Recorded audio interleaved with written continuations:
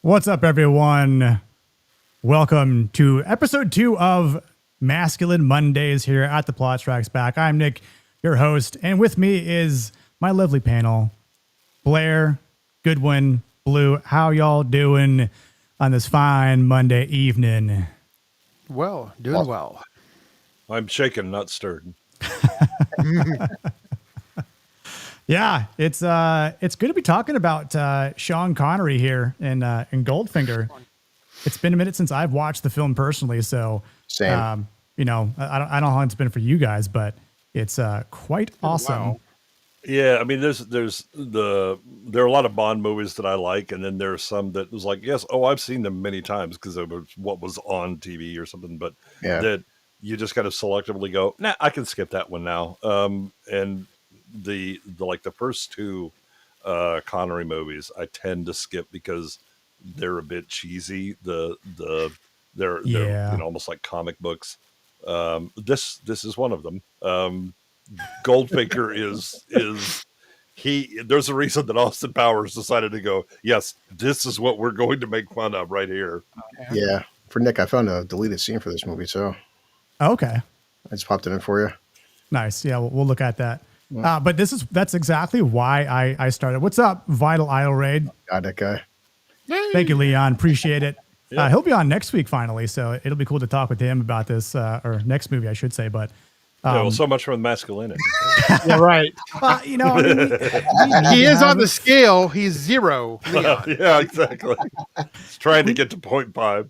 Yeah, we need to have, a diverse male to female cast ratio, usually 5 to 1. Your ESG scores are shit, aren't they? You're doing it whatever you can to make them good. I know. Well, it's Yep. like, if Cinevere's there, it makes sense. But if she's not there next week, then I guess Leanne will suffice. So Yeah.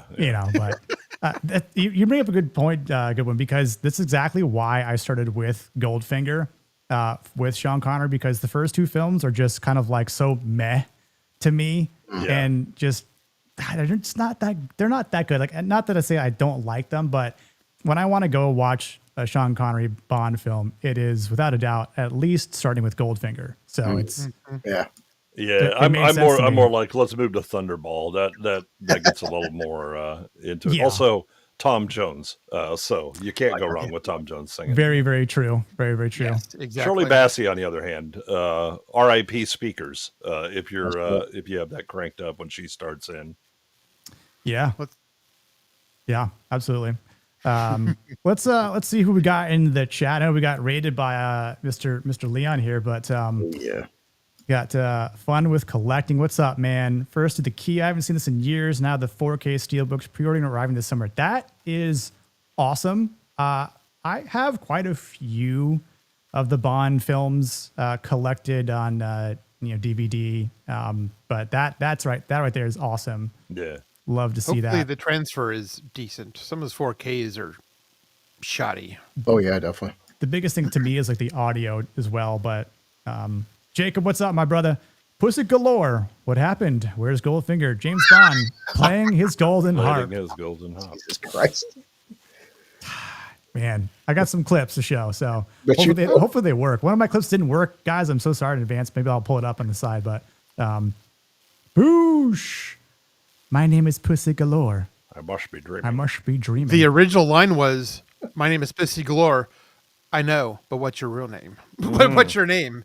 They deleted it. They wouldn't let them say it on TV or in the movie. It's almost like a lot of. She probably said, "I'm Pussy Galore." Yeah. A lot of Too much pussy. Boosh, is this what you're referring to, Boosh? Who are you? My name is Pussy Galore. I must be dreaming. He definitely won't in the film. I love that. I love that so much. I mean, listen, she's pretty hot. I'm not gonna lie. I mean, Well, of course. I mean, standard Bond. Every female's got to be hot. Yeah. yeah. Moneypenny, except Moneypenny. It's weird because like I forgot who played Moneypenny in this film, but seeing her and I was like, she just doesn't. She is like the least attractive woman in this film. Yet he's still trying to fuck her. But she was like, Oh, you want to make me dinner? Is that so? Okay, well, maybe some other time then. Yeah, I mean the thing is that he always treats Moneypenny like she wants him, and he jokingly like I'm oh yes I'm definitely we need to work something out or whatever, but he never really tries to make the moves on her seriously. Meanwhile, he's just slaying everywhere he goes or whatever, right? But yeah, goes through an entire family in this movie too. Well, literally slaying. Yeah, you Leon fighting cock. Dude's kind of out of control. I forgot that low key. I'm like, man, he's like, oh, at the point where we'll get to it, but she's like, your charm won't work on me, and he's like, but I might work on that Asian. Yeah, exactly. Over Turns there. around. So that lady, how are you? On the plane. So hey, totally checks out her butt. Like, I mean, based. So Paul Byersmith, what's up, man? Hey, Paul. Dax, good to see you, buddy. Dax. Waylon. Well, Mr. Bond. Good to see you here, man. Rick, always a pleasure. Yes. Guys, if you don't smash that like button, you're not a man. Yeah, low T. Or low T. Based ladies. I know we got some good looking ladies out there watching this game. Yeah. Listen. Oh yeah. We have our own Bond women. Hit that like button. Hit that like button. Rabnad, good to see you, man. God, we have the one and only Jamma Llama Whamma Bama. Did you ever fix your name or change your name on X, by the way? I know that's like a interesting ongoing topic, but where the men are men and the sheep are scared. Truth. Well, Jamma's still trying to figure out if he's man or woman. Is very gender fluid. Absolutely. There's the man himself. Love to see that. Dear God. Jeremy Hughes. What's up, man? Ooh. Mr. Cannoli. I love the cannolis. I mean, come on, cannoli. He misses your sweet voice, good one. They're fun. He's just trying to give me voice aids. Yeah, exactly. Hail Sievich. Who else we got in here? Fun with collecting. That's cool. Avatar. Look at that cat. Yeah. The Wayfarer. What's up, dude? Uh-oh. LMA. Meowdy. Yeah, meowdy. Raid. I got yeeted late, but you know what? You're here, and that's what matters the most. Exactly. We got Rio in the chat saying what's up to everyone. What's up, Rio? Yo, Rio. So we were supposed to have Syfax as well join us on this panel, but he was unable to make it. It's okay, though.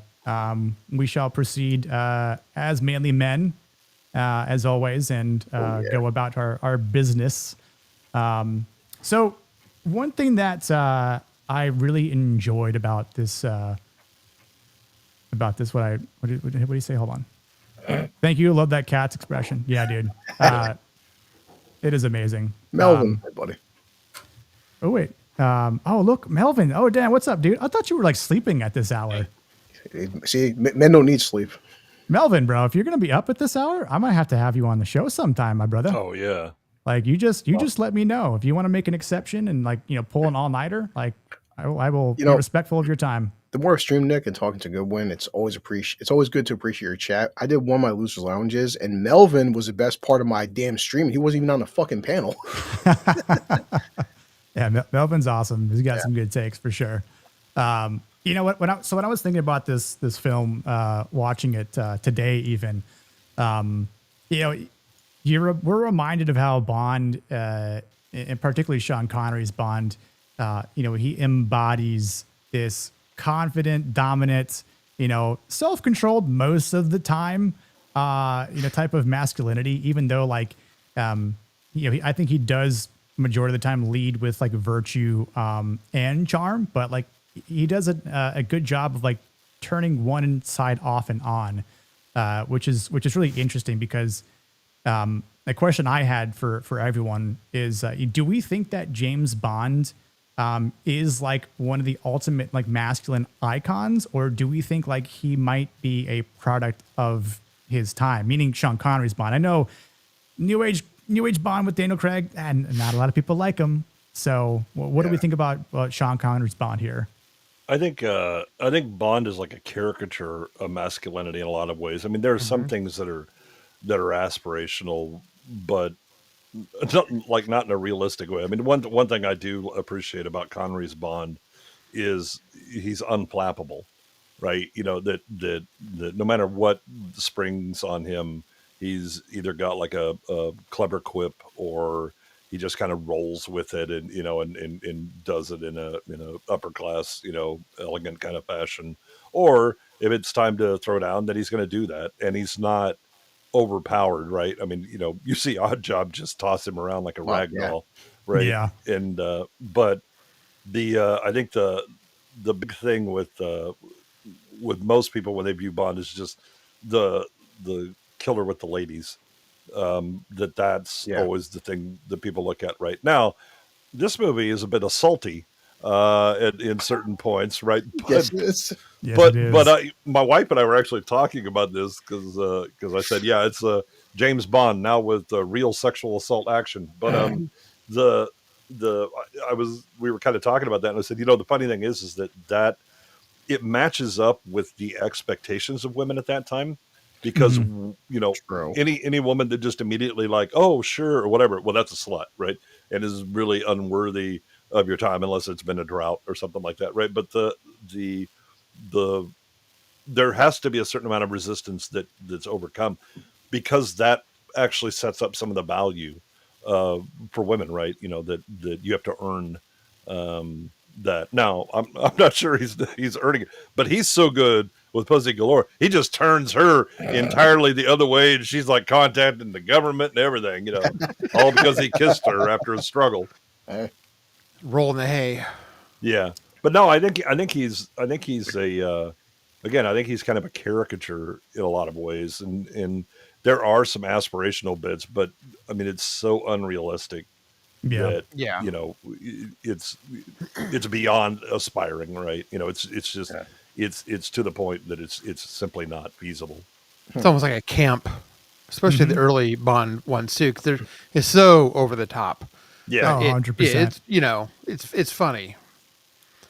Yeah, and I do agree, Jacob. I think Sean Connery is Bond, like and I also agree with fun with collecting here. I do think that Daniel Craig's performance in Casino Royale was good, and I think from my collection is that I liked it a lot, and I thought, man, we're gonna have a great new era here. And then when you got the rest of the era. Yeah, like Quantum of Solace was just so dull and boring that I was like, well, that was just a it just turns sequel into a Bourne series, right? Yeah, It's the exactly. Bourne Identity kind of thing. And the thing about Bond though is that you don't want him to be too gritty realistic. Yeah. Because then you kind of lose that caricature of the unflappable of the I can always think my way out or talk my way out or occasionally use a cool gadget, right? James Bond is not Punchy Man. Yeah. He will occasionally, but that's not his go-to response. It's almost like a fantasy action, not like realistic gritty action. Right. Yeah. Yeah. Also, too, I mean, look at Bond as a character. He's a spy. He's not a martial artist. And Exactly. It comes down to like he's not John Wick, but when we have people like John Wick for what he is, he's basically unkillable. But sometimes to take a more serious character like Daniel Craig, when you make a character who's too perfect like Superman, it gets boring. Like there is stakes. Yep. Like sometimes you want to see the main character lose and have adversity. And Bond, at least in the Connery era, he loses a lot of fucking fights. Oh yeah.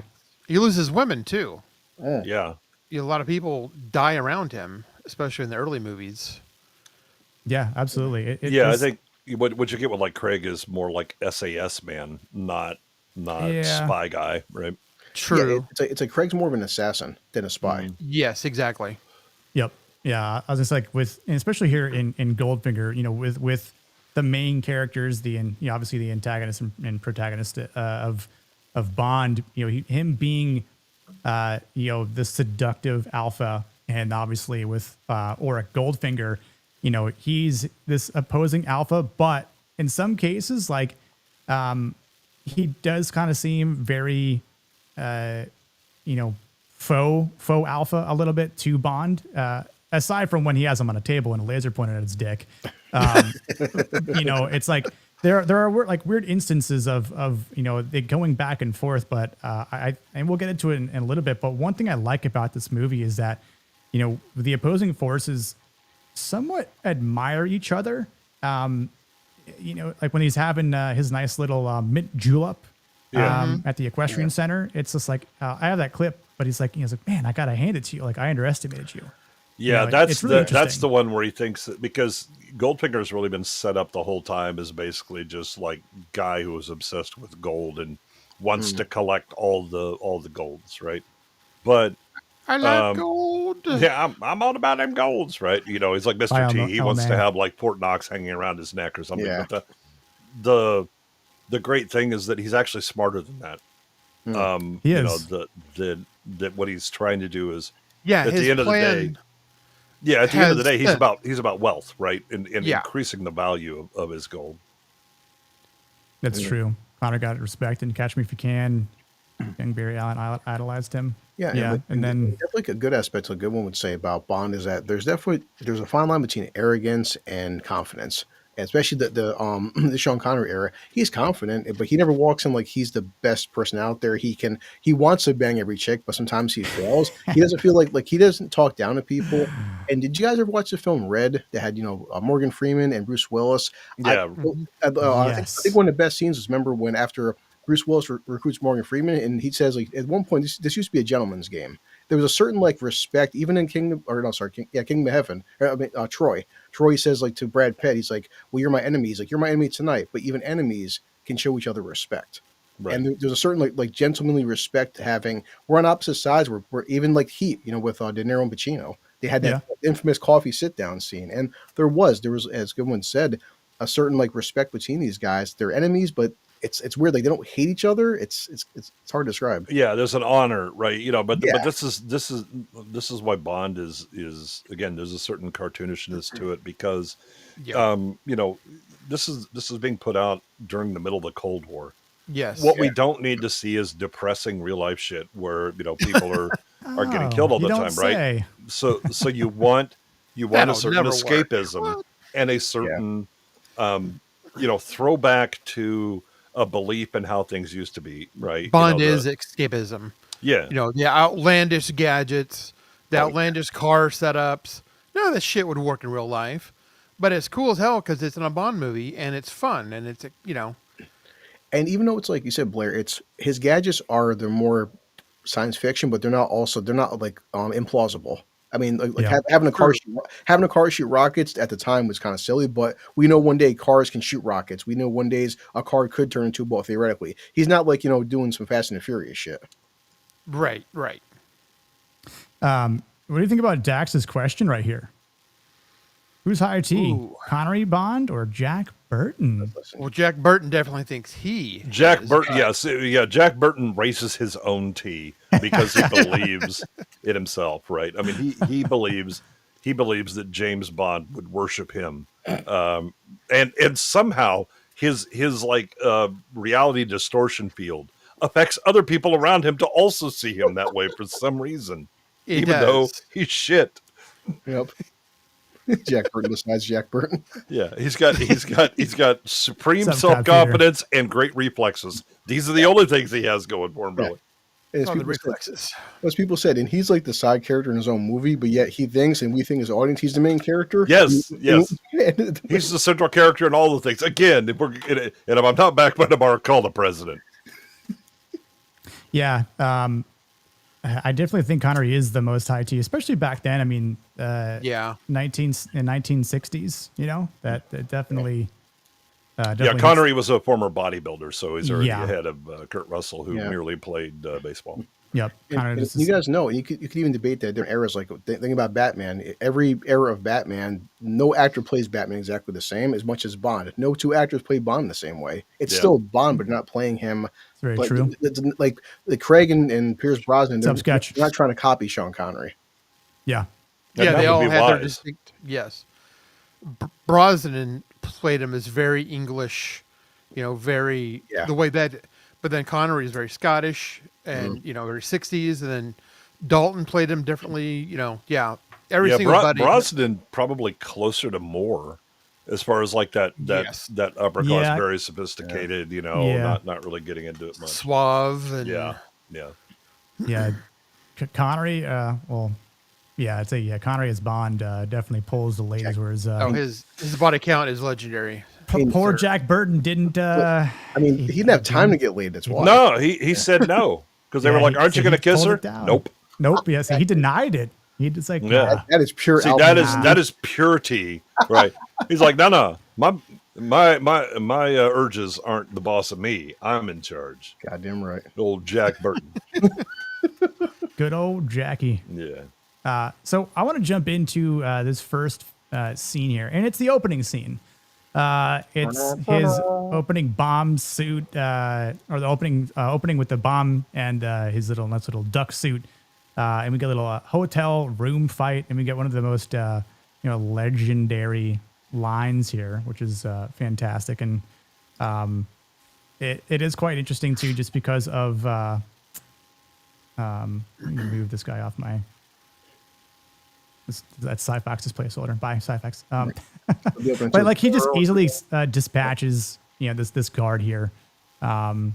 Single kick to the head that usually knocks people unconscious. You're fine. I know, right?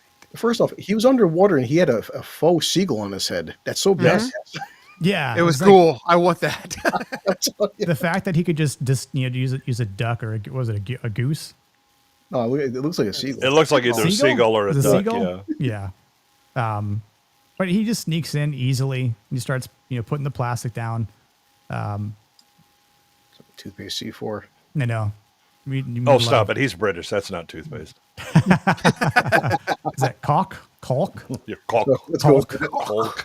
Sets a nice little timer. I'm going to call it Hulkin. Bring out my cork.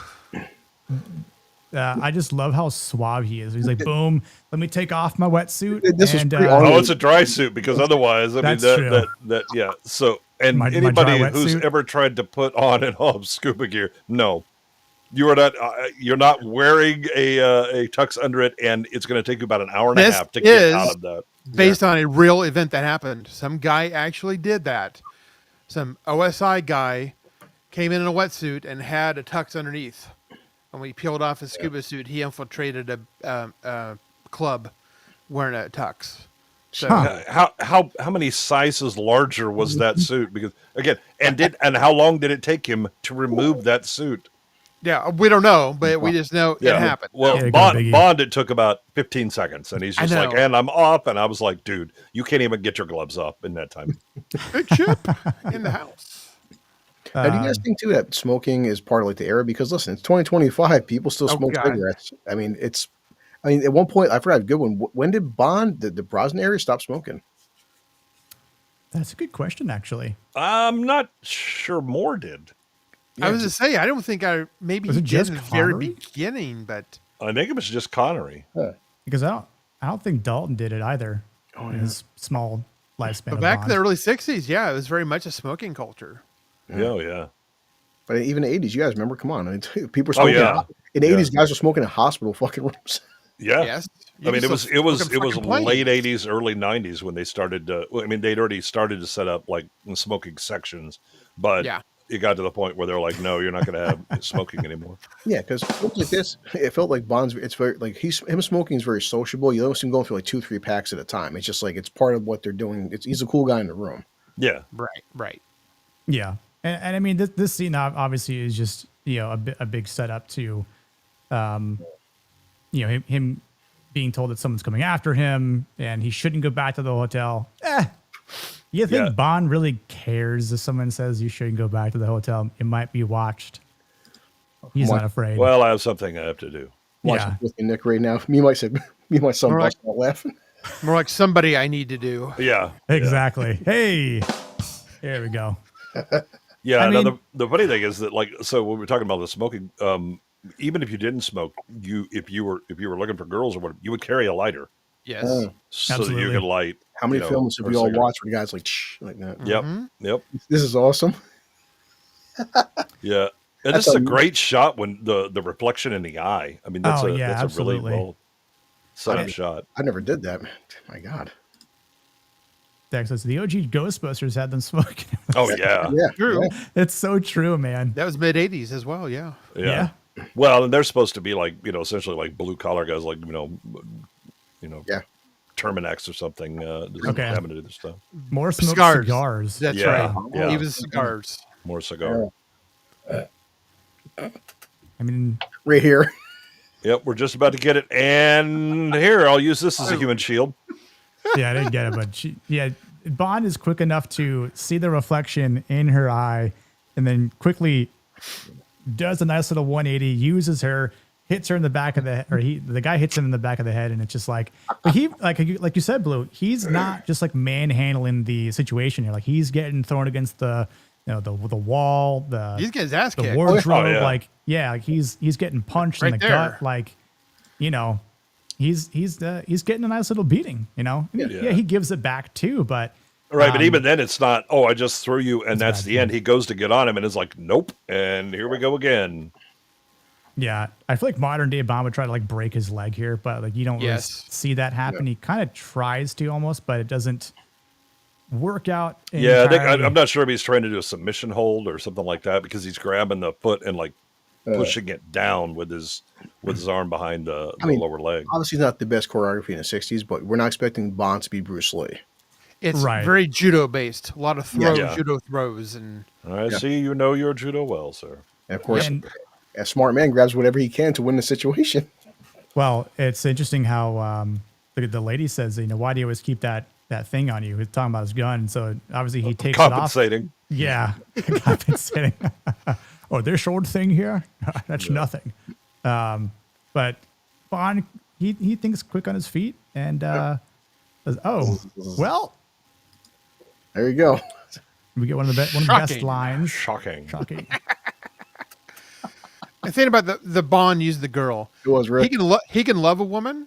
He has no problem killing one either. Especially if she set him up. Yes.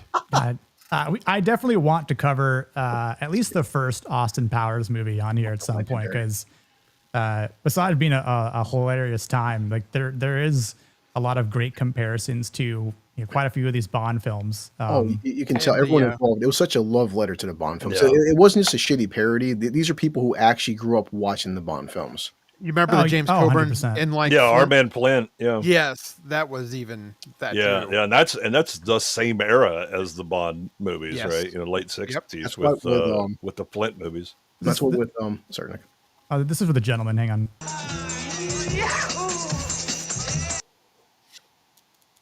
Exactly. Watching Spaceballs with my kid. If anybody watched Spaceballs, that's Mel Brooks really being a fan of Star Wars. Also taking the piss out of George Lucas for all the merchandising. Merchandising. Yeah, George, here's your Ewoks right here. Spaceballs the flamethrower. The kids love this. So I got a question. Do you think that James Bond's charm becomes more masculine or more dangerous when paired with this kind of like emotional detachment when it comes to women? Oh, women are certainly going to be more attracted to him. Yes, right. More dangerous. Dangerous and isn't like is distant. I'm not interested. Right. Nothing gets women more interested than when you don't pay attention to them. Then all of a sudden it's like, wait a minute, why aren't you paying attention to me? I got to find out. Zoom. Here you go. True. Yep.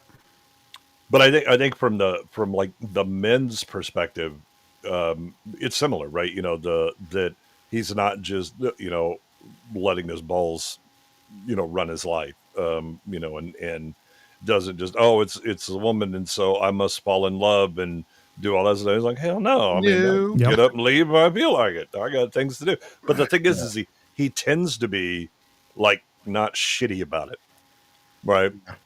It's not just all right and that's it, right? I mean, he'll send him flowers but it's always, I'm sorry, darling, I have something has come up. And, he is very polite. He's on the clock. He has a duty. So I'm glad Blair said that, because I always got at least the Connery Bond that the mission's first. Yeah, the whole flirting second, but like he'll never sacrifice the mission to just get a piece of ass. Exactly. Yeah, you really only get like that real attachment and to the point that it compromises him in On Her Majesty's Secret Service. Yep. where he gets married. I want to play this clip. Hopefully it plays, because if not, and Evie Mux, you suck. Yep. Nope. Yep. Okay. Well, that answered that question real quick. So, well, swing and a miss. Good job, Evie Mux. I'll get back to it, but so after the the intro song comes on, there's a nice little Goldfinger. Yeah, Shirley Bassey blowing out your speakers. Yeah, that part was loud for some reason, but she's loud. She's Welsh. Yeah, that's true. I mean, Tom Jones with Thunderball ain't exactly quiet and demure either. It's I had to turn my TV way down for that. I was like, holy shit. I know. Me too. God, everything in the house hears this. Yeah, the thing is that I think even the recording of it is distorted, so I don't think you're ever going to hear that, clear. The next set of kind of connected scenes is when Bond decides to spy on Goldfinger. He meets Jill Masterson for the first time, and then she dies. Hot, and that works out well for her. Yeah. Yeah. It's really interesting too, because as he got a chance to sleep with Jill, he didn't get that chance with her sister Tilly. No, he wanted to, though. You could see it in his face. Oh yeah, she was ripe for the taking, but she had more vengeance on her mind than him being the best looking man that she's ever seen, much like her sister had experienced. So, yes. Very, very interesting. She also grossly overestimates her ability to shoot people. She is not the best shot. I know there are women out there that have a good shot. Oh yeah. Look, she is not one of them. I took it as he's so manly that bullets miss him. I mean, he never gets shot in this movie. That's very true. This chick here, she is the woman in the beginning and the end of the movie, all in gold. With the one that was dancing during the credits. Didn't stuff being projected on her? That's her. Well, she certainly had the body for it.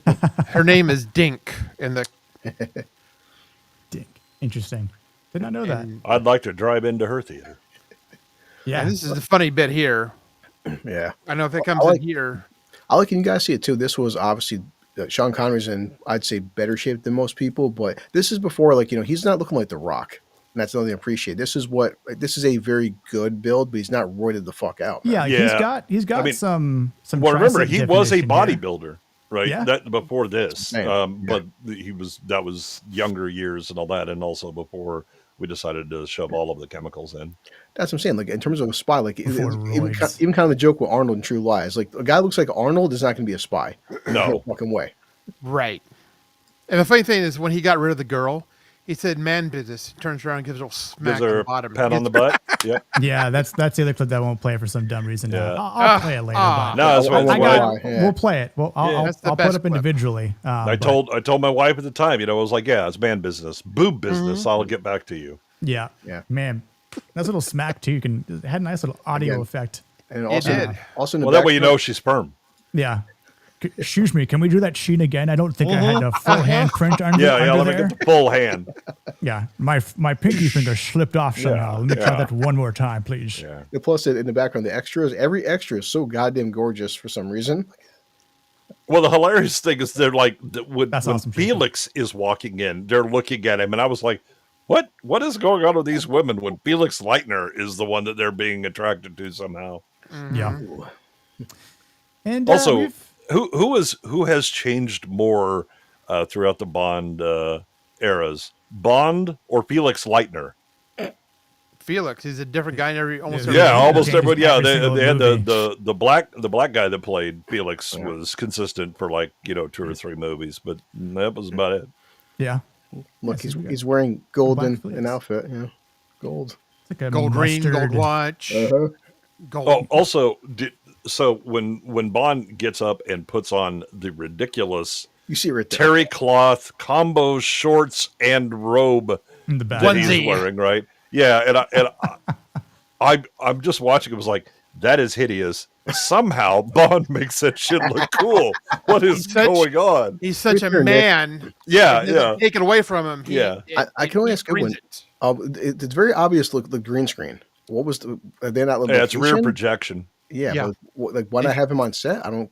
Probably lighting and stuff like that. Miami. This is set in Miami, but they're actually in Britain, so they didn't leave Britain. Yeah. Okay. Thanks. This would have been shot at Pinewood. Yep. Yeah. Of course, now it'd just be all CG now, but. Yeah. Right. And obviously, I think here this is like a quintessential Bond moment, right? Where he's doing surveillance. He's obviously going to put the seduction on in time. And he's trying to be calculated. And I think, he underestimates, Goldfinger after this part. But, it's like there's a small, victory here. He won the battle, but, he's not won the war yet. So, like, sure, he's very confident. And obviously, why wouldn't you be if you weren't, James Bond as Sean Connery? But he's also, like, very assertive and dominant when he actually gets up to Jill Masterson's or Goldfinger's room, right? Even when the maid that's walking by and he just kind of casually takes her key and she's like, "What are you doing? That's Goldfinger's room." He's like, "Yes, I know it is. You're very sweet too." Like, or so. Well, I mean, the thing is that confidence and acting like you're supposed to be somewhere will get you through most BS, right? The people tend to not question someone who is confidently heading somewhere or just grabs it and was like, "Yes, of course," and then just keeps going, right? Because most people don't like confrontation, and they would rather back down. Especially blue collar workers like this nurse. Oh yeah. Well, she's a housemaid. Yeah. He's being polite. He gave her a compliment at the, like he didn't just use her and like, say like get lost, like, No, it's just you've been very helpful kind of thing. We're gonna stay at this screen just. That was on purpose, here. That. Yeah. It's a great view of. I enjoy the compositing. The flowers. Do we see the beach? The beautiful beach there. Soft waves in the background. Yeah, you can see the break. Right there. The detail in that radio is fantastic. Oh, that is fantastic. A lot of nice knobs. Yeah. There definitely some knobs. But she's doing a little spy action for Mr. Goldfinger as he pays her, but not well enough, of course. You guys notice too. Next shot, this guy's possibly cheating. I'm guessing the big, massive earpiece coming out of his side didn't give it away. No, it's because the reason he brings out the box to begin with. He's trying to demonstrate that's his hearing aid. Because when the guy says, we're down like 10 grand, and it's like $5 bucks a hand, whatever, and he pulls it out and he's like, "What?" And he says it again. So he's trying to establish that that's his hearing aid. I thought it was like, if I keep losing tens of thousands of dollars for some mysterious reason, almost I'd be like, you can play this deaf, but that shit is getting out of your ear. It's like, every time he gets different cards, he's like this real quick, tapping this, like hey, I just want to hang on. Yeah, well, hold up. Yep. Kate, I don't know if Kate is going to see this, but I mean, this is probably by far his favorite scene of the entire movie. Yeah, and I can understand why. Yep. Yeah. He probably is like, I don't see a beach. I don't even see the buns. I just see the little pigs out. Yeah, little piggies. They all go into market. Kata, what color is the towel she's laying on? Wait, there's a towel in the scene? Towel? Toes? Right. What? Fuck? He's trying to figure out if she painted the nails or not. Jacob is very observant. Say. That's true. That is true. But she's also that small. Yeah, she's attractive, Oh, yeah. And obviously he understands what's going on there, and he decides to flip the script a little bit because why not? Got to win the game here, and he's having a little audio problem. Yeah. Little audio problem. He's like, yes, but how about we just do something different inside? He puts his face up and look at that this close away. Dude, she's enjoying it. Damn. Yes. Molly Coddled. Hi, Molly. Good to see you. Hey, not sure anyone could pay me enough to turn down. Right there. Yeah, it's understandable. Right. Jill knew what was going on. She was like, Goldfinger? No, he actually doesn't have a gold member. So no. He just pays me to hang around. Yeah, I mean, again, it's just Connery walking up, absolutely confident of what he's doing, right? Like he belongs there. She got that gaze going on, like they're just locked in. Well, you know she's gonna give it when she gets the face lighting. When you just get the lighting around the face, it's like Yeah. So again, this is a classic James Bond move here. Dispatch the bad guy, get the girl. I mean, you know, he gets upset and he breaks his little golden pencil because he can't play gin properly like a man. Yep. And that's where, you know, good triumphs over evil here.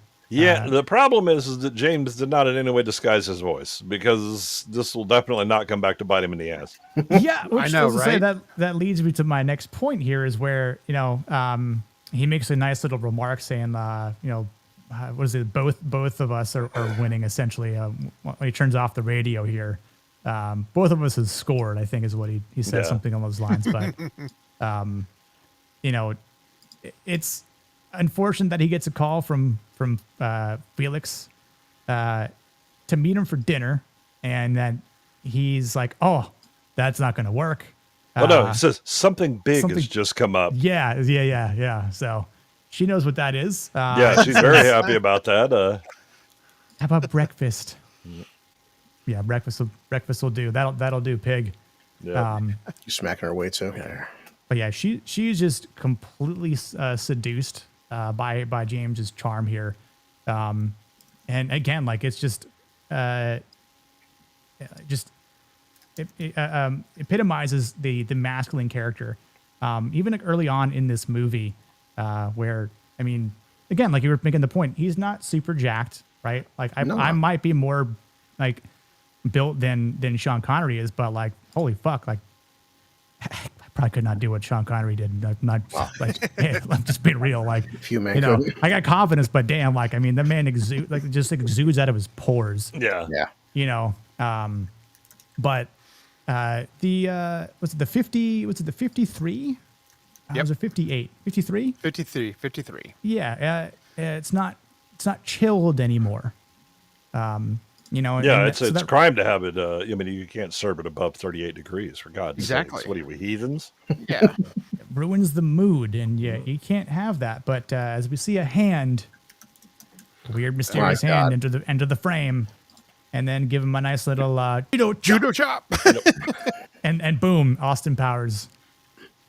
And Also, as I said, like, you know, Bond, by all accounts, he could and should be dead right here. Hey, sweetie, fashion a jolly good Roger. Jolly good Roger. What's up, Sarge? I don't know if I missed your chat, but yeah, like we get the guy that's gonna beat his ass a little bit later on, the silhouette of Odd Job, and it leaves him knocked out, and unfortunately, when he comes to, gets a nice little gourd, a surprise. Which that was kind of freaky. I mean, the first time I saw it, and I was young. I was like, "Holy crap!" Like, yeah, it really is. This is such visual impact when you're young, especially. But I'm sure even for adults who are like, "What the hell?" Yeah. Also, great shot setup where that strategic pillow is blocking some of that cake. Yeah, I mean, we already kind of saw some of it when she was laying on the damn towel. It's always covered. I don't remember what the towel color was. Her bathing suit was black. That much I remember. What's up, Zax? Odd Job versus Bruce Lee. Who you got? Wow, listen, Stokey choices here. Does Odd Job have his hat with him? Yeah, are we including the hat? Because I think one good direct blow that if Bruce doesn't, does deflect, Bruce have the numchucks? Oh, that's true. He could deflect the hat though. So yeah. If we're talking weapons, that's if Odd Job just throws the hat, deflects with nunchucks, and then does Odd Job go, I need to go get it again? Because I think Bruce Lee would close in at that point, and because remember that Bruce Lee beat Chung Lee, the guy from Bloodsport, right? He's in the Dragon. Hat is included. Is still a big chunky boy. So does that mean nunchucks are also included? I mean, right, Zax? Probably. He does odd jobs. I mean, this is an odd job. Hey, yeah, painting some chick gold and killing her. And the thing is that the attention to detail that Odd Job does is very impressive. He leaves the eyelashes and the eyebrows unpainted. I don't know if he masked them off before he did it or whatever, but you have to Some appreciate a blocking. henchman. Yeah, a henchman who really takes pride in his work. Details matter. Prophetic, Got the gold, apathetic, all the man. crevices. Yeah. Yeah, look at that. How long did that take? My God. Yeah, I mean, and your normal henchman is just going to slop it on there, and it's just going to be all gold, right? You're not going to see eyebrows or eyelashes. Yeah, I mean it's impressive, but he's shook. He's a little emotional here, especially when he picks up the phone to call Felix and say like, Felix, I need you to get down here. Something's happened. The girl's dead. He's like, Dink? No. Nope. Yeah. The one he didn't know about. Yeah, the other one, not the other one. Oh, thank God. Whew. I was afraid that those beautiful breasts were going to be lost to all of us. Yeah, so I was like, okay, well, let me brush my teeth and I'll come back down. Yeah. So like, the question I had to you after this was, do you think that like masculine control and not showing guilt, does it mean that like they're never allowed to kind of turn the masculinity off, or like are allowed to turn it off to have these types of moments like we see here with Bond? He can turn it off. He's genuinely shocked that she's dead and was murdered.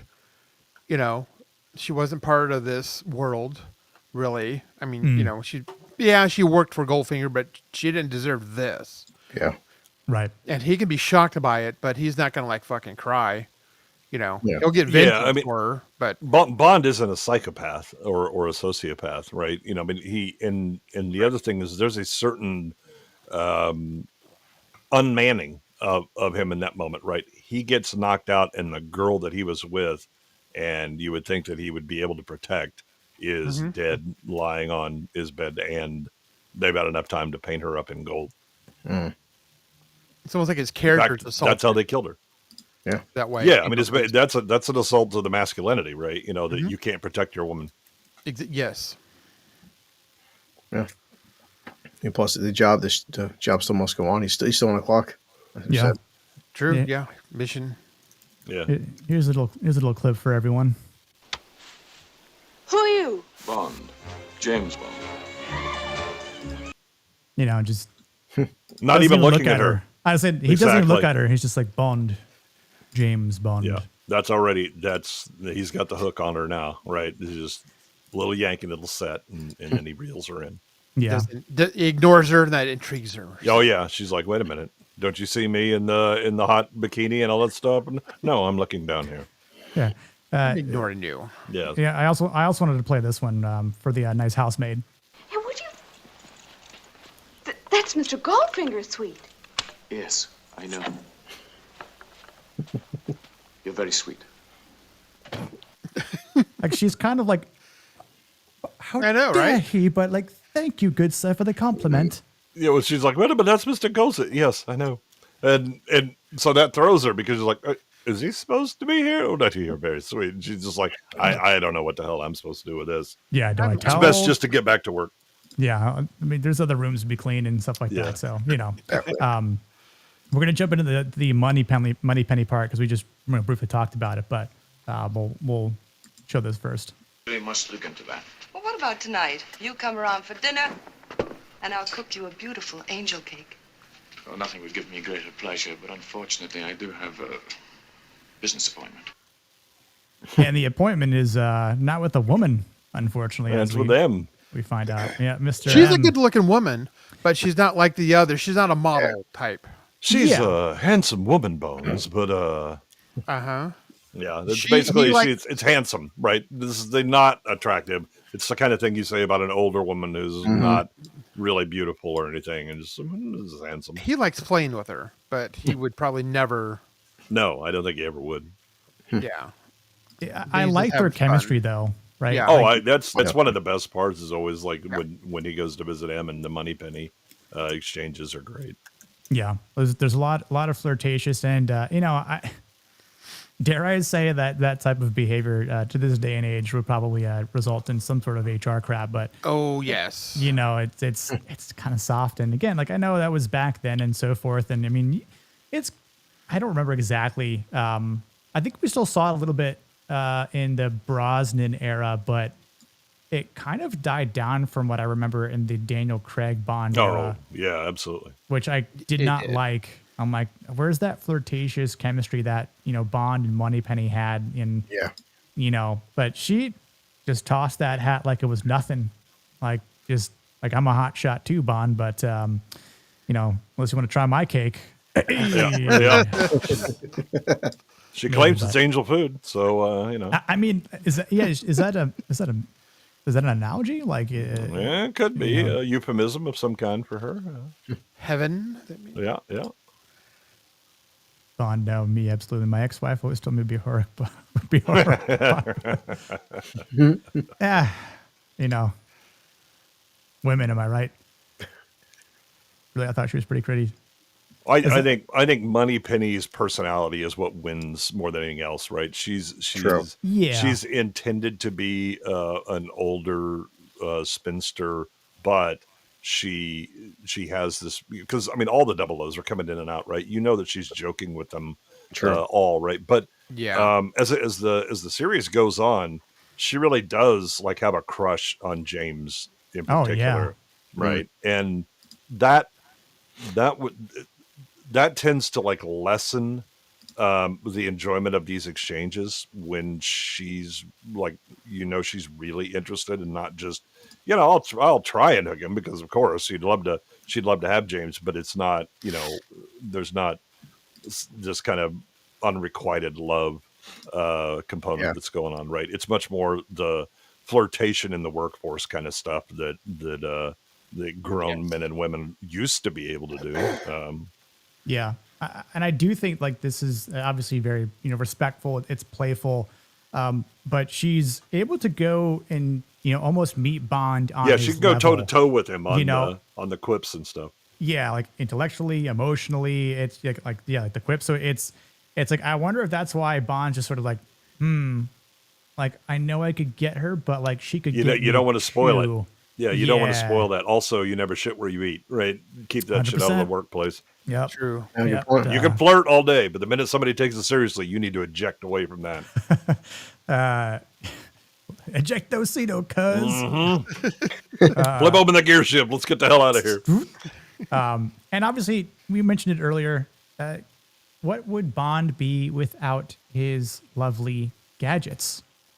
So, my God, when we see him, enter the aspect of meeting Q for the first time in this movie, and it was obviously a couple different things. His guy's getting, shot with a gun, and it's like he's got like a coat on, and again to try and make Bond bulletproof. But interesting enough, as someone said earlier, Bond doesn't get shot once at all.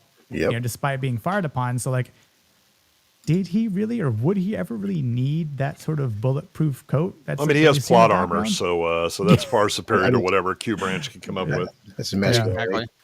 We got ABF's gun collection in the background there from 1964. It's just a small sample.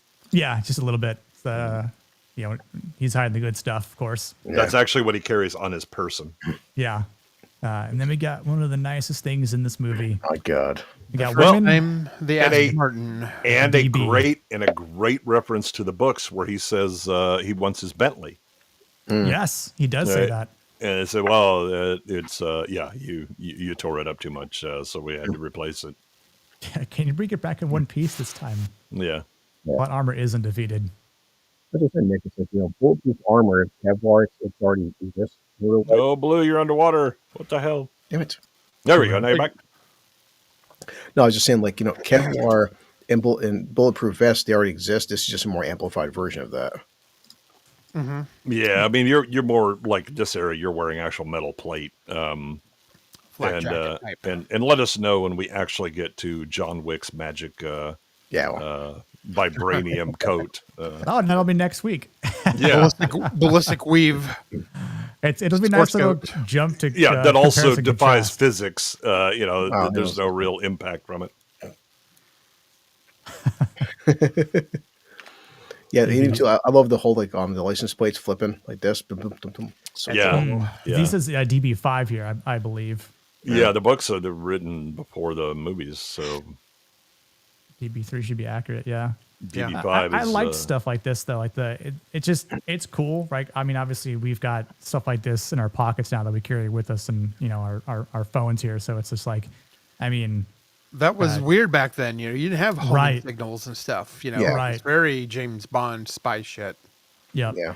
And it's just, I think obviously it emphasizes his, the masculinity that he has, because it's, adding to his utility belt, so to speak. And while he might not be the most like technical, he's able to at least, use the gadgetry that, Q Branch comes up with.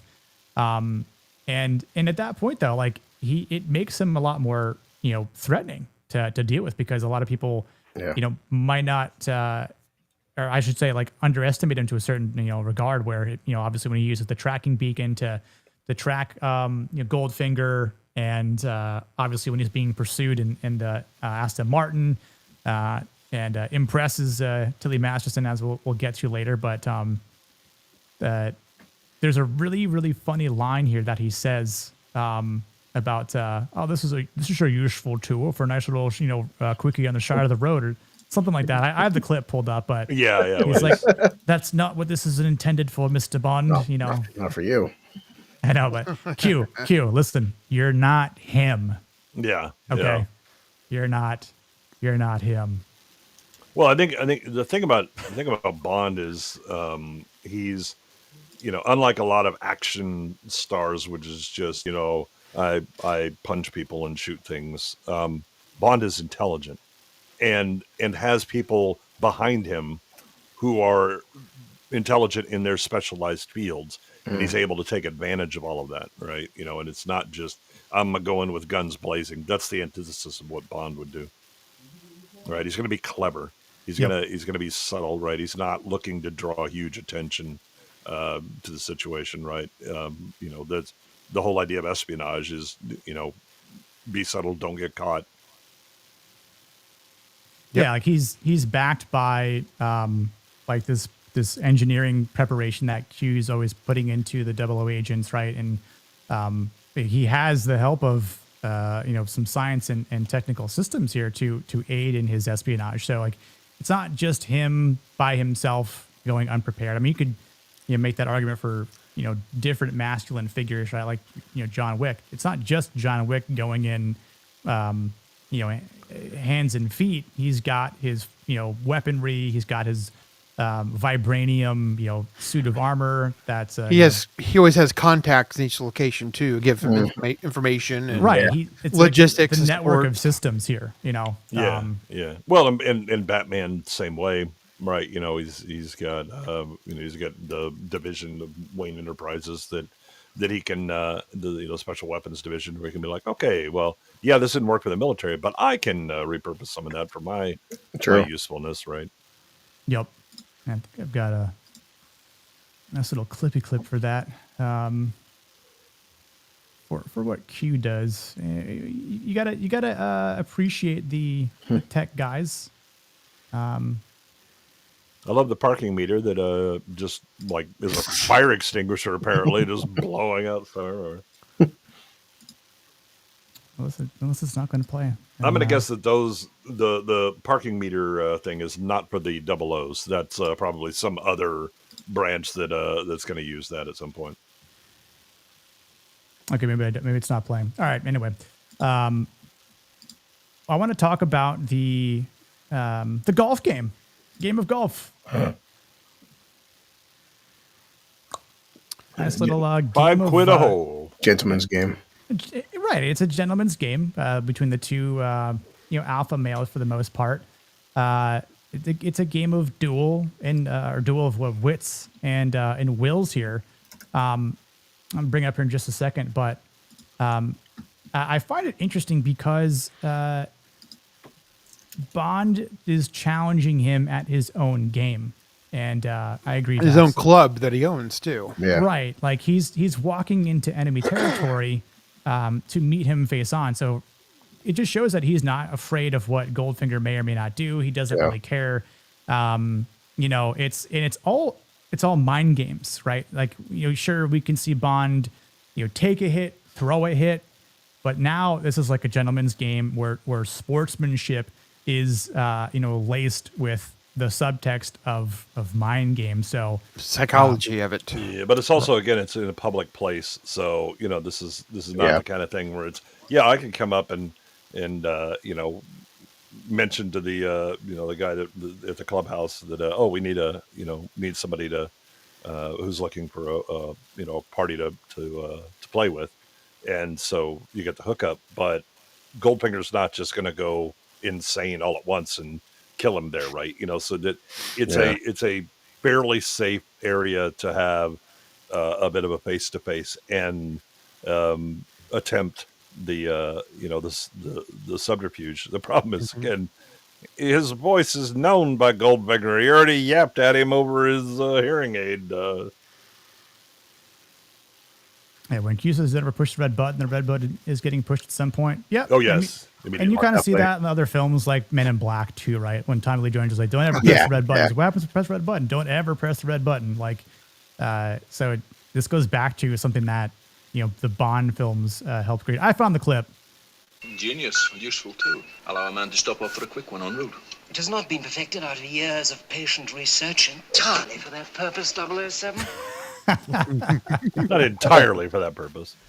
I mean, look, Bond's got to do what Bond's got to do. Yeah, and I didn't say it was going to be entirely for that purpose, but it could be useful for that. I mean, let's all admit that, Q. Right, like we might do it once or twice. It might not happen either way. But we want to be prepared for those types of things. So in the field, you always have to be prepared for these kind of things. Right, exactly. But yeah, I actually really enjoyed this scene again because of the the psychological mind games at hand here. Because unlike Bond, Goldfinger cheats. The son of a bitch. He cheats, and Bond is not a dummy. He notices, but again, I think that Bond is just so confident in his masculinity here that he doesn't call him out until the very end when it matters. Well, it sets him up. Yeah. He sets him up, and he doesn't call him out, and he's like, "Oh, sorry, old boy, we're playing strictly by the rules, so therefore I win."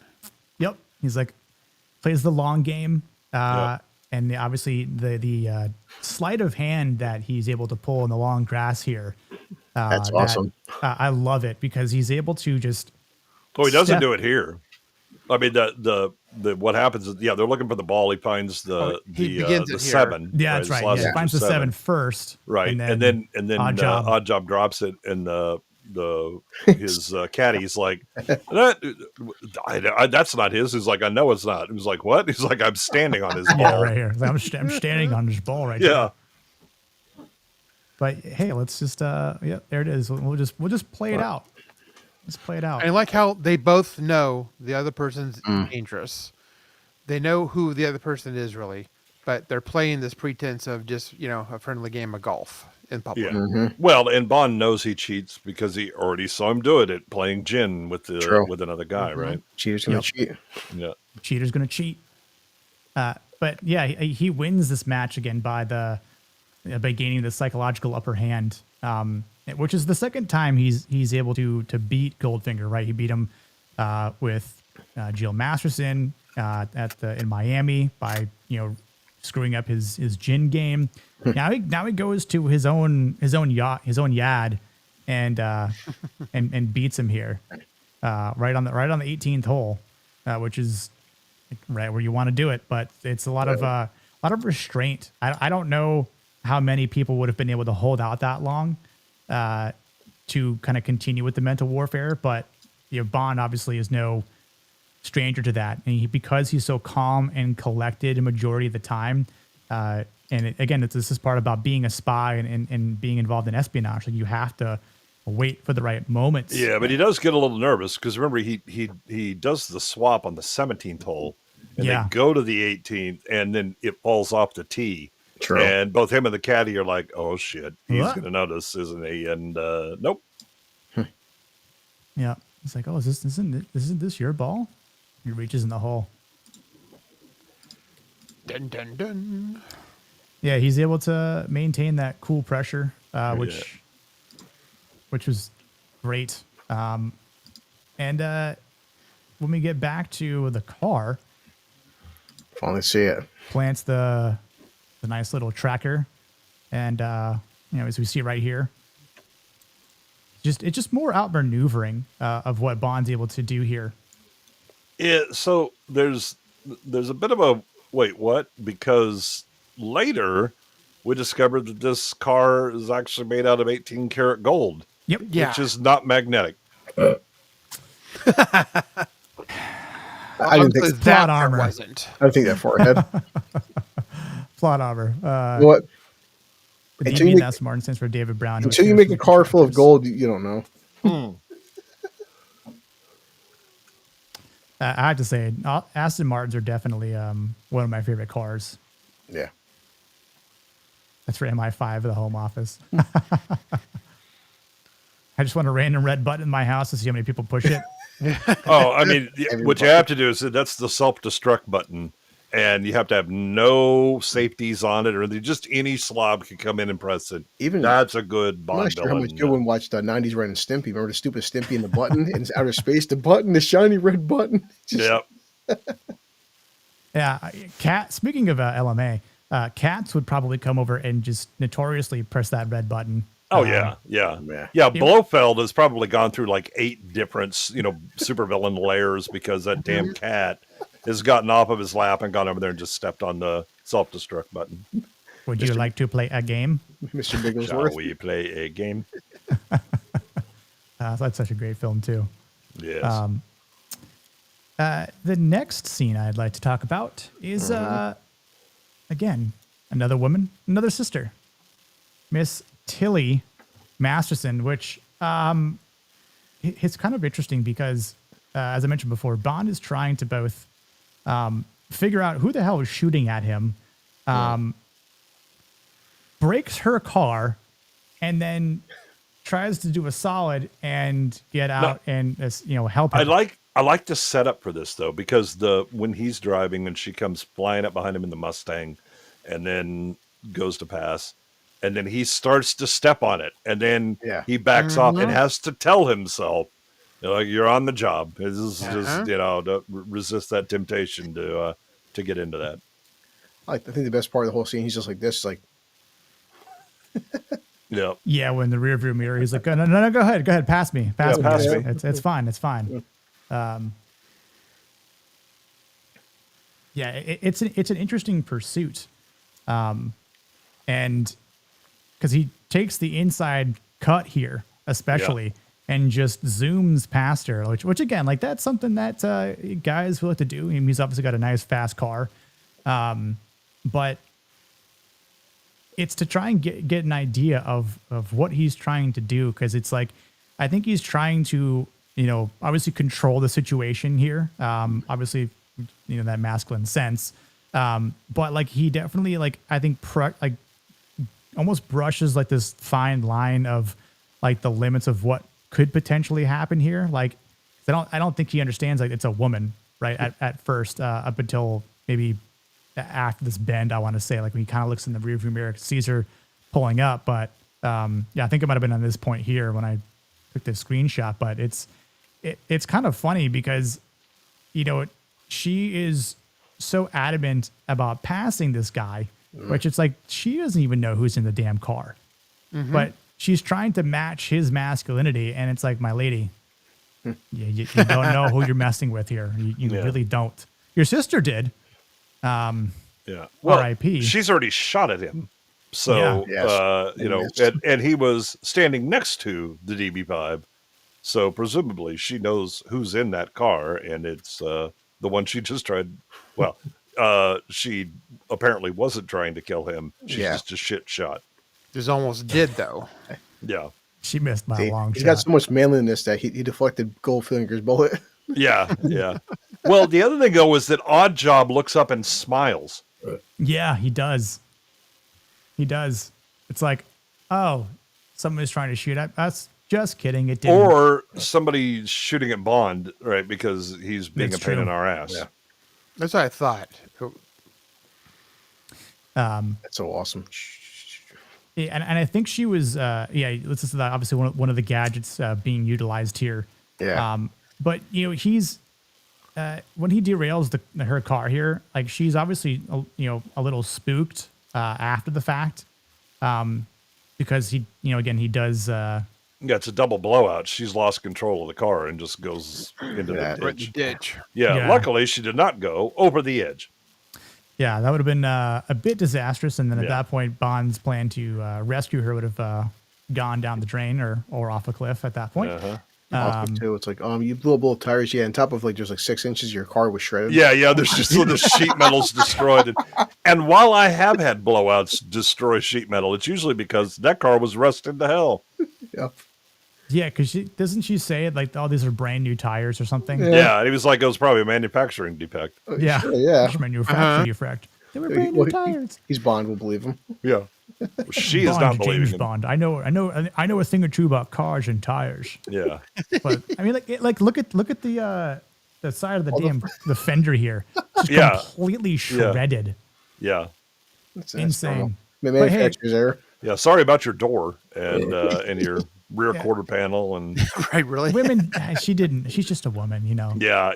No offense to the ladies out there, but I mean, she can't shoot, so she can't shoot. How the hell do you know? I'm surprised she didn't crash the car prior to this point, though. Nick, because there was losing 2 tires in control. What if that car would have fucking flipped over? And plus, look, she's got no roof. She would have been flying out of the car. Yeah. No seatbelt either. Yeah, she would have been dead. Oops, collateral damage. No airbag. She could have like just ate the windshield. It's going like 70 miles an hour. No, and she doesn't have enough breasts to really save her either. If she hits anything. But, the airbag. Yeah. So I think obviously like she's not so much a damsel in distress, because even when Bond tries to hit her with the James Bond, she doesn't respond as to who she is. She's on a mission of her own, though. Right. Yeah. She definitely has this. As she tells him in the car, like she's got this, vengeance on her mind here, and I don't blame her, but I feel like at some point, like you could have just at least listened to what he was saying, and like, oh, you knew my sister, like tell me what happened, because who knows what sort of story she received, and like you can like I was with her the final moments, but you don't know the half of the truth, but. Oh no. He's like, oh yes, I know how she died. I was there or whatever. And she's like, you don't know anything. And I'm like, yep, that's a woman.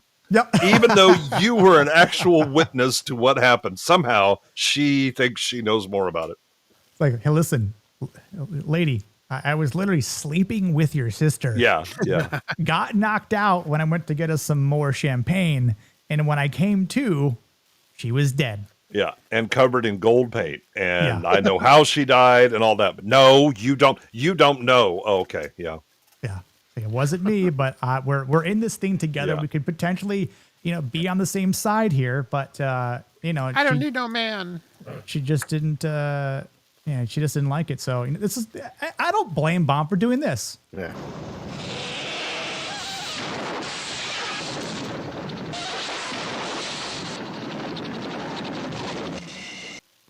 Serves her right. Oh, you see, that should have killed her. I know. Yeah, she kind of like holds her face for a little bit after that, but it's yeah, she's already demonstrated she's very hard headed. That steering wheel doesn't stand a chance against her.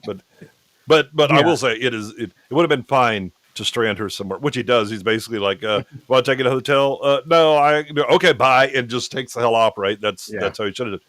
But it wasn't all right to harm that perfectly good '65 Mustang. Sure. Crying shame. Yeah. And the follow-up after this meeting here, after a couple other things happen, but it gets to the night scene where Bond's in black, and then sure enough, he sees Tilly yet again, and it's somewhere like the one of the times that Bond kind of accidentally slips up, because the rifle ends up hitting the tripwire and signals the alarm, and so it's like a woman kind of got him in trouble. Just saying. Also, he love doesn't you, woman, but take the rifle. Yeah, true. totally normal blowout IMO. Oh, definitely. You know, Molly, I've seen some nasty blowouts before. Like you mentioned Goodwin, where if the car's in terrible shape, I've seen parts of car fly off. Of course, it's like fiberglass, which is kind of crap. But I had a '66 Mustang that we were towing, and the rear tire blew out, and because of the rust in the rear quarters, when that thing came around, it hit it and just tore the rusted parts out. Yeah. Tell me what you have seen, Molly. We will read it. So this whole night scene is pretty interesting too, because they're near Goldfinger's compound, and obviously he's trying to get the upper hand, but there is this car chase where there's like 3 cars that are coming after him, and she likes what she sees. This is where, again, Bond's masculinity start to kind of rub off on her. It's like, yes, I'm a man's man, just like your sister. I had her, I'll have you now. But it doesn't work out for her too much. But yeah, this is where Chili smiles at as Bond. She's gonna give him that flirtatious attitude.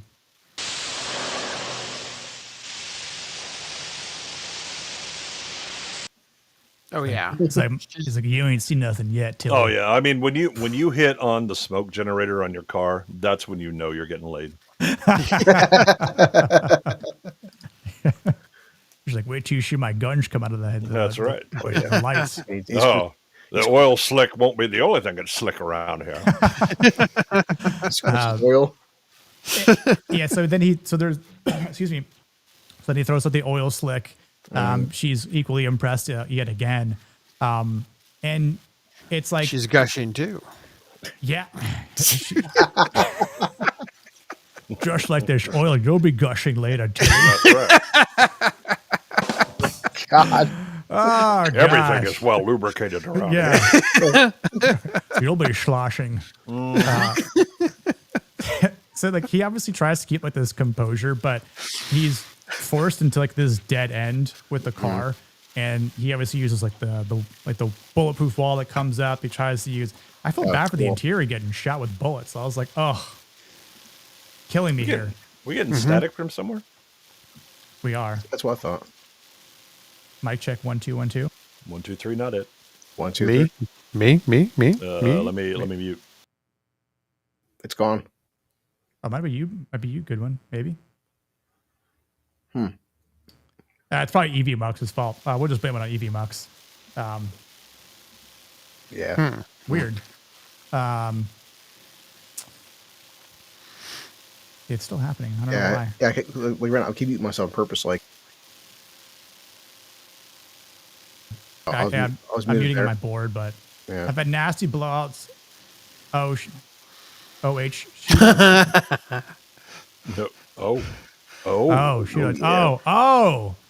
No, it's not me then, because when I was muted, it was still, you could still hear. I'm hearing it now, Jay. Like, yeah, but I was hearing it before too, and now it's gone.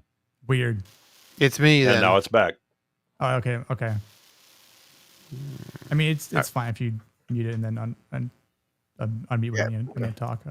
Rings of Power is a massive blowout. Holy shit. Don't get me started, Molly. We'll be here for another. We'll be here till fucking 8 You a.m. have not seen what she has seen. She saw Rings of Power. Rings of Power is blowing something. Yeah. Blowing chunks of. There is a tempest within her. I won't go on for that. You have not swimmed what I have swimmed. Sure. All right, Gemma. Gushy galore? Yeah, gushy galore. Gushy galore. She was gushing in that barn. Hey! Oh, my. I'm on the panel, but it's still... Yeah. Dax, your mic is just acting up from Neon Leon still. You damn fucked. His curse is infected. Hail, Nick and Penn. I'll start and watch the movie in time. We'll be here for next one. Absolutely, brother. I appreciate you watching, though. What did Molly say here? The only reasonable explanation for why ROP exists, Blue. Mm-hmm. Yeah. It's a lot of money. Yeah. So then, unfortunately, he tells. I think Bond is trying to be like obviously like the leader that he can be. And that's what you like to see masculine do, is be leaders. when I say run, tells her to run. And then it don't go so well because this happens. Why am I laughing? What a waste. It's because the sound effect, like, Yeah. It's like Indiana Jones hit her with the whip.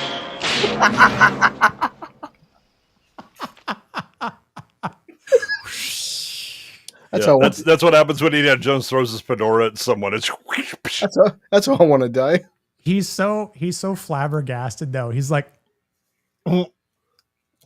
holy shit. Well, he's probably wondering if she still has a head because Oddjob's already done the. He's like, oh well, maybe he has levels as to which he can throw his hat. 11. So if he turns it to 11, that means like you're getting decapitated. But if he holds it for a while, you can see the power meter go up on it. Charge him. So I thought, okay, she kept her head, so she can't be dead, right? No, he broke her neck. No, she's dead. Yeah. He definitely broke her neck. Yeah, you can't see it. But her neck's completely shattered. Yeah. That makes it worse. Yeah. Now Bond has killed the second person in this family. He's going to eventually run into all of the members, and they're all going to die in bizarre accidents. And he's banned from the funeral. Yeah. It's kind of like he's cursed to a certain extent with the. Well, he's the curse on the Mastersons. That's Say Bond. Everyone around you dies. What the? Especially if your name is Masterson. The truest Spinal Tap out. Yeah. Nick still Austin Powers. Who the hell throws a shoe? Who the hell throws a shoe? I mean, really? God, I can't. I can't remember. Was that before or after the Bush incident where one of the reporters threw a shoe at him? I might have been before, wasn't it? I would think so, because that was like 2003 or so when that happened to Bush. Because Austin wasn't Powers 99? Yeah. Power is. It's over 9,000. My God. Yep, 99. Let's jump into one of the probably most memorable lines and quotes. So we got Bond strapped down to a table. Ladies, I'm sure you'd probably like that. Sean Connery on a table. Strapped in. Strapped in. Yep. I'm not, he doesn't need a strap on probably, so it's fine. But yeah, no, this is obviously like I think one of my favorite scenes. This was one that they would always show, like if they were doing the Bond marathons or something. Oh, this was always the clip. Yeah. You expect me to talk? No, Mr. Bond. No, Mr. Bond. I expect you to die. And Austin Powers used the same line. Like it's so good. But yeah, this is quite interesting because he's just like it's a metaphor for him being emasculated at this point. And it's like, I'm about to stop being a metaphor and become literal if that laser keeps going. That's the saying. Like it's like I'm about to laser off your manhood. The worst circumcision in history. Yeah. Yeah. The most painful one. It was cutting through gold. Like flesh is not going to be an issue whatsoever. Yeah. I've already had my vasectomy. Goldfinger, I can't have children. This is unnecessary. Yeah, this is unnecessary.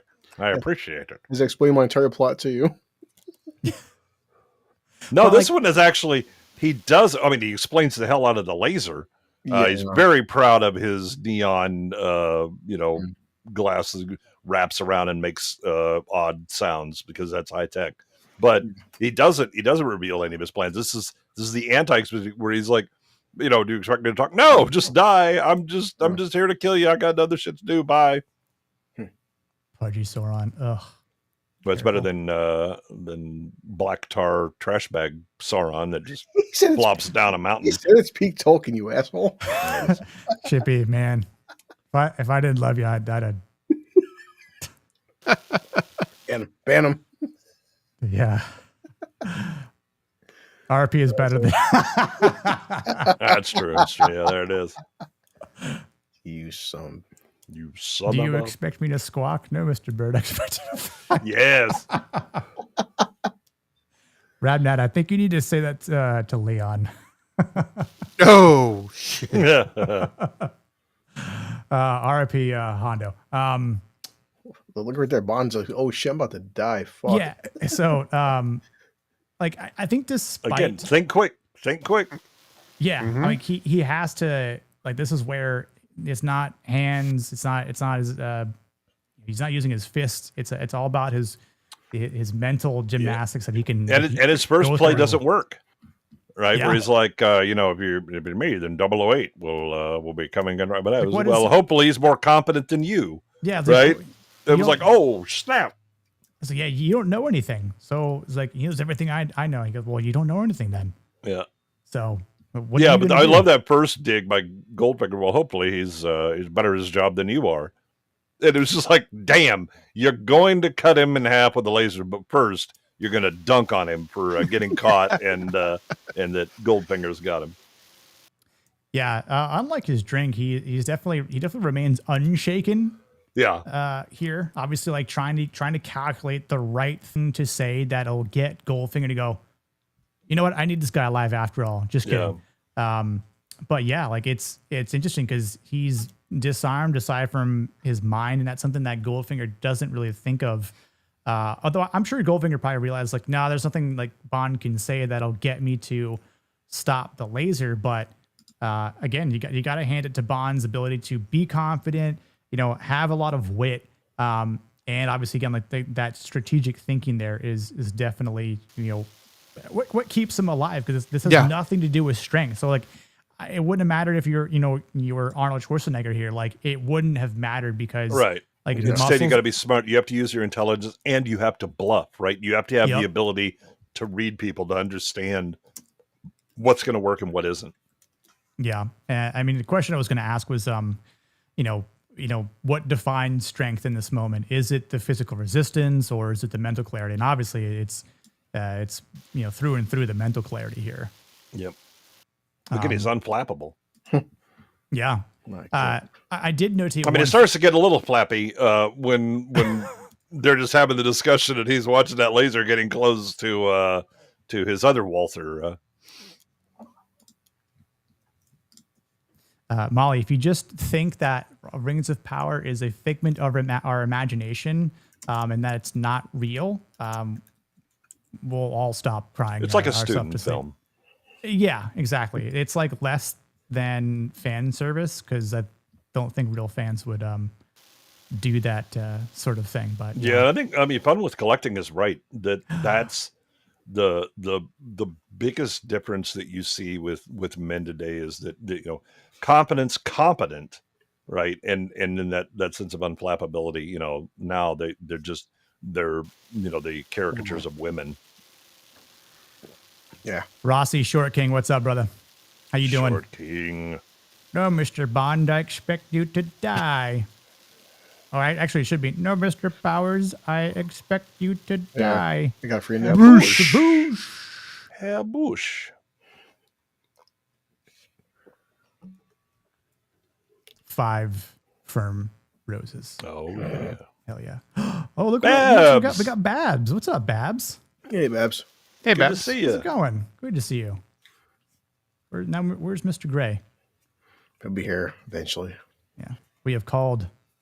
He's always around for him. He's trying to find like a bad Italian ripoff James Bond right now. It's like Torture Jay Witt. Yeah. Turkish James Bond. What's worse than Goldfinger, but like from another country in Europe? Yeah. The other thing I was going to say, like, there's this. I think this scene subverts like this, your typical action trope where, again, like, he doesn't overpower his enemy. I mean, we're just talking about it, but like, it's just the outsmarting him, and with his mind comes his mouth, and obviously the ability to speak has given him intelligence. Much like Qui-Gon tells Jar Jar Binks, like, the ability to speak does not make one intelligent. As I said before, Bond loses. I mean, if Goldfinger really wanted to, Bond is fucked. Yeah, I was gonna say, if what was it? Yeah, he got the girl killed. He got captioned. Yes, you know. Why am I blanking on the operation? Holy shit! Slam dunk or Grand Slam, right? Grand Slam. That's it. Yeah, Operation Grand Slam. Oh, the Operation Grand Slam. Yeah. Yeah. I was like slam dunk. What am I saying here? It's if he hadn't said those words, like hole in one. We would have heard an agonizing. Holy crap! My wiener's getting lasered in half. Bond would have gone up an octave. Yeah. Oh, Sean James Bond. No, don't shake or stir them. Butterfly is weenie. I got the nice clip here for us fine folks. There you go. Hopefully it'll play, not EV Mux being a complete shit show. Oh, yeah, $5 on complete shit show. Yeah. Yeah. Yep. Yeah, it might be. Yeah, I think the other thing is that initially he's like, "Those are just words that you heard. You don't know anything." Here it is. Just kidding. It means nothing. Do you expect me to talk? No, Mr. Bond. I expect you to die. No, Mr. Bond, I expect you to die. Well, not only that, but his jaw like drops. He unhinges his jaw when he says "die." Expect you to die. It was like, whoa, dude. What's up, Adam Gray? But yeah, I do love I love the fact that he's like, those are just because again, that doesn't immediately cause it isn't the magic unlock, right? It still requires some selling, and he's like, this is words you've heard, and Bond then very cleverly goes, can you afford to risk that? Right, because he's already told him 008 knows everything that I know. That's already bullshit. He's been bluffing the whole time, right? But then he's like, can you afford to do that? And even then it's not, oh no, let's stop that. No, I'm going to have a talk with my people and see, we'll take our time. And that's when Bond starts to sweat a bit because that's his last play and he's not sure if it's going to work or not. Yeah.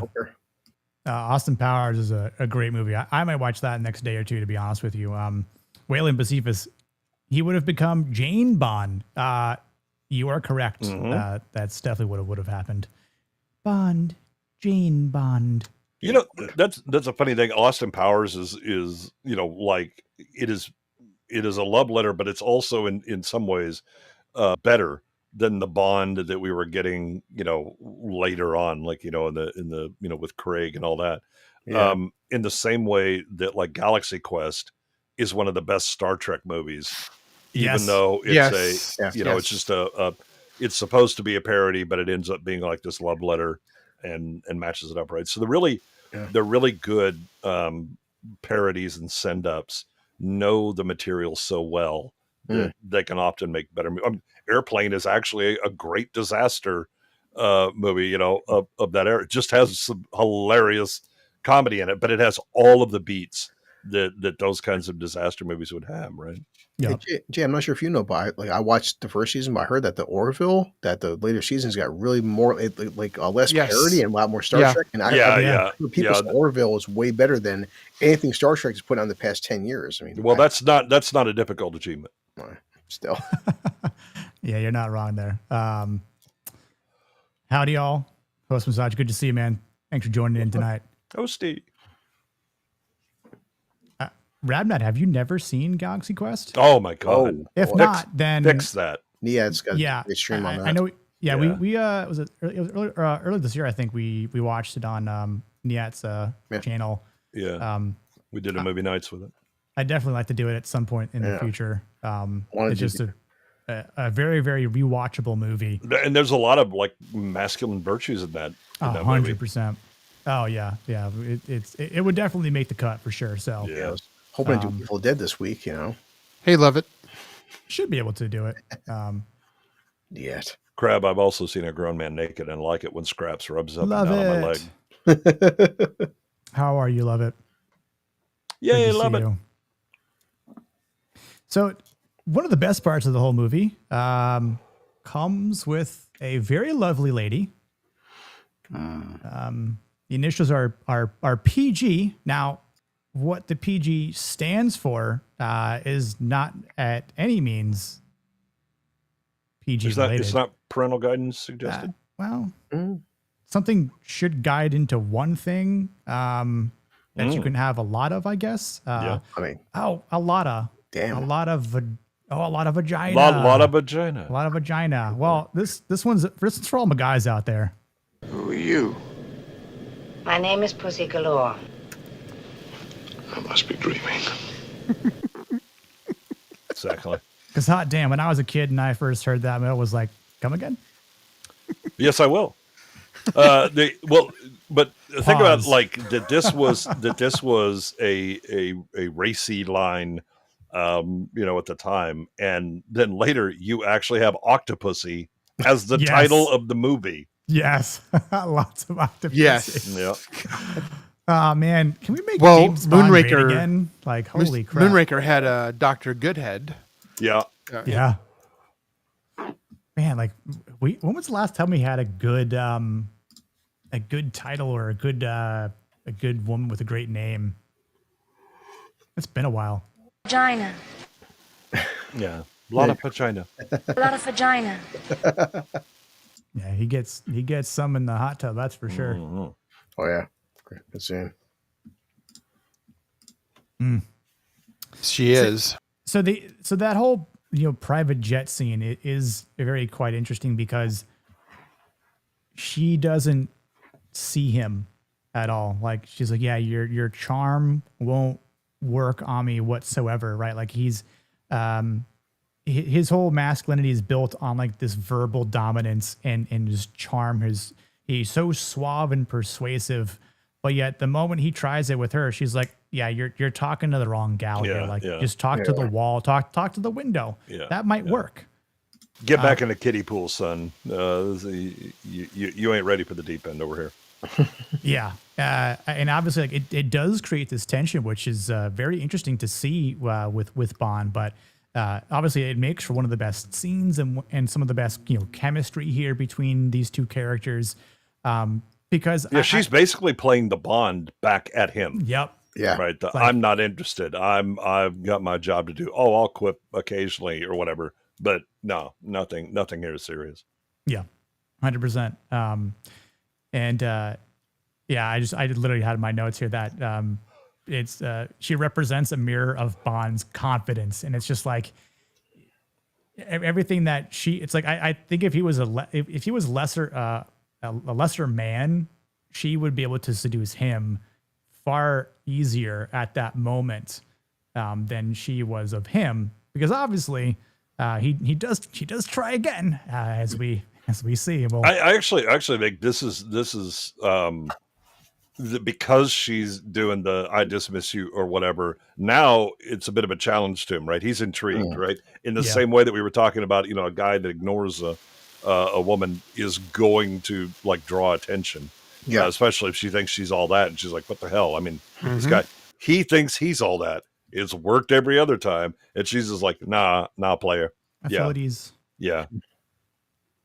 Jim, I mean, I don't know how many people like Skyfall, but Skyfall is probably the only other movie I'll watch with Daniel Craig. Skyfall. I like that one because I think it does like show how much of a defeated character he is, but he is still able to come back and like be that somewhat masculine character that needs to get the job done at the end of the day. But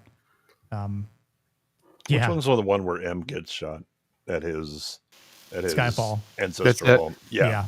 The whole mansion scene at his where he grew up. That's fantastic. Yeah. Bond turns it's like like Bond's back. Like he's not going to give two shits. Well, like and the death of the Aston though. Oh, that's yeah. That's definitely bitch. A sad day. But yeah, I love the introduction to Pussy Galore. It's just she's just so unamused, and again, like she denies him, and he's like, well, there is someone else on this plane, so it could potentially do that. But yeah, this is the stinger that she hits Bond with, and like he ends up turning the other cheek. Oh, he turns his eyes. You can turn off the charm. I'm immune.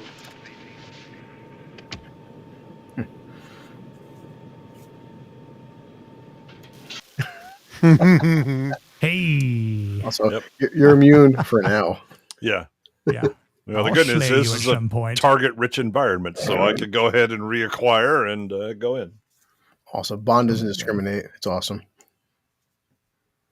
He doesn't. Like and that's just one of those things. Like Bond will sleep with anything that walks, and like, you know, everything that he does come into contact with is very good looking. So like, he doesn't have a problem getting beautiful women at any point in time, and obviously it's arranged for the films, of course, but it is very, very interesting.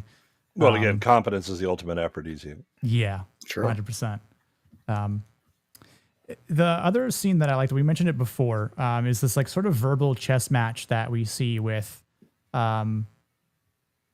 Goldfinger and Bond here. And it's interesting because it's Bond trying to find out this plan that Goldfinger well, he's heard it because he's stuck his head up into the pop-up diorama after the utterly useless scene with the mob where Goldfinger just has to exposition dump because he can't contain it anymore, even though he's going to kill all of these people anyway. It does.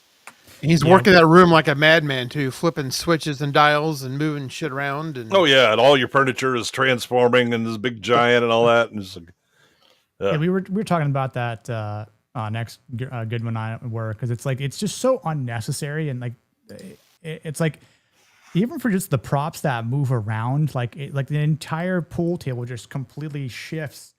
Yeah, that's to rotate over here, then flip around. Yeah, then we have the giant map that just is like a wall that appears out of nowhere and like raises up. It's like, what the hell is going?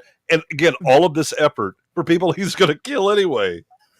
And then the ground, and then the flooring moves back. Like, yeah, and it raises up the entire diorama of the whole thing. Yeah. The pool table is just to give him the control panel to then initiate all the other shit. It's like the amount of unnecessary knobs that he turned as well. And I'm like, what is all that for? Like, he couldn't. Can you imagine like his support crew that was like, I'm sorry, he wants to do what? And he's going to gas him at the end. This is a lot of goddamn work for no reason. Like, wait, this is bullshit. He's working those knobs like a Kraftwerk member, you know. Yeah. So listen, Joe, shut up and stop asking questions. We're going to get a paycheck. Well, now I will play you my new loop. We're going to ruin a perfectly good pool table just to gas them guys. Ugh. Yeah. Mm-hmm. But I liked this scene just because of, again, there's more mental dominance here. Cool heads, sharper tongues, that sort of thing. Yeah, this is when Bond realizes that he's not just dealing with like common criminal type, right? This guy is actually much smarter and by the way is backed by the Chinese. And they have a plan and he sees how it all plays together and he's like, oh, I take it back. You're not just any schlub. Yeah, this is not a gold heist. This is the exact opposite. Mm-hmm. Yeah, Goldfinger is able to, maintain some masculine control. Obviously, again, he's not trying to overpower Bond physically whatsoever, because he, as we see later, he can't really do that either. Yeah. But he just never gives him that sort of like mental, leverage to because he's kind of just like, you figured that out. Oh, you're catching on, Bond. Bond. Now continue. Go ahead. Finish it through. Yeah. Again, like, actually, 58 years. Yeah. Goldfinger is he's one of the super genius villains, right? Mm-hmm. And again, he does have his guys, and he's more than happy to have them do violence, but he's the smart guy who's at least a step ahead of everybody, and Bond realizes it at a certain point. Is like, I commend you on that. That's downright impressive. Yeah, Rabnad is exactly right here. Yep. Yeah, I was say Rabnad's 100% right here. This movie proves you can have a strong female character without emasculating a man. Feminist writers are just too misandristic and lazy to write them. 100%. I miss those days.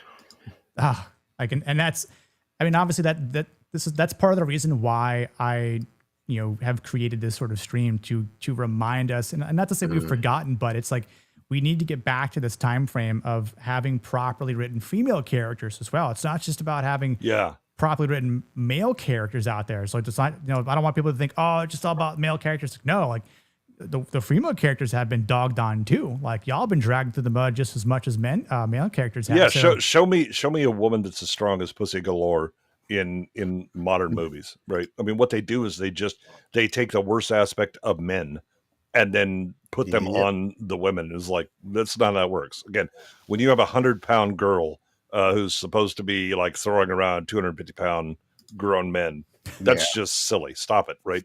Women don't compete with us physically. They have better ways to do it, right?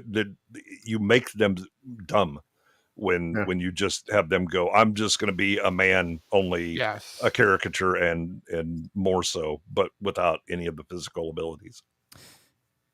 Yeah, it does look like a good mint julep, and Bond's suit does look impeccable. Ross, man, the one he has when he goes in to see M the first time, that is the pimp. I was watching it, I was like, oh, I would like that. Ooh. That is an amazing suit he has in that scene. And man wore a suit.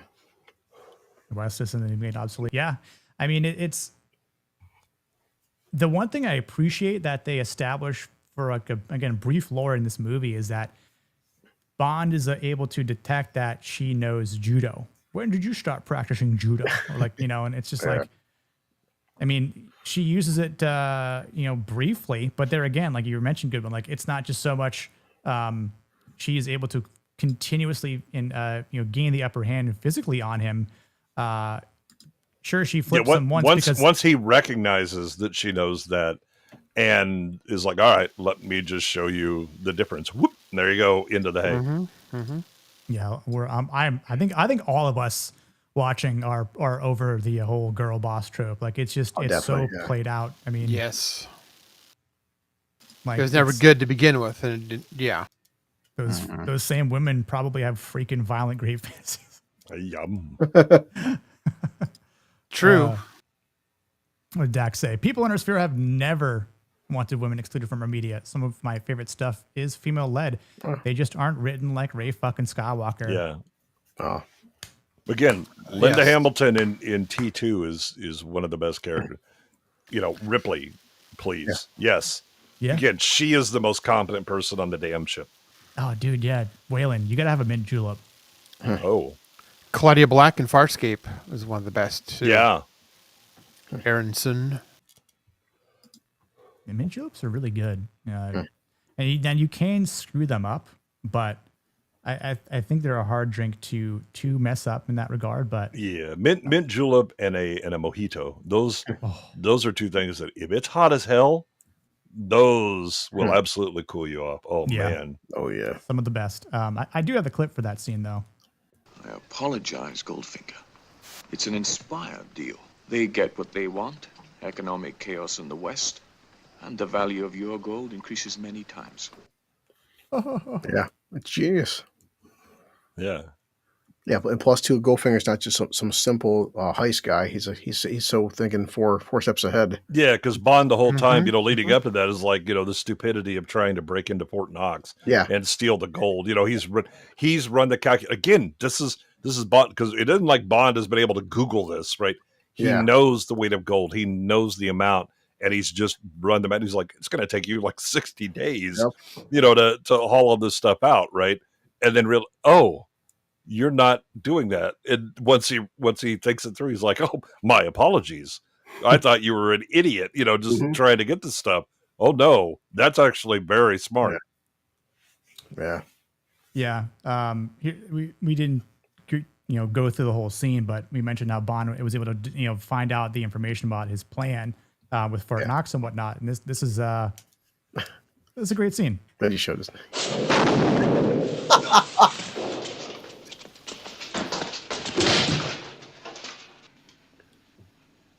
pussy. See her pose? She's just pushing things up too. Oh yeah. God damn.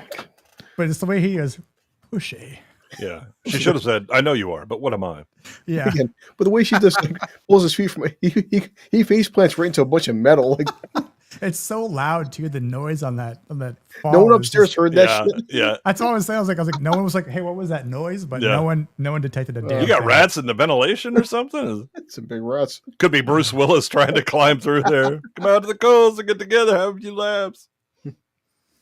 Exactly. Yeah. Yes. And we don't see that here, And in fact, Jamma, we see this instead. Isn't it customary to grant the condemned man his last request? You've asked for this.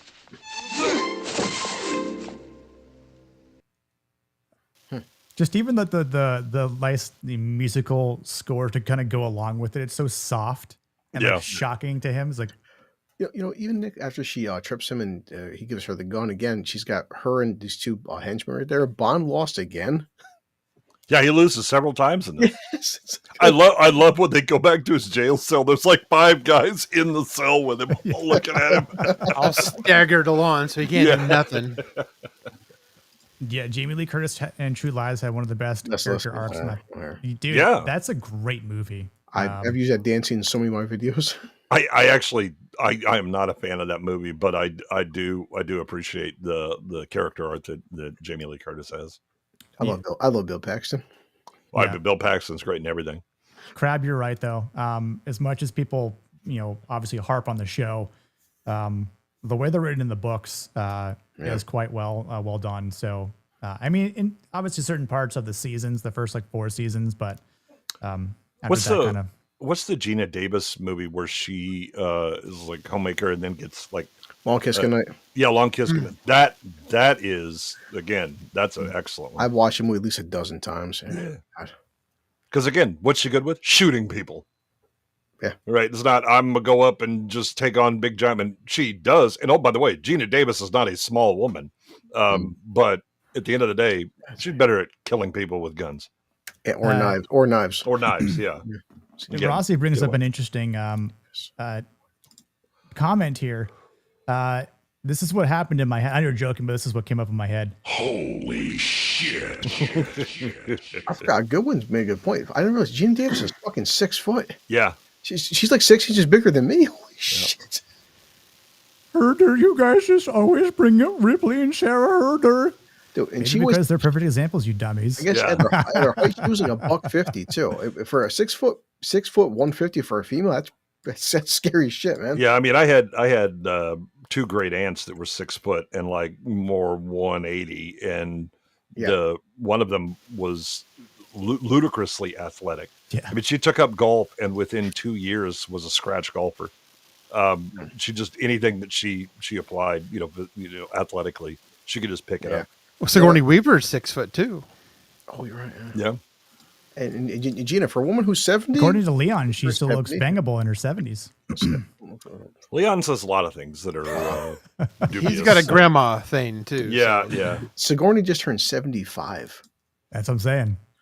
You know what? Get me drunk enough. Yeah, you're right, LMA. It is the new batch of writers currently that just wants to make them butch and bitches. I mean, they stopped making them girls. Yeah. Yeah. Can we just talk about these 2 guys right here that are just like, he's got this handled. Yeah, I mean, it's James and a woman. It's fine. He's got it. Yeah, there's no problems. Yeah.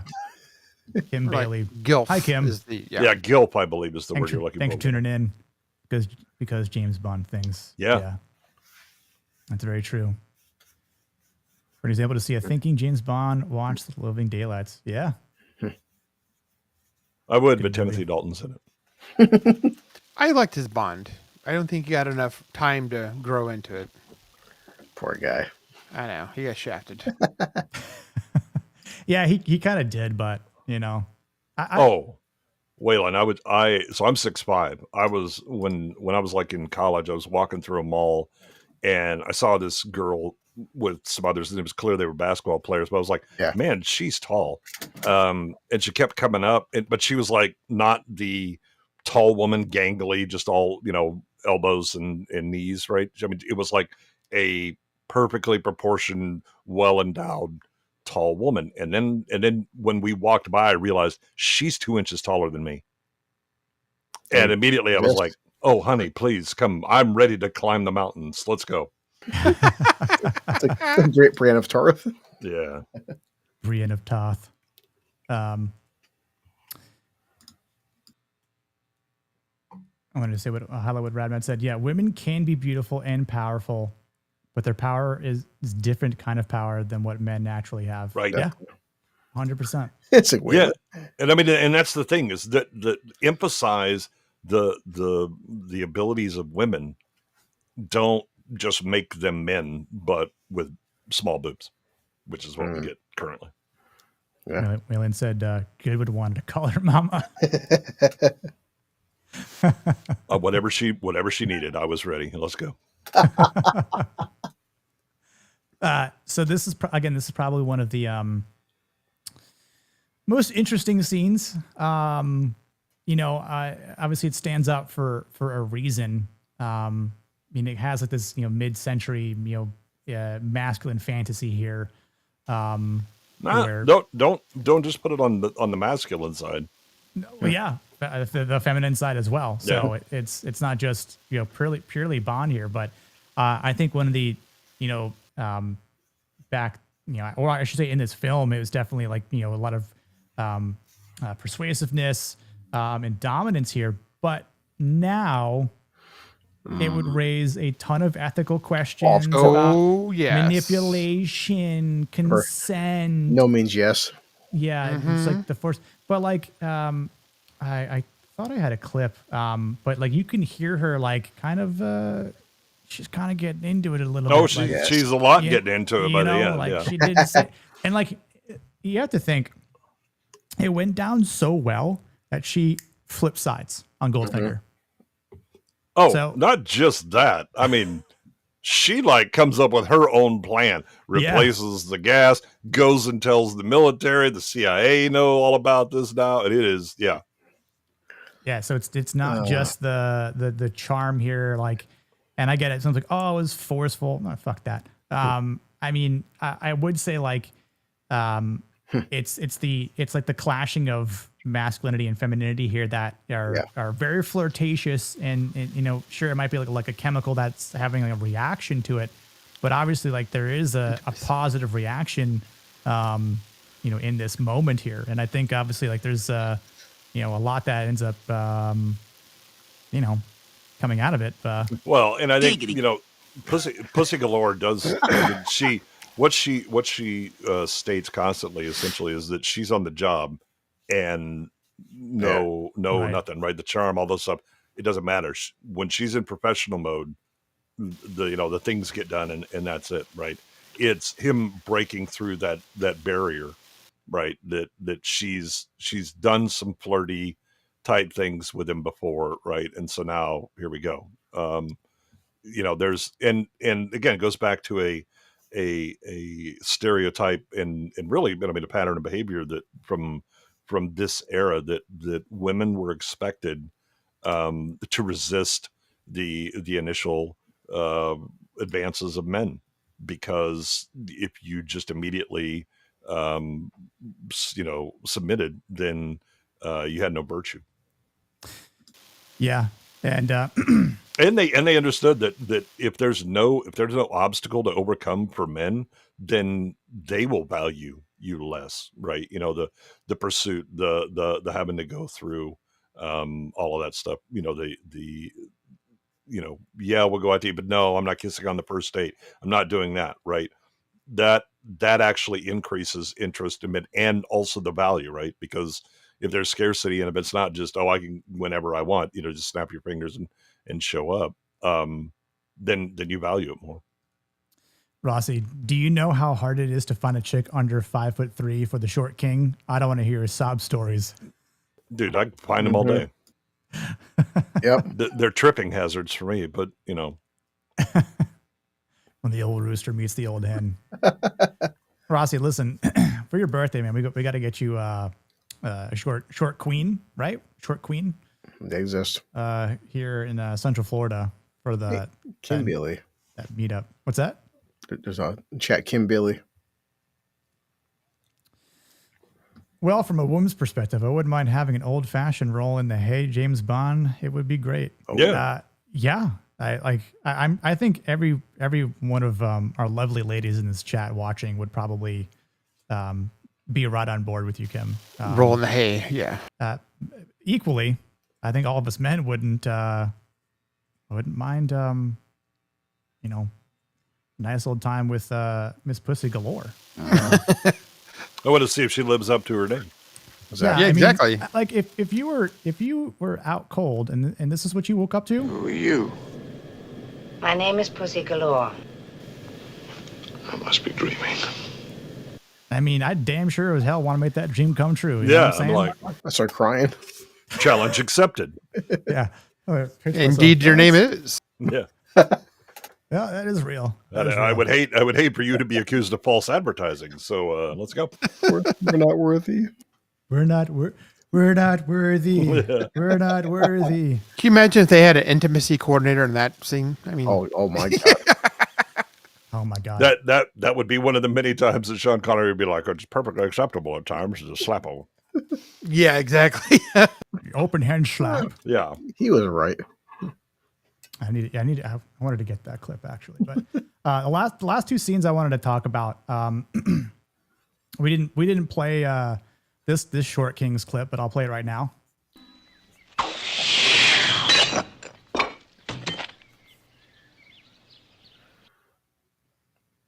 I'm not sure to like laugh or be impressed.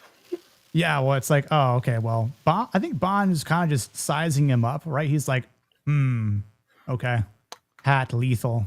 Yeah, it's like, but then makes a quip. I'm not sure the management will appreciate it. It's like, I own this place. Oh well, I own this place, Mr. Bond. It's like you can throw a hat to kill a statue, right? But I've got a gun with 20 bullets. It's like, yeah, who right. throws his shoe? It's not mine, I swear. But I do what I do was Rossi. I understand your struggle, but go and look at the actual distribution of heights for women. Note the difference between women that are 6 foot and those that are 5 foot. There's a hell of a lot more of the 5-footers. Beanie Oh, LMA. Oh, so you want to hassle the Hoff? Okay. Listen, I didn't realize that she was German. It's a Hasselhoff. Send Rossi to Vegas with a stack of cash. He'll find. Well, I mean, I don't want him to get something that goes home with him. That you don't want the gift that keeps on giving. Yeah, that's a bad idea. What happens if I share this on this slide here? No, that's true. Who throws hay a is shoe? a great idea. Honestly. Yeah. Hay is a much better concept than it is a reality. Right. Both blue. A little off the top. Oh, Crabfeeder says Kung Lao or little Mortal Kombat reference. Well, Kung Lao's got better fighting though, because like Oddjob's got one skill. Kung Lao can actually do more. Yeah, but the thing is, Oddjob, he enjoys his work more. Look at how often he smiles at Bond as he just tosses him around and looks. What's up, Isaac? Most appreciated, man. I was on Isaac's stream. Shout out. If you're not following him, give him a follow, give him a sub on X and on YouTube. Yeah, and ABF said that Isaac's never seen a Bond movie. Oh, that's right. Oh my god. I was like, what? For real? Okay, Isaac, next time we're covering a Bond film, I'm going to have to ask you to be a guest so I can charmingly say you need to watch a Bond film. And we can decide which Bond era to choose from. Obviously, Sean Connery is probably the best. I wouldn't mind doing a Roger Moore or Pierce Brosnan. Obviously, yeah. But yeah, phenomenal films. Definitely recommend watching majority of them, aside from some of the newer ones. Yeah. Unfortunately, suffice to say. So Bond finds himself at odds with, again, he can't physically, match him here. It's a strength versus strategy, but like he's not strong enough to to fight Odd Job hand to hand. Like he tries to, throw a gold bar at him and it just bounces off his chest. That's like funny. It's like a freaking, rubber ball or something like that. Yeah. But I do love this kind of race. As soon as Odd Job throws the guy off of there and he lands, Bond looks at him and realizes he has the key to my handcuffs. I need to go and get to that guy and get that. And then Odd Job goes, oh shit, he has the key to the handcuffs. I need to run down there and make sure that doesn't happen. Yup. Yeah, he's like, obviously Odd Job is not threatened by him by any means. Like he's calm, he's smiling through, like obviously he's having a ball, he's enjoying his work. He's truly enjoying. He's playing with his food. Yeah. He's like he's like Jason or Michael. Yeah. You do what you love, you never work a day. Exactly. Yeah. And the fact that he can't speak, so he's like silent and powerful. powerful. It's even more creepy. Yeah. Yeah, I think he says like a couple of things like, hey, right? It's just like guttural things, and that's it. And people are like, oh yeah, we'll figure it out. Whatever he said, let's do that. Exactly. Moonraker. Yeah, that's a good one. Yes. I loved it when Goldfinger wound up going out the window, sucked out. Yeah. I have that clip, but I don't know if it's going to play because, I don't know, EV Muck sucks sometimes. Yeah, that window magically resized because... good one noticed that too. Yeah. Yeah. I was like... Once he died, all the cabin pressure evened out. Yeah. We're like, I don't know of a lot of planes with bay windows because that's what you need to get his big ass out of it. I imagine like his whole body just got ripped off from like the bottom part because of just the sheer force of like trying to suck him through that small little. Yeah, we window. end up doing Alien 4. That's what we get. Is the. It's all good seeing that movie. That's true, Wayne. These are B movies. Yeah. Listen. Yeah. That's true. Yeah, I mean the Bond franchise. Yeah, it started out a bit cheesy and all stuff. then they became just like cultural events. That people went to. And Of course, you have to go to the James Bond movie. Exactly. Well, this movie made so much money; it was insane. It did. It really did. Yeah, even the Bad Boy ones they are entertaining. That's at the end of the day, like they are entertaining. Again, like and just it being a B-side movie, like it's. I remember when there would be Bond marathons on TV, and I'd be at like my parents' house, and like I would just sit there and watch, like especially during the holidays or something like that, because they're just so good to kind of kick back and relax and watch. For Your Eyes Only was the one I saw on HBO as a kid. Oh yeah, they played that all the time. So yeah, my favorite. For 1964, I mean, having a budget of $3 million in 64 is unheard of. It fucking grossed 120 million in 1964. That's insane. That's insane. That is. Some theaters played it 24 hours. Good when you know. What the hell is 3 million to 120? 40 times. Jesus Christ. Yeah, and then what would that inflation be? I guess is the other question I have. Like, so in 64, you could have got a new Mustang for $3,000. Let me see. A Cobra would have cost you about 10. Damn, Octopussy is the goat. It is something else though too. Hey. Bond movies are just like they really are a good blanket. Yes. Warms you up. Yeah, and the interesting thing, I mean, the effect that it had on different generations is interesting. I mean, like, my parents, absolutely, if it's a Bond movie coming out, I mean, you saw it in theaters and all that. We grew up with it on like, reruns on TV or things like that. And so they became very familiar, especially when they were doing, when they would do the weekend of Bond. And it was simply no way an actual Cobra. So Shelby Cobra was 10. Shelby Cobra. Oh yeah. So I pulled out this inflation calculator, Nick. And so according to inflation, that would be equivalent to like 1.2 billion today. Yes. Holy it had crap. It had that impact. Yeah. Yeah, and it was a huge cultural impact. I mean, people were that this really made the Bond, and internationally is where this. I mean, it blew up huge, right? And the song too was huge. Yeah, it set the standard. The Bond song. Yeah, because I mean, again, you have Thunderball after this, which was another huge hit. Yeah. So with Ross's question, is Goldfinger the best Sean Connery Bond film? And so by all means, like Spy Who Loved Me, I think is better. Yeah. In terms of the budget, so $3 million budget to nowadays would be $30 million. Which again, so imagine this point. Imagine any film in 2025 costing $30 million doing $1 billion. It would be unheard of. Like, what was the budget for the Joker movie? Bring it up in a second. Was it 80? Joker. The first Joker movie. Yeah, first Joker. The first one was 55. Oh, yeah. So that's comparable. Well, that's why to this day, love it or hate it, the Joker, in terms of R-rated films, is still the highest grossing R-rated film of all time. Yeah. But Joker 2, not so much. Yeah, this James. Definitely not good. Sean Connery actually got hurt doing these scenes. He got roughed up a little bit and got injured. Yeah. I could see that just from the sake of the tossing around. Like, again, like I get what they're trying to go for with Odd Job here being like this brute, right?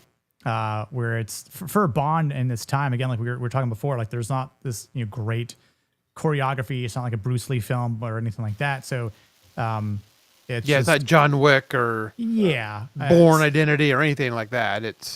But for this, it is brutal. It's physical. It's getting tossed around, thrown in the walls, trying to use weapons to get to hit Odd Job. Odd Job's literally just laughing at him. I mean, he's taunting. It's he just smiles. He loves his work. Night, Jacob. Night, Jacob. Good to see you, man. And plus, back then, it was so good seeing a hero that's losing to the villain that ultimately his brains are what wins this fight. Yeah. Got a Bond film on my birthday, The Spy Who Loved Me, 1977. Hell yeah. Nice. Rossi, what did you say? You said, did you hear that James Bond was based on Christopher Lee's real life? Yes, it was. My God. Christopher Lee was that guy. I mean, the more I hear about Christopher Lee's story, I'm so fascinated. He's a total badass. Nazi killer. Like I remember there's a clip that he tells Peter Jackson, like when he's getting stabbed in the back as Saruman, he's like, Peter, that's not what backstabbing was, being stabbed with a knife would sound like. It would sound more like this. And like Peter Jackson was so perturbed to hear that. And it's like, because it's like, I'm sure he's actually done that to people. So he's very familiar with that sort of. Yeah, that's one of the, well, how do you know? Because I've stabbed people. And I enjoyed it. Because I've done it many times, Peter.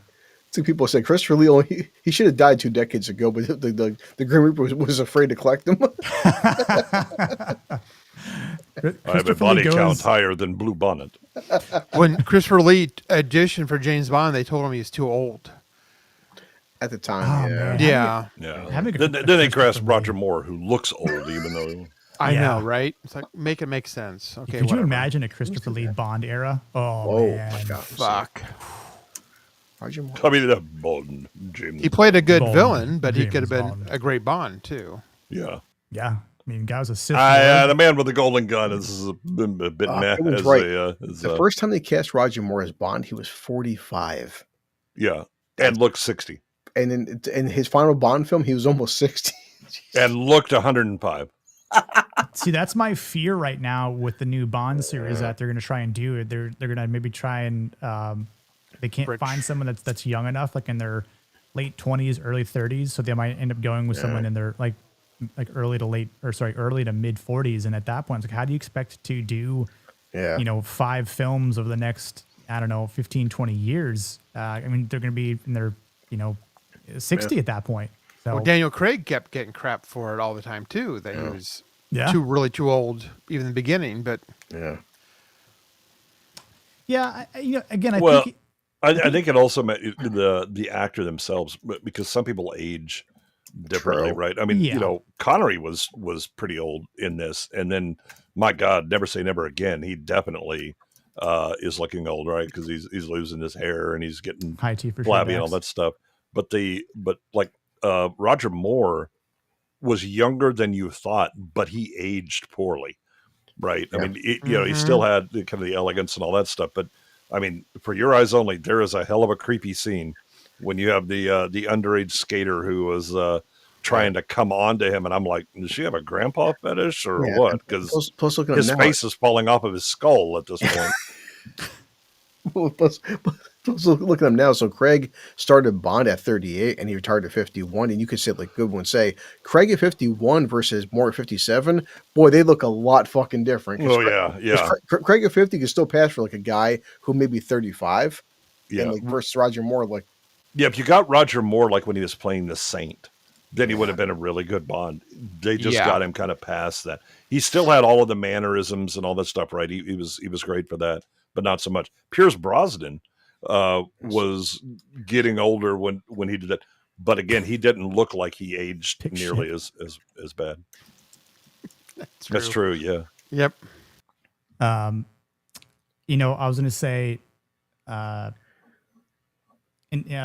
my God, I totally lost my train of thought. Oh, Waylon's comment here. Bond was always in his late 30s and 40s. And I know, and that's totally fine for like trying to be lore accurate, right? I just want to make sure that if they find a good actor that he's a bit younger, so that way it took a movie longevity at that point, right? So if we like this new Bond that they're going to cast, it's like, hey, you know what? He actually did a really good job. Potentially we can just see him for, in next, 5 films, which could be, again, 15, 18, 20 years in the making. So, but again, maybe that's too long too. I think it's too long. I mean, first of all, these Bond movies came, especially once Goldfinger hit, right? They were putting these movies out, right? I mean, it wasn't, let's wait 5 years to do another movie. Hell no, right? They were grinding them out. But But the other thing is that they had no problem going, you know what? Connery's kind of wanting to walk away, and we're kind of wanting him to walk away because he's starting to look a little old and all that and whatever. We'll just cycle a new one in, right? Roger Moore, they kept way past his due date. Definitely. They did.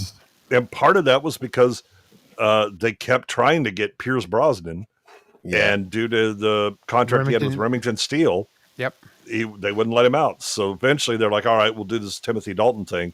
Yeah. And finally they get Brosnan and bring him in. Yeah, because definitely Brosnan looked for his age, but I forgot that GoldenEye, he was 42 in GoldenEye. Yeah. So he should have been like best 30. I mean, and of course, it's funny, him and Craig basically retired at 50 years old, which is pretty good, but still, like, starting a franchise at 42 years old, that's dangerous territory, man.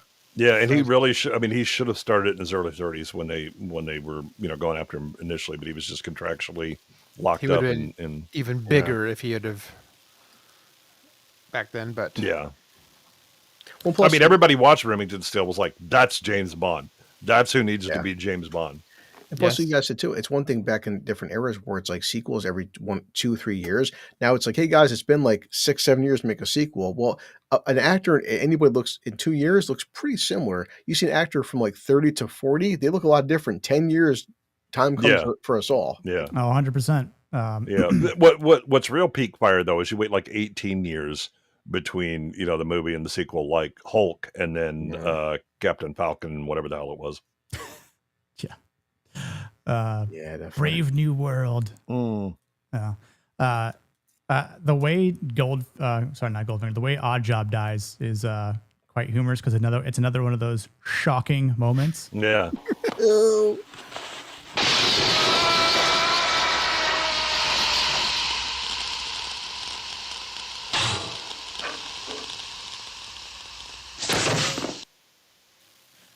Electricity, my only weakness. Well, it's he should have left the hat alone. Again, Oddjob was doing great without that, but he goes for the hat, and that's what gets him killed. And that's what would basically get him killed if he were to fight Chuck Norris. Yeah. So, the choice to fight Chuck Norris is what would have got him killed. So. Or sorry, Bruce Lee, but he would definitely lose to Chuck Norris for sure. Yeah.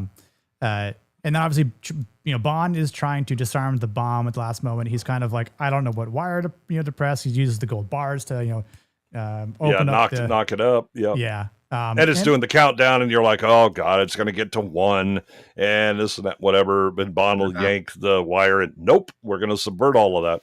And it goes to this.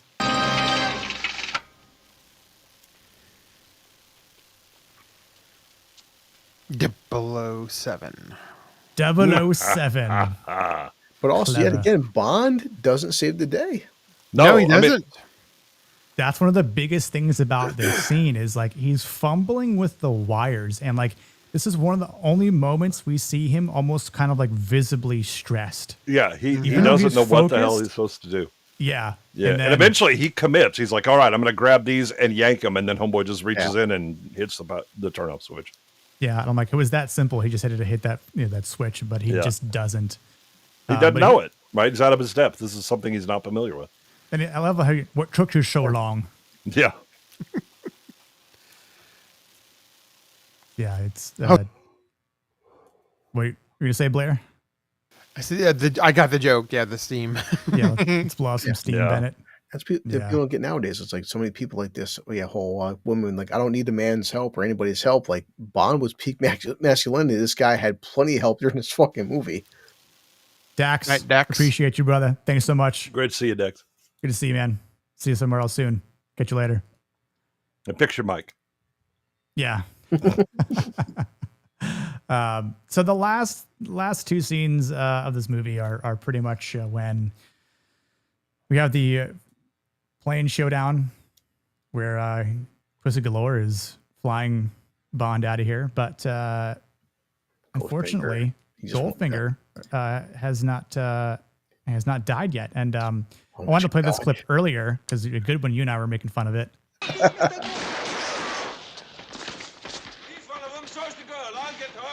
Racism.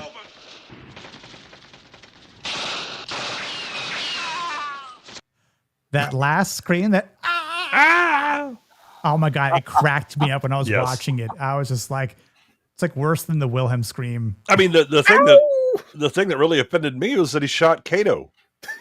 Yeah, so I don't know if people have ever watched the original Pink Panther movie with Peter Sellers. If you haven't, I would highly advise you watching the original. You can probably skip. You need to watch like Pink all Panther's, of the sequels. Yeah, like Pink Panther Returns. Yeah, Revenge. Because the first one was technically a shot in the dark. Yeah, and then you have the Pink Panther, and they're both like heist movies, but they're not so much focused on Clouseau, and Clouseau isn't as over the top ludicrous as he is later on. But yeah, when because he's there's a scene in Goldfinger early on when he's talking with his Chinese contact, and as soon as that guy said something, I was like, dude, that's Kato. And yep, that's who he shot there on the stairs. He shot Mr. Kato. Goldfinger. That's awesome, Ellie, man. I'm glad someone's seen it. But nice. Kim Billy says the one thing I liked about Odd Job is that he never talked. Yeah. He used his body language to show facial expressions what he was. Yeah. The goddamn hat. That taunting, the smirk, the strength. Yeah, or when he would like scowl. 28. Yeah. I definitely agree, Hostman. Yeah. Yeah. Yeah, you have to have some like maturity and a bit of wisdom with Bond. Again, that's why he's using his brains and having to like be calm and think things through and not just be action man. Yeah. Mm-hmm. Yeah, so obviously James is on the plane. Goldfinger. I commend you on your promotion. Are you going to see the president as well? I love that. He said that was what an asshole. Well, again, it's just the unflappable. Oh shit, it's Goldfinger. He immediately is like, oh, congrats on your promotion. He also warns me it's not a setup and payoff. It's not wise to shoot a gun in a friggin' plane. Right? Yeah. You moron. I told Pushy that earlier. Yeah, but it's weird because even though as smart as he is, he's not that smart. Obviously, he's fighting them, so it makes it a little forceful. But he's got this little vengeance against Bond for ruining his plan, and this is where he's gonna get Pussy Galore as well. Just not right now. Yeah, and this is a bit of kind of violent, but it was very swift and efficient. Yeah, and I mean, Goldfinger tosses him around a bit as well because if nothing else, he's got physics on his side, right? Mass is gonna have a certain. He's got a good 40 pounds on him. Yeah, he does. Yeah, so he's got but Bond is the survivor here, and he's just getting sucked right through that. He should have been stuck right there. Yeah. What if he just got? You can kind of see like his leg outside the window of the shot itself, but I mean, yeah. She's just trying to keep the plane from crashing, but Bond obviously has to try and use his strength to do it, and they just can't pull up. Crash in the water, and then he gets the girl at the end. The little visual thing that the military has, where it's it looks like a lunar lander game or something like that, where it's just you just see a second dot come out. And it's just this narrow thing. Like, okay, whatever. I had a clip for it, but I don't think it's actually playing. We still have some time underneath this parachute. Yeah. So, what was the name of her little flying circus? It was Pussy Galore's Flying Circus. Yeah, I was gonna say, what were they called? Like the Flying Lips, or no. Yep. And they're all supermodels too. And the other interesting thing about that is James Bond. Wow, Austin Powers also made fun of that with the fembots in the first Austin Powers. Yeah, I can see where we got that idea from. They all looked like her too. Yep. Well, and there's also there's another Bond movie where you have the girls that are like dancers or something like that, but they also like end up kicking the shit out of Bond. Yeah, here we go.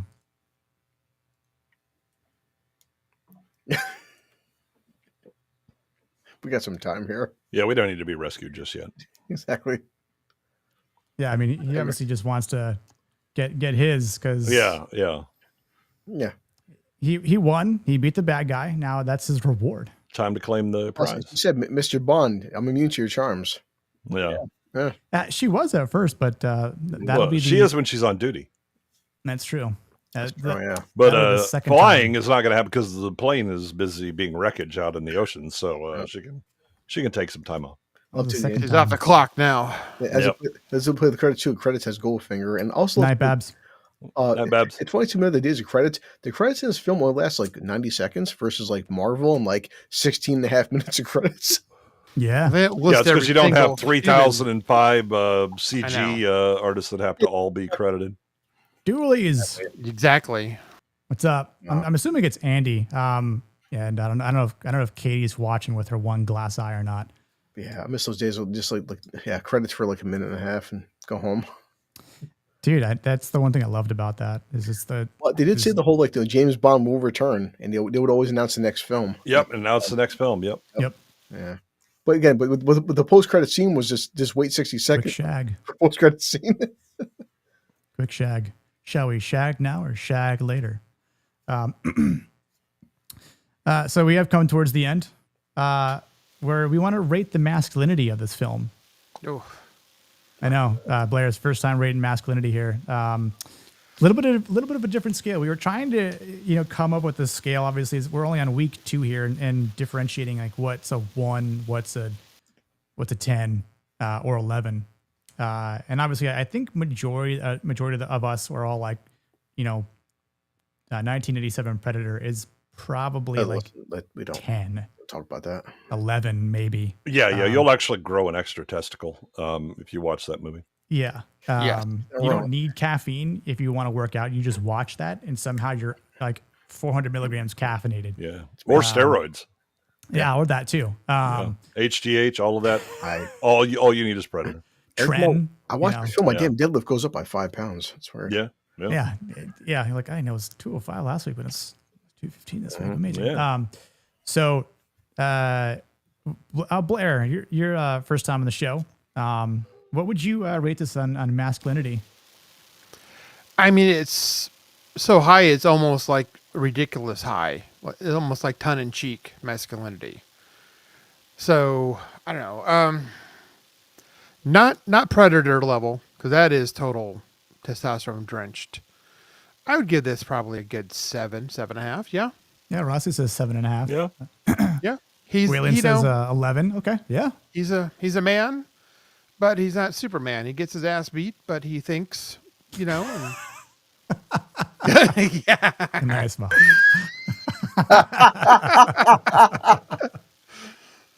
That was good. Yeah, that's why it comes with a warning. Yeah. 300 to 10. I mean, yeah.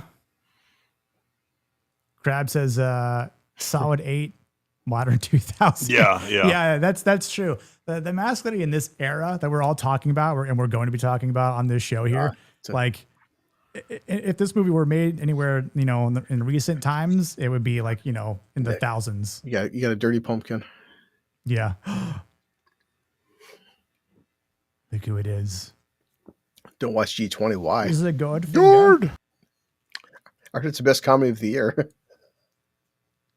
Yeah, I heard it was like the best yes black movie or black representation movie ever made. Mm-hmm.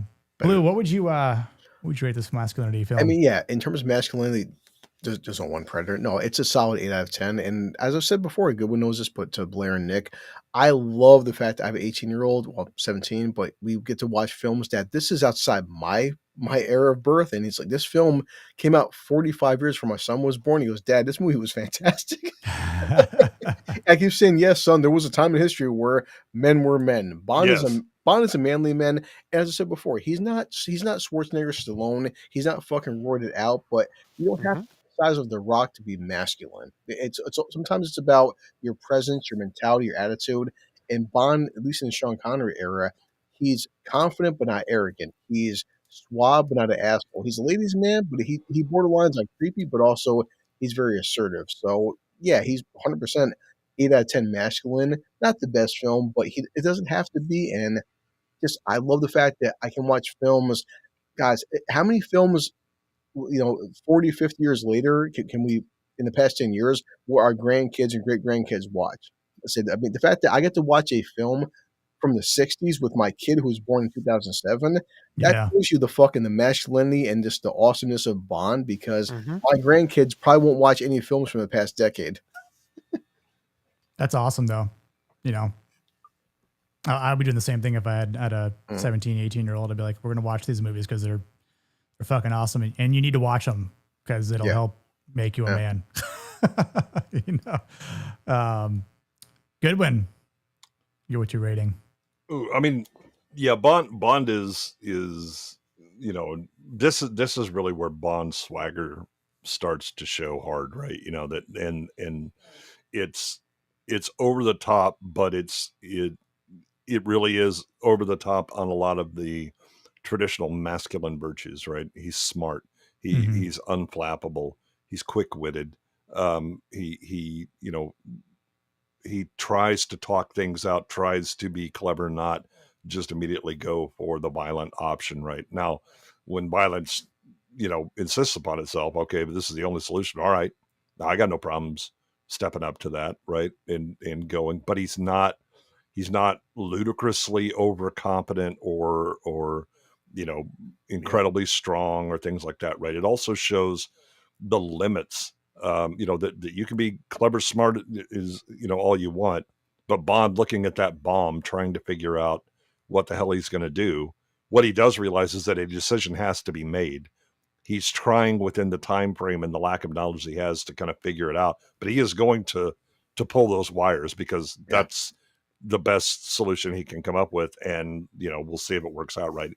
He doesn't vapor lock from analysis paralysis or, oh no, what am I going to do without this? Or, the nice thing about the movie is he doesn't magically, find the owner's manual to it and then, can, or I recognize this is the thing that I encountered back in whatever the hell. No, I mean, he's confronted with it and just deal with it. And that's Bond is like improv master. Whatever plan is set up, that immediately goes to hell in a handbasket, right? And then he's just having to think on his feet.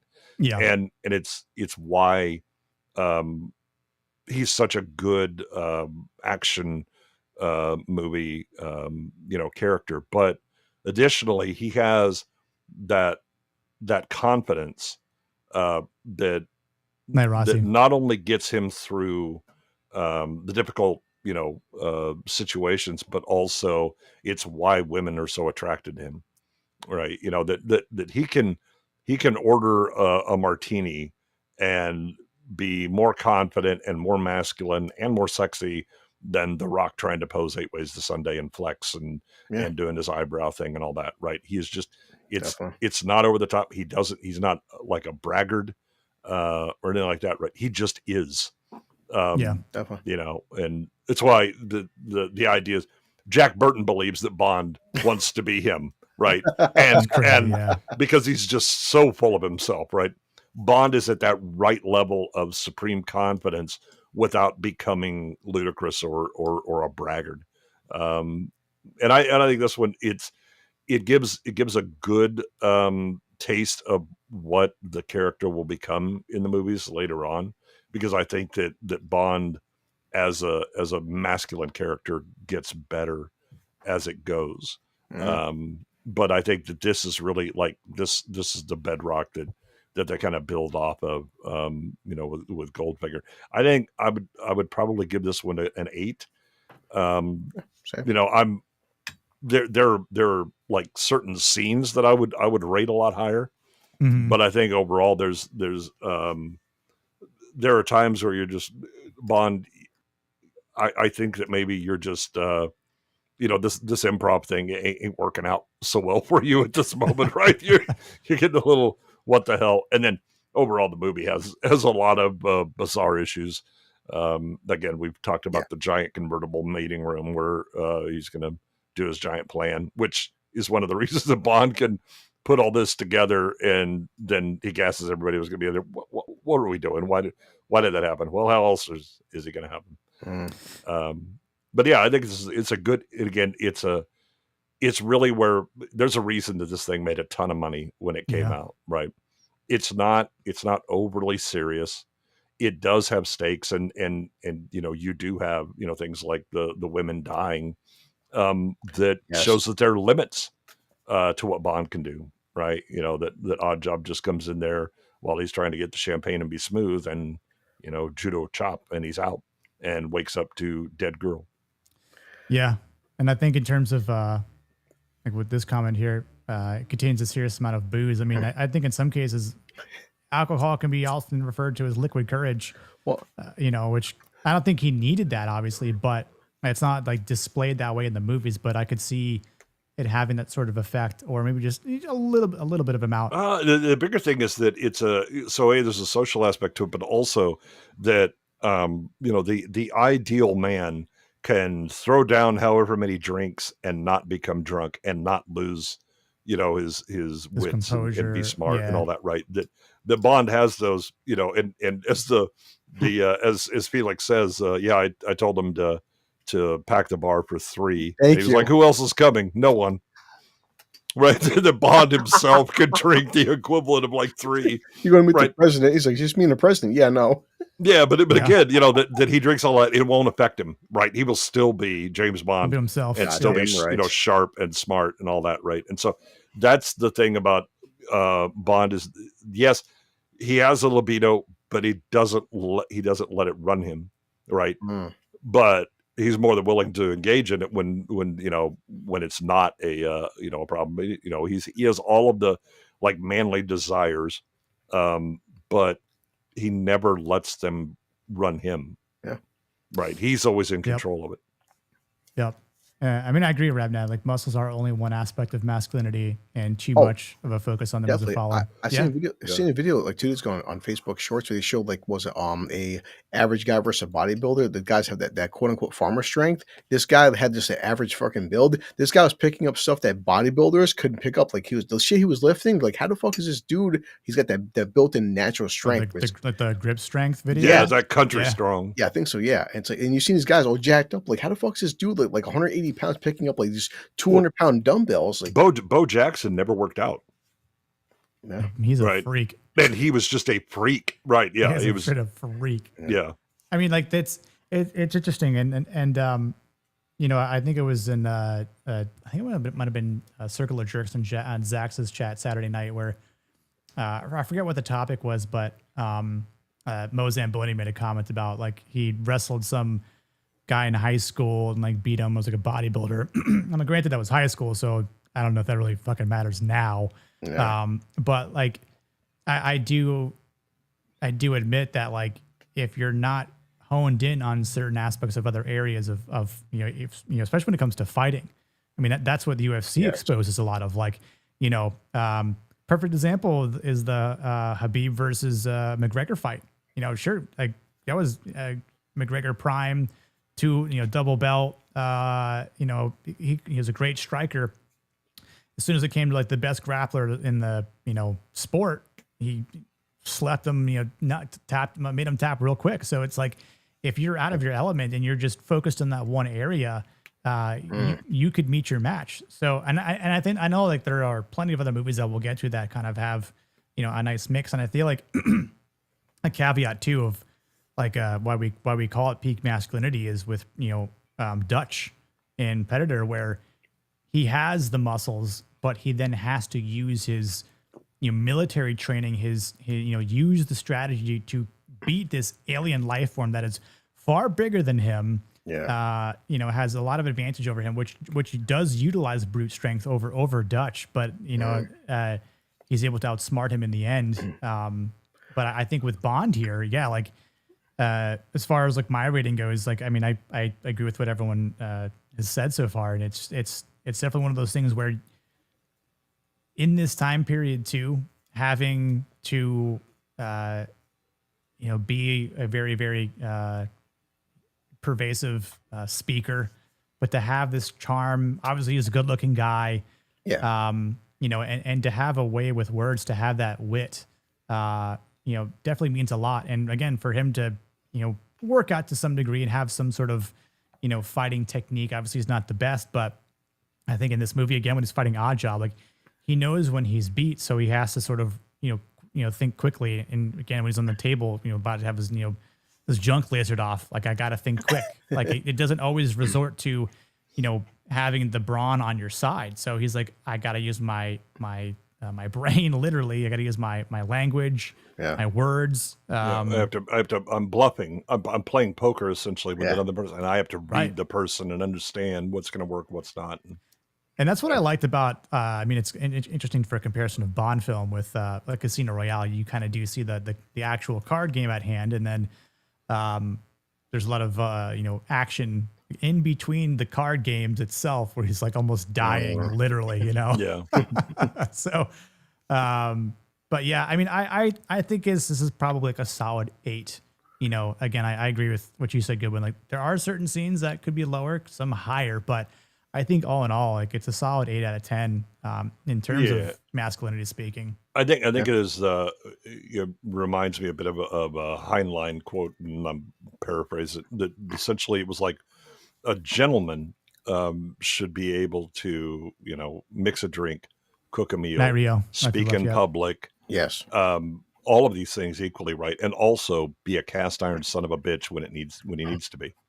Right. That there is in order to be a true man in the fullest sense, you need to have a lot of skills, and you need to be not specialists, right? But a good journalist who can do all of these things confidently and not be afraid to do that. And again, all of these very, civilized kind of things, persuasive speaking and cooking and all that, but also be a cast iron son of a bitch when it's required, right? That you are more than willing to, okay, if this is a situation where I have to kill someone or use violence in some way or whatever, well, then that's what's going to happen, right? You don't shy away from it. And Bond doesn't, right? I mean, he tries to solve things without just going physical, but he will. And then when that doesn't work, he just keeps thinking, right? It's not, oh, well, that's, the violence itself is not the scary thing. A really smart person applying that violence, rationally and with real ends, those are the ones you need to be scared shitless of. Yeah, and like Nick too. It's a good one because he's been on my friend Luke, Northern English Bastard. Last Friday we watched A Fistful of Dollars with Clint Eastwood. Number one, when Clint Eastwood stares these guys like, "Hey guys, you're making fun of my mule," I'm like, I'm fucking terrified. Yeah. And also too, peak masculine right now, Nick, no bullshit. I am 15 years older than Clint Eastwood in A Fistful of Dollars, and he looks twice my age. Yes.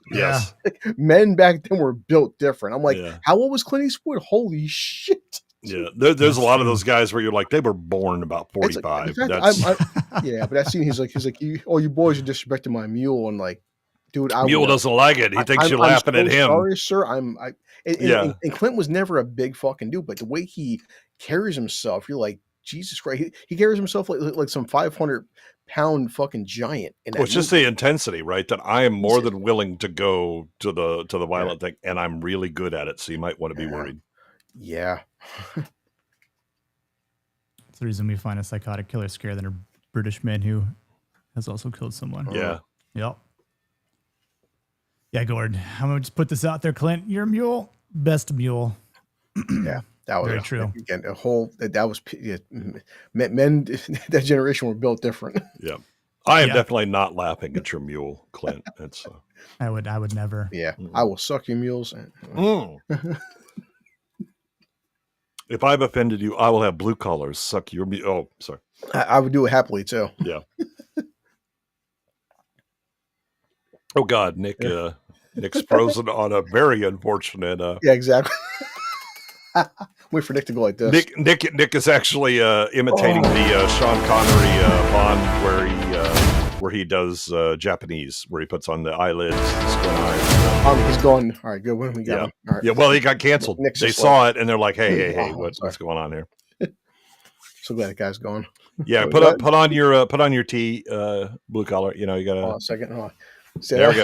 Okay, come on. I got no tan. Hold on. Like Nick. See. There you go. Yeah, flex it up. Oh, Nick. Oh. Oh, see Blair. Blair's having a chill. I think is what he was having there. He's back. Sorry. Can you guys hear me? I can't even hear. We can hear you. Quick, everybody flex. Maybe that'll make Nick's mic work. While I was in Leon's chat, Nick, last week, good one. I turned my camera off one point because I actually like kind of peed a little bit. Like, good one. So serious. He got me in Leon's chat so bad. Why so serious? He's doing this shit on purpose. You know that, right? Yeah, Nick can hear us fine. Okay, if you guys can hear me, I can't hear you for some reason. Hold on. Okay, now I hear you guys. This is how I spend my fucking Monday nights. Now we're gonna go circle of jerks. I can hear everybody but Nick. What's going on? I don't know. You pressed the wrong button once on your fucking mouse and shit goes flying. Yep. I was like, you're like a Bond villain. You have the self-destruct button just sitting there. There's no cupboards, no safety, nothing. Like, it's like me and fucking Blur turned to fucking Gogeta to be Nick. Do you expect me to stream? No, Nick, I expect you to disconnect. Yeah. Oh my gosh. Oh Christ. Well, it has been a long day, long night. Going on the table. Good one. What you got going on this week? Let's see. Tomorrow I'm going to be on Jacob Ironsides. We're doing X-Files. There's a couple episodes that he was interested in having me take a look at. So I'm interested. It's been a good long time since I watched any X-Files. They're about to reboot it too. Nice. No, God, no. Nice. Nope. We'll see how that goes. Yay. Yeah. Just although I always thought that X-Files was like a copy of Kolchak, the Night Stalker. Wow. I thought that. Which is from the 70s. It's got Darren McGavin. Blue, what you got going on? Let's see. I'm one episode behind for Last of Us. I heard this last episode was, oh boy. Anyway, but yeah. So I'm putting out videos. And the funny part, Nick said, between you, Nadia, maybe a Thunderbolt stream tomorrow, and Leon. And I'm just hanging out with friends. I noticed my channel's been kind of going down in a sense, but I like hanging out with my buddies. So it's even my content's slowing down. Nadia, she's so funny. She is funny. It's a sweet summer child.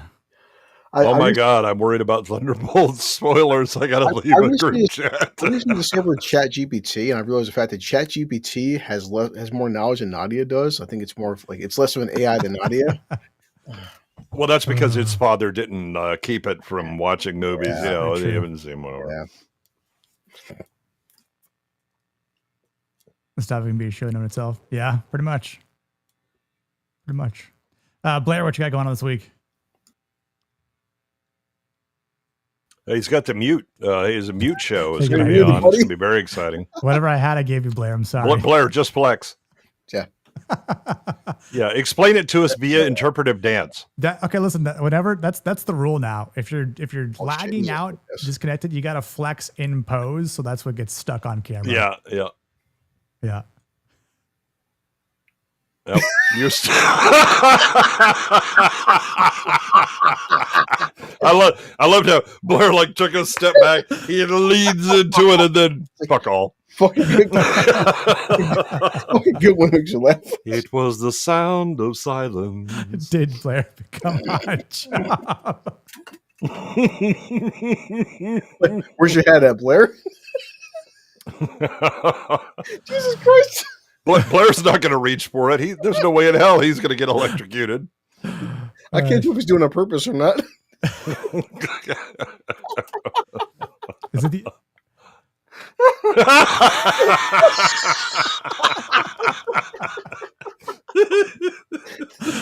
Oh, poor Blair. I'm sorry, man. I don't know what happened. My kid's like, Dad, what are you doing? What do you do on Monday nights? This is what I'm doing, son.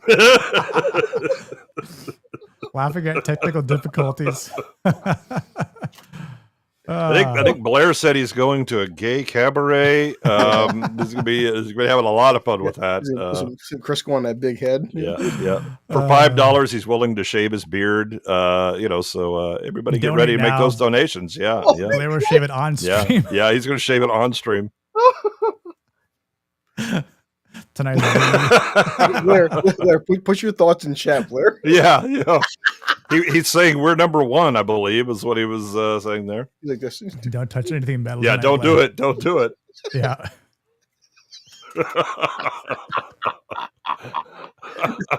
Jesus Christ, between you and Leon, I can't.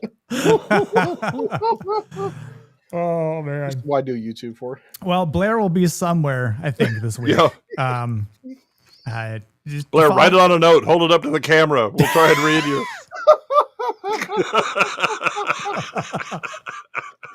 Oh, Christ. This I miss B-rolls. Me and Goodwin had some good times on B-rolls. Oh man. Whenever Gucci comes back on Thursdays, you prick. Oh, he's playing Fallout 4. Yeah, it's much more difficult without sound, but he's willing to try it. I like Fallout 4. It was fun. That's good. People shit on Fallout 4, man. Yeah, I think I might be on Nadia's stream tomorrow night, potentially talking Thunderbolts, potentially. God, I hope you don't spoil it. Yeah. Especially Taskmaster. At this point, I've spoiled everything for her, so I don't know what she didn't know prior to going into that. But Blair's auditioning for the role of Silent Bob. Yeah. Oh, Christ himself. Yeah. Yeah, Blair's decided to bring back silent YouTube. He thinks it's going to be really good. He may go black and white a little later. So they actually put. Can you hear me now? Oh my God, Jesus Christ! That was on purpose. I switched to my headsets. I don't hear a static though. Yeah, good one. Kevin Smith put out Dogma in 4K for 25 years. Like, man, Dogma, when Kevin Smith actually had talent. Yeah, been a while. Because Dogma is a good movie. Yeah. Hello, Kevin. But we do have to think back a bit to when Kevin was not shit. Fallout 4. It's fine the first time, but I hate the replay. Yeah. Yeah, I can get that, Gord. I mean, the story is shit, but Fallout 4 on PS5, the store, I paid $5 for it. It's great for $5. Yeah, Blair's going to be mime YouTubing.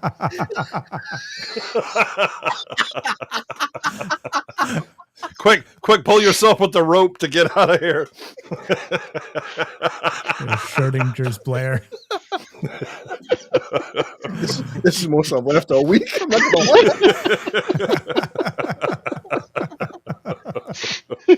I told my subscribers, yes, my video content's gone down. This is why. Exactly. Yeah.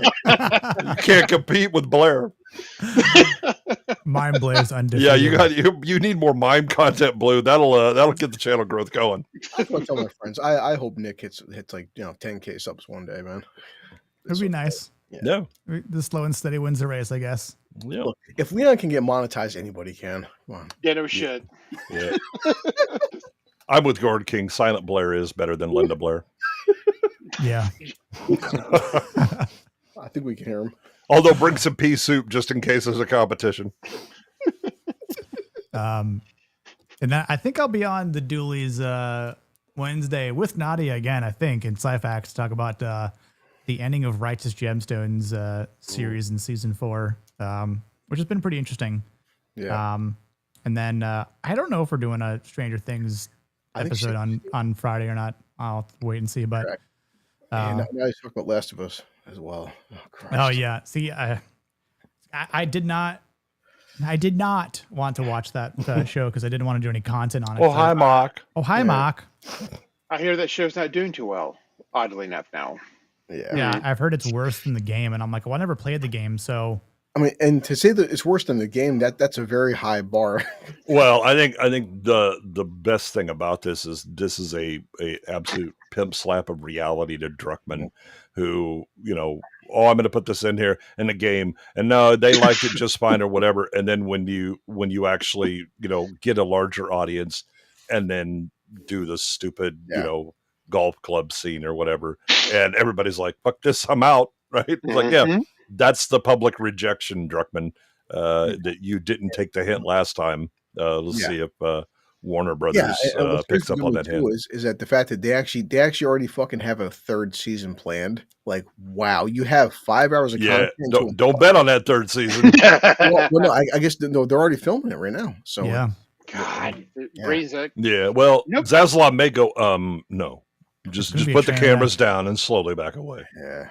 Or it never gets released, or that's not a masculine show. If you're well, it's Pedro Pascal. I mean, yeah, and now that he's dead, like, no, we still have Tommy, and we keep making Tommy a fuck as his wife constantly shits on him every episode. Yeah, exactly. By the way, did you know Ellie was gay? I have no idea, especially with this last episode. They've been very subtle with it thus far. It's, totally amazing. Yeah. Again, I'm still holding out for the episode where they give me the recipe to bigot sandwiches. Soon enough. But then you could tune into us. Yes, tune into us. Yeah. Use your mind powers. Tune into us. I just gotta play this, guys. Hold on. Who are you? My name is Pussy Galore. I must be dreaming. Okay, now that I'm refreshed. Yeah. I have your deleted scene, Nick, right here for you. Oh yeah, hit me with it. There you go. So there.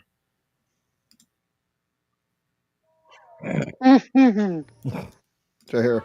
I love gold. Gold member. Gold member. Wait, he beat the shit out of Mini Me. Dude, it's so funny. Oh, fucking A. Spoilers. Spoilers, hosty. I had no idea. Oh my god! Wow. Jeez. It's news to me. Yeah. I mean, I was able to read the subtext and start to pick up the hints. So. Yeah, definitely, Neil. Thanks for telling us. Yeah. Next week, for those watching still, I appreciate it. We're going to be covering John Wick. Ooh. Wow. John Wick. The one and only movie. I like the sequels. Stop it. It's like for sequels in like John Wick 1 came out in 2014, if I remember correctly, right? Yeah, that sounds about right. Yeah. Wow. And the last one came out in 23. Yep. And right now they're making part 5. Yeah, and we get Ballerina this month. Ballerina. Which will be interesting, but actually, we're gonna say there's a TV show too, right? Also, actually, that one already died. They're making the John Wick prequel, which is animated because Keanu's too old. And also the Donnie Yen spinoff is actually coming out next year too. See, I want the Donnie Yen spinoff because Donnie Yen is badass. Donnie Yen, and he's a legend in the martial arts community. Like that is going to be legit, I think. But I definitely agree with that. Too much of a good thing is a bad thing. Yeah, I'm afraid of it just getting stale, and not having that same charisma that the first film had, obviously. But what do you mean? It's worked so well for Marvel. Fucking Gord. What Donnie Evers? Donnie Yen versus Donnie and Marie. There we go. What about Jet Li versus Jet Li? Oh boy, that movie is so awesomely bad. Yeah. Okay. What was the name of it? The One. I'm nobody's bitch. You're all mine. The One, right? He's fighting himself. Oh, yeah.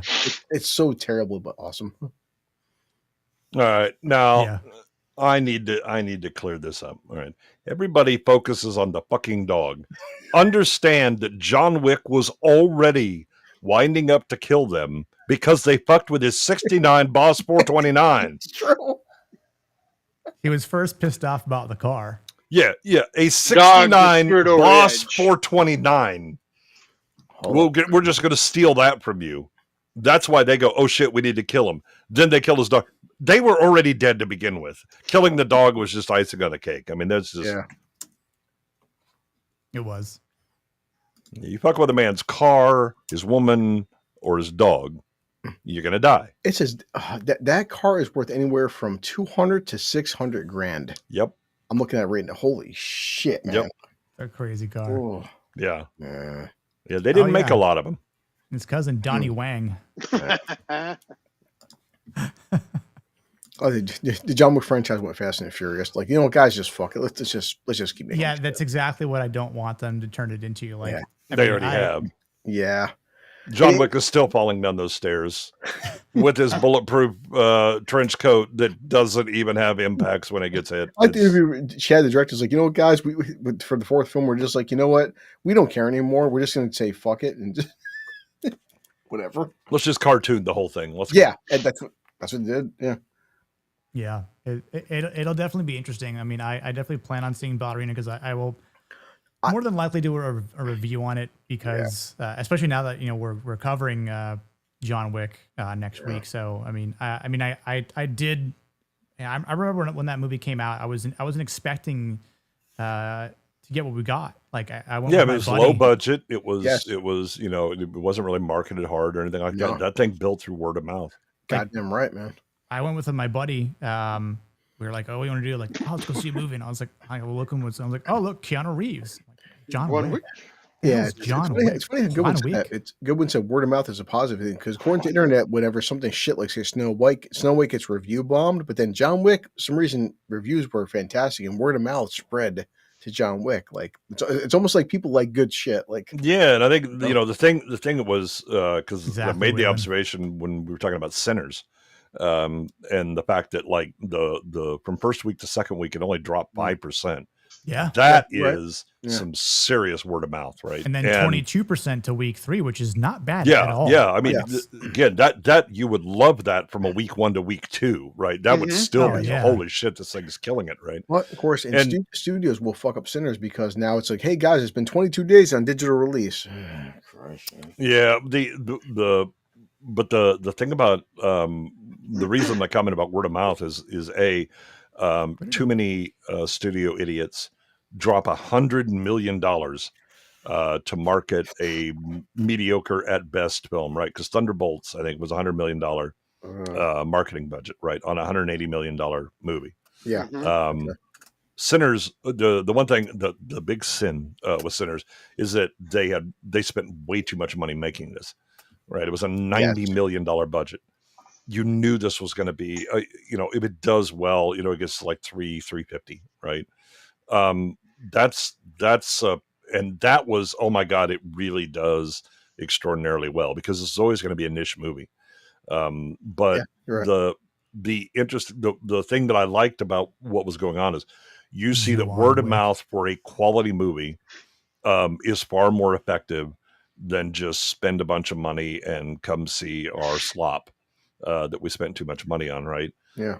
But the flip side is also true. You can spend all the money in the world marketing it, but word of mouth can also sink that thing faster than hell, right? And so you're right. Making studios aware that word of mouth, real word of mouth, not just I did the twits, but people actually, face to face recommending to each other that matters. That may dispel some of their delusions about how they can form public opinion. and even Kevin Smith. I know Kevin's been controversial, but he did say this: the fact that Kevin's past 4 films he's put out independent, because he goes, guys, I'd make a Jay and Silent Bob sequel for $10 million, and you spend $40 million marketing it. And so Kevin's been really supporting the independent circuit. He's because of that. Well, Joaquin Wick. It's okay. Yeah, I haven't seen it. I haven't seen it yet. But I want to. I will be curious as to what you would. I mean, Blair, you haven't seen it either. Nope, not yet. Yeah, and I'd be curious to see what you both think. I do hate the fact that we are in this era where, heaven forbid you criticize something, then here comes the the director and actors are all of a certain type, and if you criticize it, you are a certain type, and I don't like that because critics are critics. Simple as that. And I should be able to objectively talk about a film without having to worry about being called a certain thing because I criticize a certain thing. That's really disgusting. Yeah, I have discriminating taste, and when it comes to bad things, I'm downright bigoted. No, you're right though. But that was the whole Black Panther. I'm sorry, but Black Panther, and I love South Park. Hartman's like, it was the most overrated film of all time, and but nobody could talk about it. Well, I mean, it's Grace Randolph with The Last of Us said that she's not going to cover it anymore because the second episode where we decided to get out the golf clubs and do a round. That she was so mad at that, and then she had, stupid shit like Ellie was never cruel. And I'm like, bitch, what are you talking about? Clearly didn't know. Yeah. She's just an idiot. But the thing is that her explanation for why she wasn't going to continue watching it is she didn't want to criticize things that had LGBTQBR549 exactly characters in it. Right. Yeah. That's some bullshit. I said it, and also Vex said with season 1, episode 3, it's a fantastically shot episode. In terms of adaptation, it's total dog shit. Yeah, that's why I didn't really care to watch it. Waylon, I would say I forgot what I said in my video, but I mean I watched it again on the high seas, and it's like a 7, 7.5 maybe to me. It's not a perfect film by any means, and obviously there are things that I wanted to see condensed, expanded upon, and it's just what I would have done. But it's not my movie, so it's just what Coogler wanted to express. But I have the sneaking suspicion that his central conceit and theme is going to piss me right the hell off, and I'm gonna. I think giant shit on it, but somebody mentioned this yesterday. Good one, that the whole joke about the Bechdel test. Now they're calling it the Peel test, where it's like, hey, try making a film without talking about racism. Yeah.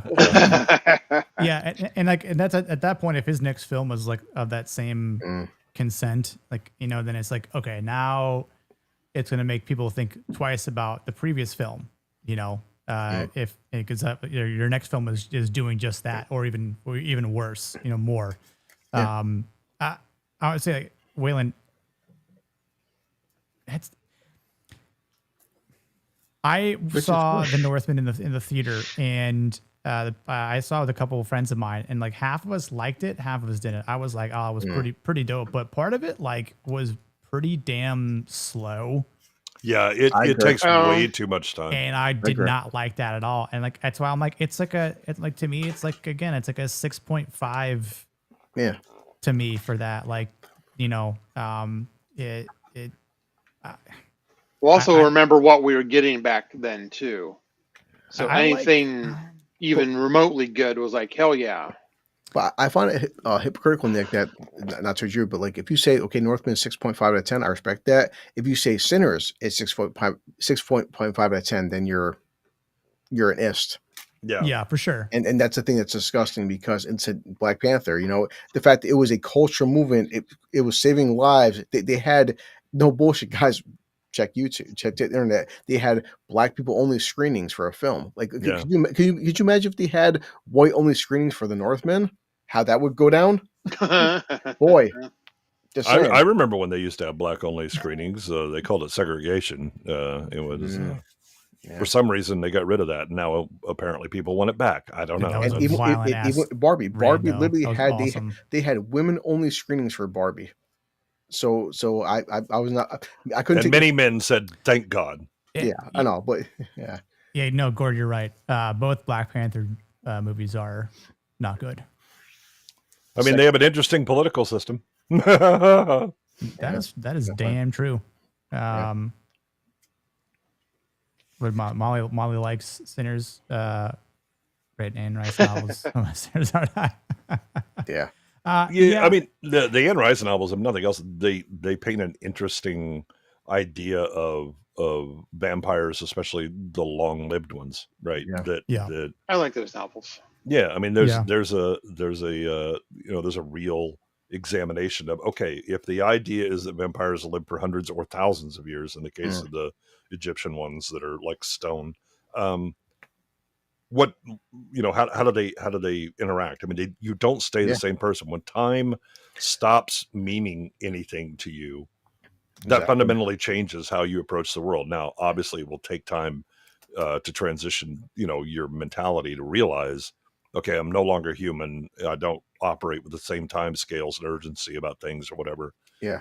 But when you've seen multiple generations of people that you knew and had relationships or whatever, they inevitably die. You're going to have a different view on things, right? I don't have to be in a rush. Trust me, I'll be here tomorrow. Yeah, Goodwin's not wrong. Where it's like there's many times the past 6 months alone, I'm like, man, my 17-year-old is a fucking idiot. And I'm like, wait a second, I was 17. Oh Christ, he's doing the exact same shit I did at 17. And I'm like, oh man, Yeah, I am cursed with a good memory. I remember what a fuck up I was as a teenager, and so my wife would be like, "We never did." And I was like, "Hold the hell up! I know damn well." There's some things at 40 years old. I was like, wait a second. At 20 years old, I did what again? Like I would go back in time and whoop my own ass. Oh yeah. Yes. So yes. So the good one said, imagine being 1,000, 5,000 years old. Like shit, man. Yeah, and that's what I wanted to see more of. I wanted to see more of that vampire lore. I wanted to see more into that whole aspect, and like we didn't get any of it. Like we could try to piece together what we could, but that's what takes, like, I think the story or the element out of the story with like the whole vampire thing. And like I know, like I said this in my video, where to me a lot of it was music based, and me being a very big musician, that's what I appreciated about the movie. But there again, some of it's lost. And again, like where you take that one character out of the movie, plot's gone. That's it. Yeah. And I'm like, so you would have no movie. So there is a big flaw to it as well. So like when someone says I didn't like, like Sinners, like Big Ship, like that's fine. Like I don't hate anyone for not liking movie, except the sequel trilogy, that is. But or Rings of Power, Wheel of Time. Wheel of Time as well. Christ. Yeah. A lot of love, and anything that's been destroyed pretty much. Like and it's fun because I have like friends and family like, I kind of liked that, and I'm like, Nick, bite your tongue. Nick, bite your tongue. Just that's what I was thinking. Walk away. They don't know any better. I'm gonna be the more masculine person and walk away. Yep. Yeah, it's definitely okay to like something too. But also, some things are just objectively they are a very shitty adaptation. Like I told people, if you didn't play Last of Us game as a show, the show is actually pretty goddamn good show. But then look at if you played the game, it's a terrible adaptation. Yeah, and I think there are some because by the way, the cape stuff is pretty much gonna die. The superheroes are going to go away. Video game adaptations now are going to be what studios ride hard on. The problem is they're going to choose like games that don't adapt well because they were actually the point of the game is to be interactive with the player, that you had agency, right? Mm-hmm. Things like The Last of Us are movie games, right? The plot is set. You're going through the plot. You just kind of act through and do the things to get through the plot. So that can be easily adapted to, miniseries or movies or things like that. Yeah. But I think that the thing we always have to look at with adaptations is when you're going from one medium to another, there are necessarily going to be compromises and changes. Now, the change, with with The Last of Us, where they had the gay characters and all of that. That is true, absolutely. Yeah, Lost Master is objectively the best movie of the 21st century and perhaps the 20th century. In 2024, the stream I've watched the most was I've watched at least 6 times Cannoli Sasquatch's fucking stream. Yeah, for Velocipaster. It's a fucking masterpiece, especially because fucking having Nadia is the true cherry on top of the cake on that stream. Oh my God, it was hilarious. No, it's a good one said, but some people have said this like as non-gamers, oh, you could dump 50, 60 hours into a video game.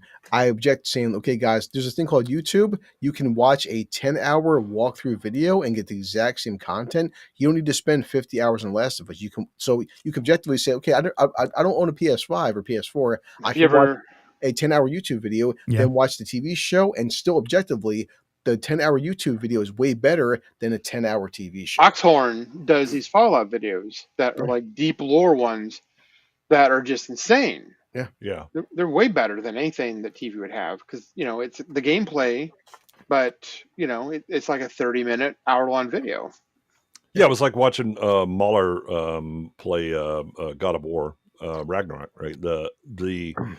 And then they covered, the what were the themes of the game? Here's examples and all that stuff, right? But that is when played well and not playing to be like completist guy that does all the little things or I spent 60 hours on Last of Us. I can't help that you spent 5 hours trying to get on a piece of wood to float 5 fucking feet. Your incompetence is not impacting the story. There's only so much story there.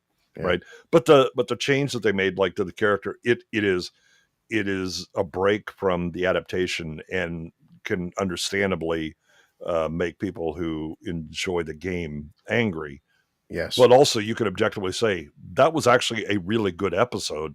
It's the reason that it's bad is because of the adaptation part, right? If you never played The Last of Us as a game and you just saw the TV series, you'd be like, no, this is actually pretty cool, right? That you had this person that wants to essentially, we'll just isolate ourselves away from everything that's happening, and the other one that realizes that's not actually going to work out well, and then eventually one gets killed, doing that, and then having to deal with that loss and separating people. It was all done well. That it happened to be gay men, whatever. I don't care, right? It was still done well. But it's definitely not the same as what you would get in the game, and it gives a different tone. And I'll say, and you guys know this. How many TV shows or movies are very good, but then they're very shitty adaptations of the book? Right, happens all the time. And people always say, "Oh, okay, well, the book was better, or the show was better." Okay, no doubt. But like people that are diehard fans of the book who spent 1,000 pages reading this book are like, guys, this is not a bad TV show or movie, but I read the book and it's a very shitty TV show compared to the fucking book. That's the problem with things like books or video games or whatever, right, is that your experience is unique because you imagine in your head the things that are happening in the book, right? They will say we're in a room and it's this and that, whatever. Well, you visualize what it's like. You visualize what the character talks like, their cadence, the way they move and all that. You will never get that in an adaptation. You can't, right? Yep. So if you're a hyper fan of a game or a hyper fan of a book, just avoid any adaptation because it's going to disappoint. That's why I think it went to now because a lot of people who are book fans, comic book fans don't understand that video games are the new medium.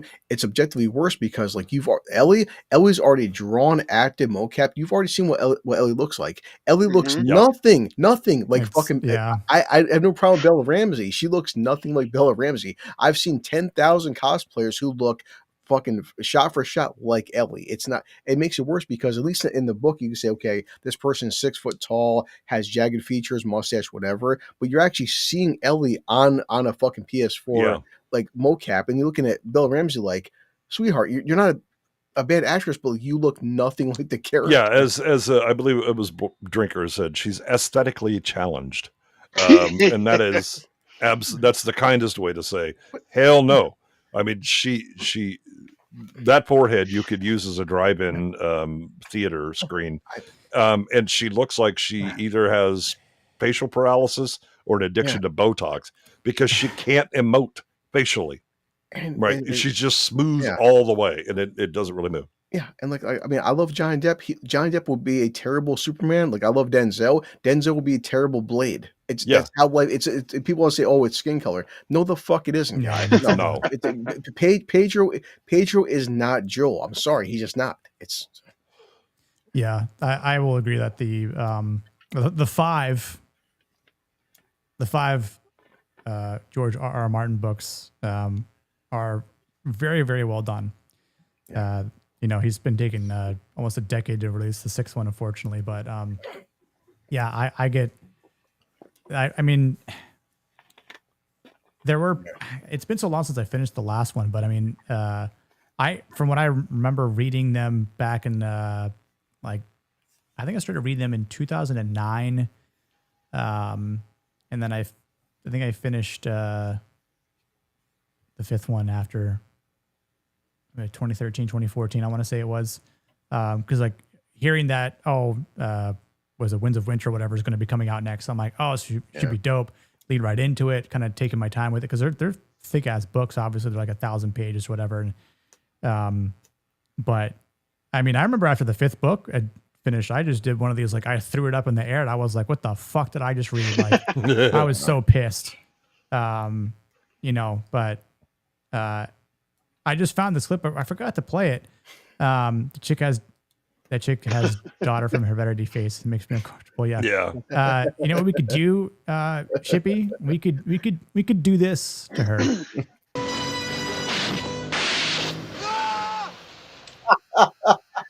That's what I would have done during the casting. We just want to drive you over to the studio. Poop, bye. Or stream. I wait for that one. Like if you're a ride home, and just eject.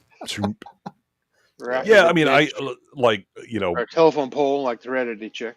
there are examples of like books that I read and really enjoyed, and then they did adaptations, and the adaptations are substantially different, but I still like them, right? Because they are their own thing, right? So like Christine is a good example, right? The John Carpenter's movie is great, but it is very different than the book, right? And I'm fine with both of those being different. They are their own things. The other one is Silence of the Lambs.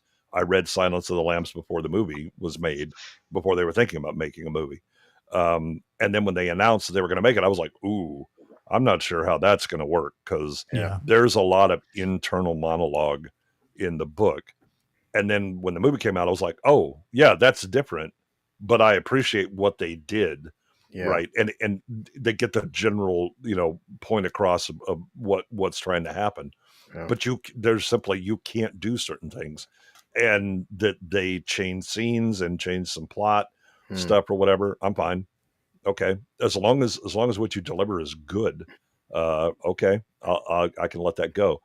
I think what we have now is we have a lot of people. This is a problem. I would never let a comic book fan actually write or direct a comic book movie.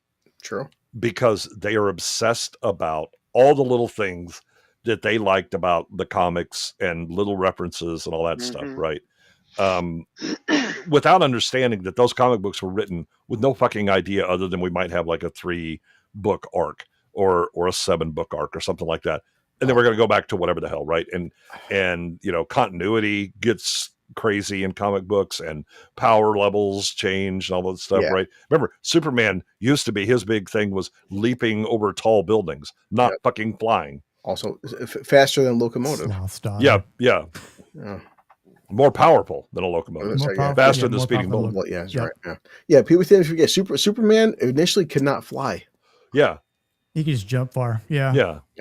He was jumping. I love that Jay said it because it's like initially, Jay, how much Stan Lee, so many fuck interviews. Stan Lee created X-Men to combat racism. He's like, no, I didn't. I was out of ideas. He goes, so mutants are an easy outlet because I've already written kids bit by spiders, Fantastic Four for cosmic rays. I'm out of ideas. To make a character mutant, I can do whatever I fucking want. He's like, there's nothing to do with racism with X-Men. Yeah, I'm makes an easy origin story. Exactly, just like the Hulk. So why was the Hulk green for? Because we're broke and we ran out of gray painting. That's it. Yeah, because we could buy that ink cheaper. So here we go. I love the endless whole fucking was to this day it's 2025. Xavier and Magneto or Martin Luther King and Malcolm X. Stan Lee's like, no, the fuck they aren't. No. Stop twisting my words. Right. Now, again, the thing is that people will project what they project, right? Again, everybody's experience is different in consuming media or whatever, but it's one of the reasons that everyone should be very worried about James Gunn's Superman, because he is a comic book fan. He loves the comics. He does, and so we're going to get Crypto the dog. We're going to get 18 different things. They're going to shove. He's going to try and shove as much stuff in as he can to make these references, because they were things he liked or whatever, and it's going to end up being a muddy mess. Yeah, you're right. Unfortunately. Yeah, Joseph, thanks for tuning in. Appreciate it. Yeah, I gave up as well. Like, I don't think we'll ever get that 6th book. And I mean, there's supposed to be 7. You said 7 books, and I doubt we'll ever get the 7th one or 6th one. So the 7th one is just, maybe when he dies, somebody might ghostwrite it. Well, yeah. I don't think you can. Okay. I think that he's kind of J.J. Abrams himself, where he has made things so complex with all the little boxes that he opens in here, and there's all the stuff. You can't like tie it all together. It's going to be a mess, and it would be such a Herculean task. Yeah, that he's screwed. I thought you were actually going to play the clip from Heredity and become legend. Yeah, I mean, it's like everything. Comics. I didn't have it downloaded, games, but everything's a different medium. As simple as that. It's like not every medium is the same. Yeah, and adaptations are adaptations, right? And the idea behind movies is that you need to have a good story, and not just member berries and do you remember this and this little lore thing that does jack all to actually further the story, right? Yeah. Everybody knows the whole infamous Stephen King wrote a certain scene in It the book that we will most assuredly never see in film for a reason. Yep. Yeah, so because it's illegal. Yeah. Yeah, dude, Jon Snow in the books is amazing. And I'll give Kit Harington some credit. Yeah. I don't think he did a bad job like in the beginning, but there again, like the entire time through those like 4-5 seasons, I'm like, when are we gonna get Jon Snow from the books? And we see it at times, but like even then, like, it's like so rare and absent. Like and that's what happened with like quite a few characters too. Which again, that's little did you realize you were gonna get McQueen. Yeah. In the 8th. Oh god, well, I do those think those last 3, like, or at least 2.5 seasons, like I just tear apart. Yeah, but the 8th one is just like, I mean, literally, I think his lines are McQueen. for 8 episodes. So bad. It's so bad. I mean, I don't know, like not to even open that can of worms, but just the fact that like Arya killed the Night Queen and like couldn't kill Cersei when like Cersei's like one of the main people on her list, and like then it gets scared at the end. Hound, I'm scared. Yeah. Never mind that I just materialized out of nowhere to kill the fucking Night King. What the hell? Yeah. Oh, the one thing that can end the entire world. You're not afraid of that, but some lady that you've been wanting to kill for years now, that's what you're Well, did you see the way she drank that wine? I mean, that was intimidating. It's as the city fucking burns. Yeah. But as Goodwin was saying, the thing is, for Grow is kind of nasty in the books. Not gonna lie. I think for video games, it's overall for most people, it's still considered a newer genre. On top of the days of Super Nintendo, the whole like video games like Last of Us was PS3. This whole cinematic storytelling is still a new genre, and a lot of people aren't ready to adapt to it. Yeah. Well, I mean, even when they do, it's what are you adapting? It was already a fucking movie.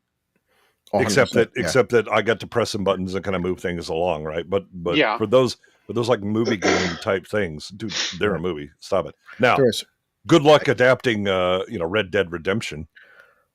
Which I'm sure because everybody's gameplay was different on that, right? Everybody's experience was different. Yeah. And although I'm sure a lot of us probably did the same stuff to a degree.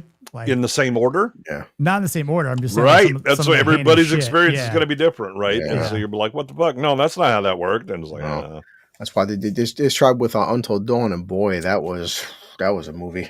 Yeah. Jon Snow in the books would be fit to be king. Which is why when he starts bending the knee, even though he's like, I won't bend the knee, then like he basically does. I'm like, this is not my Jon Snow. But I don't want it. I don't want it. I don't want it. And my queen. want it. Yeah. Right. Well, and then you have like the smartest character in the book just suddenly becomes a complete fucking idiot, and there's I mean every episode is such a problem. I mean even in season 7, which I don't remember fully. It's been a while, but well, I'm not going to rewatch it to refresh my memory. Unless it was like, I can't remember who kicked me in the balls. I better go back and have them do it again so I can be sure. No, it's fine. I just know I got kicked. I think just to even tie it around too, like a lot of these movies and shows, like there aren't any masculine figures that we can look up to. Even like things that are being adapted from books that had masculine figures. They'll emasculate them. It's even happening from books.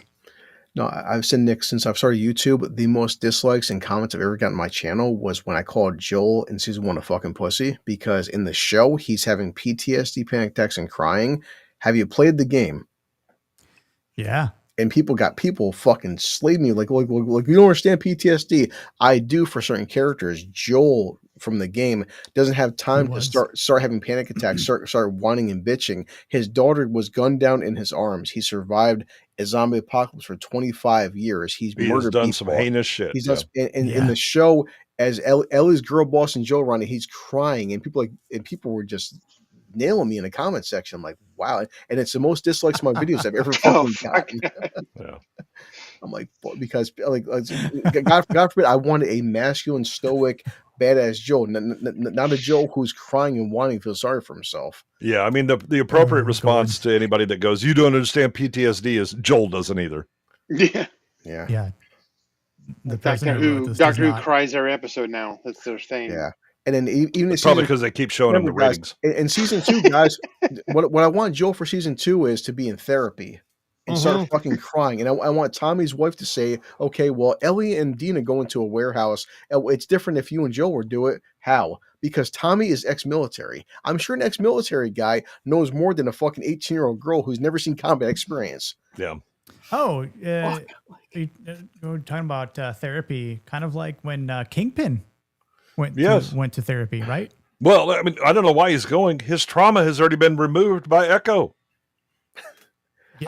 Using the power of magic native BS. I hated it. At least you're doing yourself by force gripping a guy's head. Oh God, I can't remember what the hell I was watching a few days ago, but I turned to my wife and I said, "That guy looks like a normal sized Peter Dinklage." It was a terrible B movie. That'd be kind of freaky. Like a guy who's like 5'5", 5'8", something like that. Yeah. Peter It looked interesting. I mean, he had the same, like the beard, everything. I mean, he looked exactly like it. It was holy shit. I take pictures of my trauma for Instagram. I store them on my PT SD card. Nice. Hey, nice.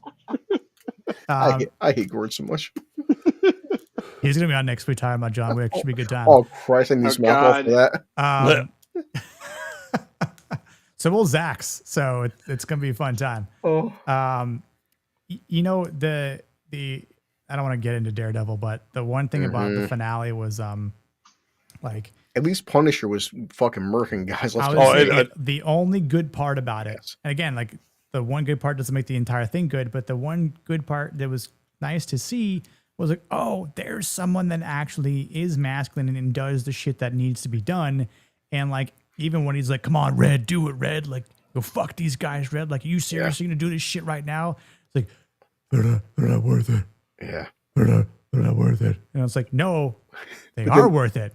Like, but then the Punisher scene was some female came out, Frank Castle. He decked that bitch in one hit, and I'm like, Frank Castle doesn't discriminate, dude. Yeah, that's why I was like, Jesus Christ. I was like, I wanted to see more Frank Castle. I'm like, I wanted to see more of that, but like, I wanted to see Frank push Matt to the edge, and he tries to. Matt was definitely darker than I expected him to be in this season. Yeah, but like it's like. For everything, and like again, you think about everything that Matt has been going through, and I'm not talking about this season. I'm talking about the 3 great seasons from Netflix. Yes, right.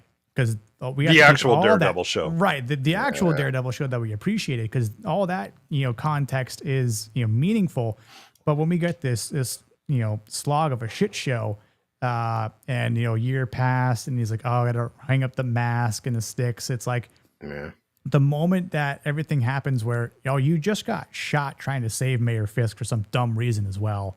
Like, you should have let him die, or at least take the bullet. Who knows if he would have actually died, because he got shot in the face and didn't die. Yeah. Granted, it was a small caliber, but in the eye, in the eye. So, that's a real short trip to the brain. There's not much bone you have to go through on that. Yeah, it's weird. It kind of just like ricocheted off like the orbital bone this way, and like but the fact that there was the season finale, like you just saw like you saw your best friend get murdered in cold blood. You didn't want to kill Point Dexter, even though like I'm sure his adamantium spine probably would have kept him alive to some degree, which it did apparently. Plot armor, for whatever. But like it would have been nice to have seen the actual Daredevil come out and murk those guys with the Punisher there, because like, no, dude, trust me, season 2 is going to be peak fire. That's when you're really going to get the even though the hilariously so like Josh in Circle of Jerks was telling us. He knows the writing team that came in and took over, and he was like, "Oh man, these, the last couple of episodes where they actually wrote it, boy, those are going to be great." And they're like, "These are the same shitty episodes as what I saw before. In fact, they're a bit worse." I think that the writing team before had a bad idea, but they were executing it competently, right? Because they wanted to have humor and yuck and all that, right? They make it, and I think they would have succeeded in that. It would have been a shitty show, but it at least would have been coherent and competent. This new team just made a bigger mess out of whatever it was.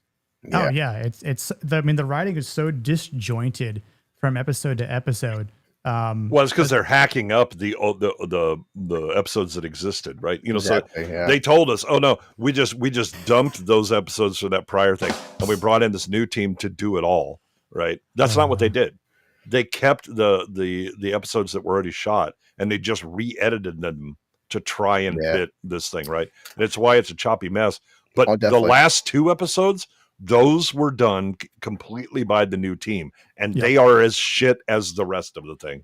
Exactly. There's no difference in the writing with different people, and like it's like they have no idea what the hell's going on. And I was gonna make a video about season 2 or season 1, and I was just like, I got kind of better things to do, unfortunately. But what I would have said, and I'll say right now, is in terms of having a good season, right? Like, I mean, I wouldn't have done the way they did the first season whatsoever. I mean, if you're just going to ditch Karen and kill, Foggy, I wouldn't even put them in the season to begin with, because you're throwing away 2 of the best characters that we've seen, we've grown and had appreciation for. But then you want to try and include White Tiger, and like, sure, it sucks that the guy in real life died of cancer. Like, but he's not the reason that they shot him on the sidewalk. Right. Yeah, and then the fact that like you didn't have someone, already in line, you didn't have his sister, Ava, to come in, who has actually played White Tiger, has been White Tiger in the comics.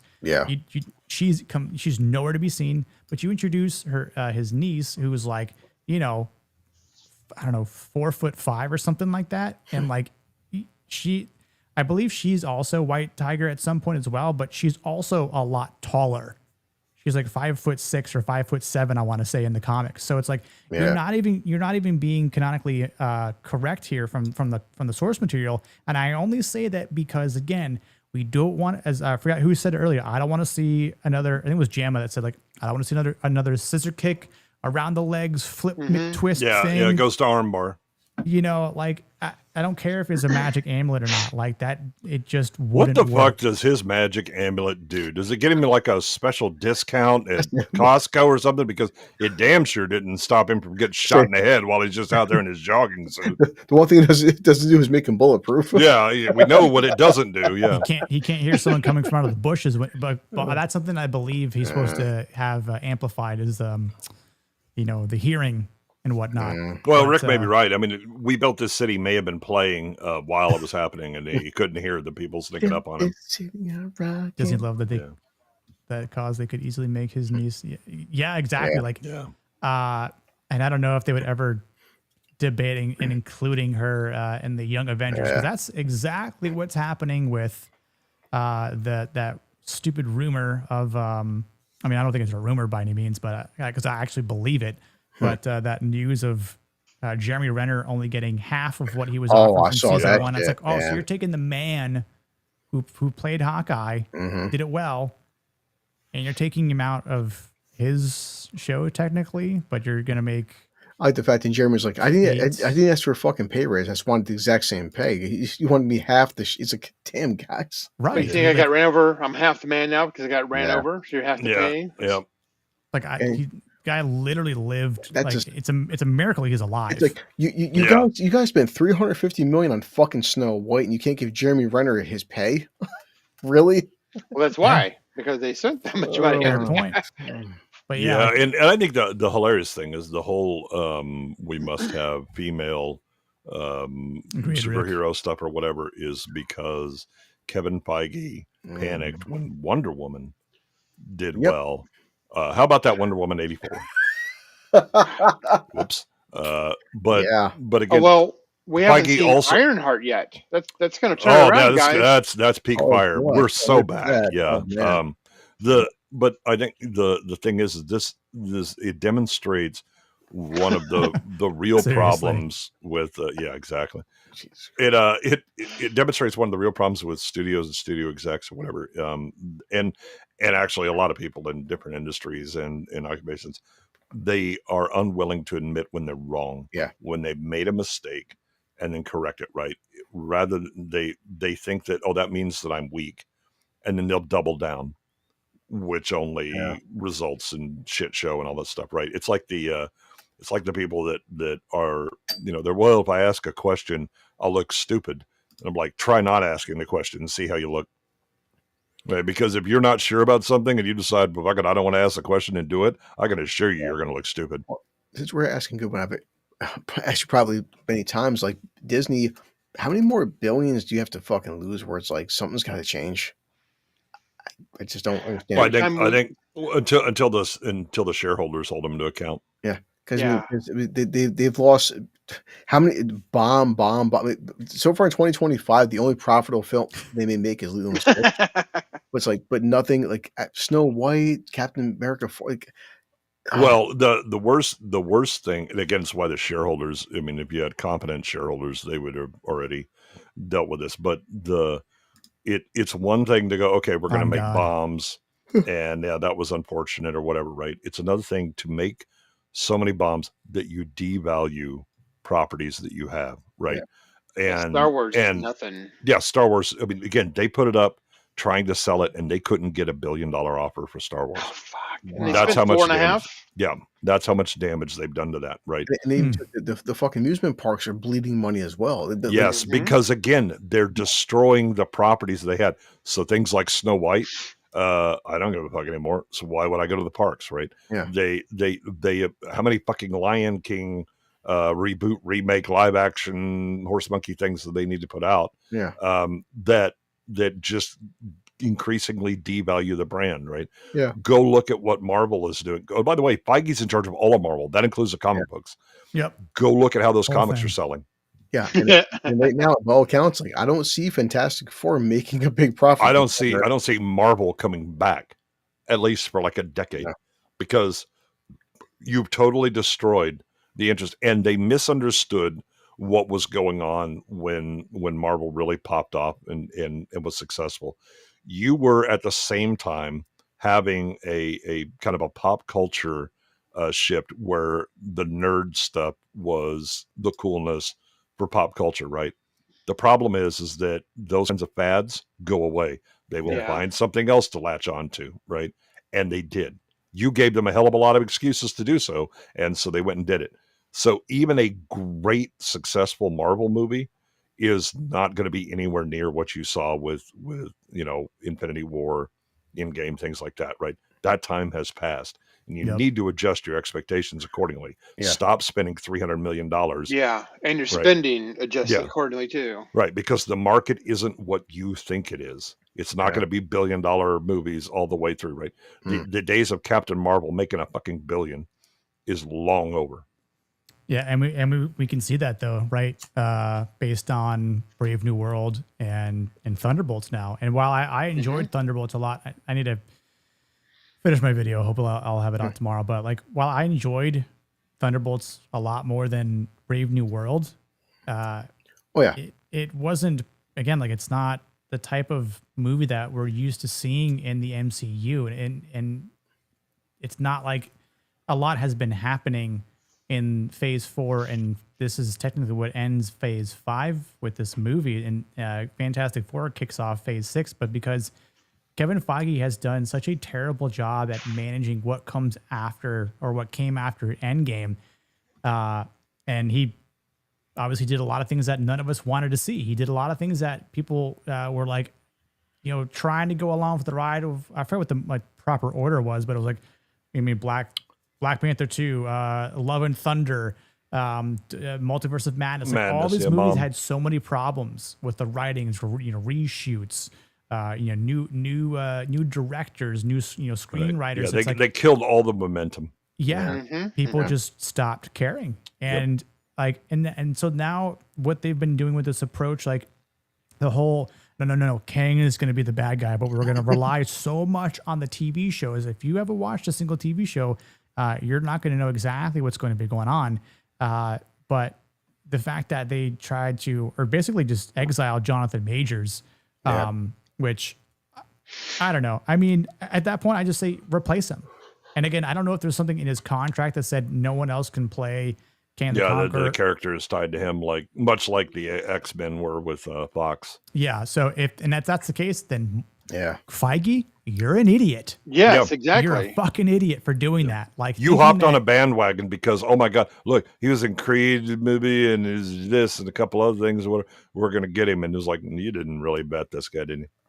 Well, I mean, and how many interviews were Chadwick knew he was dying, and he's like, guys, if I ever pass away, and his family said, he's like, you know, the character recast me. He did, yeah. It's like and they didn't. They exactly. Geez. Well, but it's because they had to milk his death in the second movie in order to get anybody to show up. Yep. And this whole thing that they've done with the chair reveal. Oh my God. Oh my God. Number one, it was boring. It was stupid. But the other thing that I disliked about it immensely is, like, you're taking all the surprise and mystery about what's going to happen in this movie. You ruined it before Thunderbolts came out, because I was like, oh well, it looks like they're gonna be in it. Like, like it was just so like this. It wasn't done well at all. Which do you think was worse, the chair reveal or the cat stream for Marvels? The cat stream at least had some action. I was gonna say, the chair reveal is worse for sure. Yeah, 10 minutes per chair just to hanging on it was like, really, whose idea was this? Fire them. Exactly. Like, they had this planned so far ahead, and they're like, it's okay.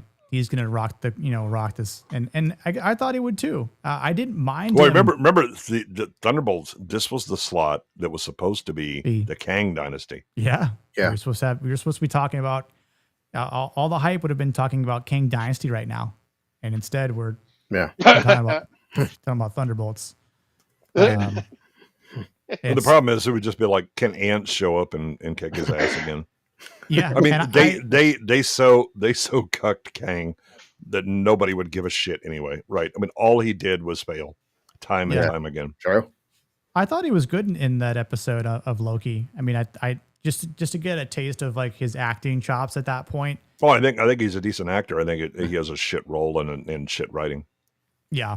Also seems to be a bit of a shit person, but yeah. Well, you know, you're gonna do things in New York, right? Yeah. What happens in New York does not stay in New York. It gets the hell out, and everybody sees it. Yeah, Rick. I mean, I'm sure people didn't really care about that point. That is a pro of Thunderbolts, because now it actually leaves room for the actual and proper Taskmaster to be introduced. But well, I think the other thing is that how many people watching Thunderbolts even knew who the fuck Yelena was, and Red Guardian and Task Manager and all of these, because exactly, I mean, Ghost. Nobody saw the fucking Black Widow movie. Right. You had to have watched Black Widow movie and the first season of Hawkeye. If you didn't watch either of those things, you'd be like, "Who is this?" I mean, I reckon. And for others, you have to watch Falcon and the Winter Soldier, which, by the way, again, that Falcon couldn't get a home loan, but somehow has the copyright on Avengers and can sue them. Yeah. And then was exiled when he decided to side with Steve after Civil War, right? Because he didn't sign the Accords. Sokovia Accords, yeah. Sokovia Accords. So, real interesting. And as it's come to our attention, the Russo brothers filmed that. So look, everybody praying for, oh my God, the Russo brothers are so back or whatever. Exactly. First of all, Endgame was shit. Second of all, have you seen what they've done afterwards?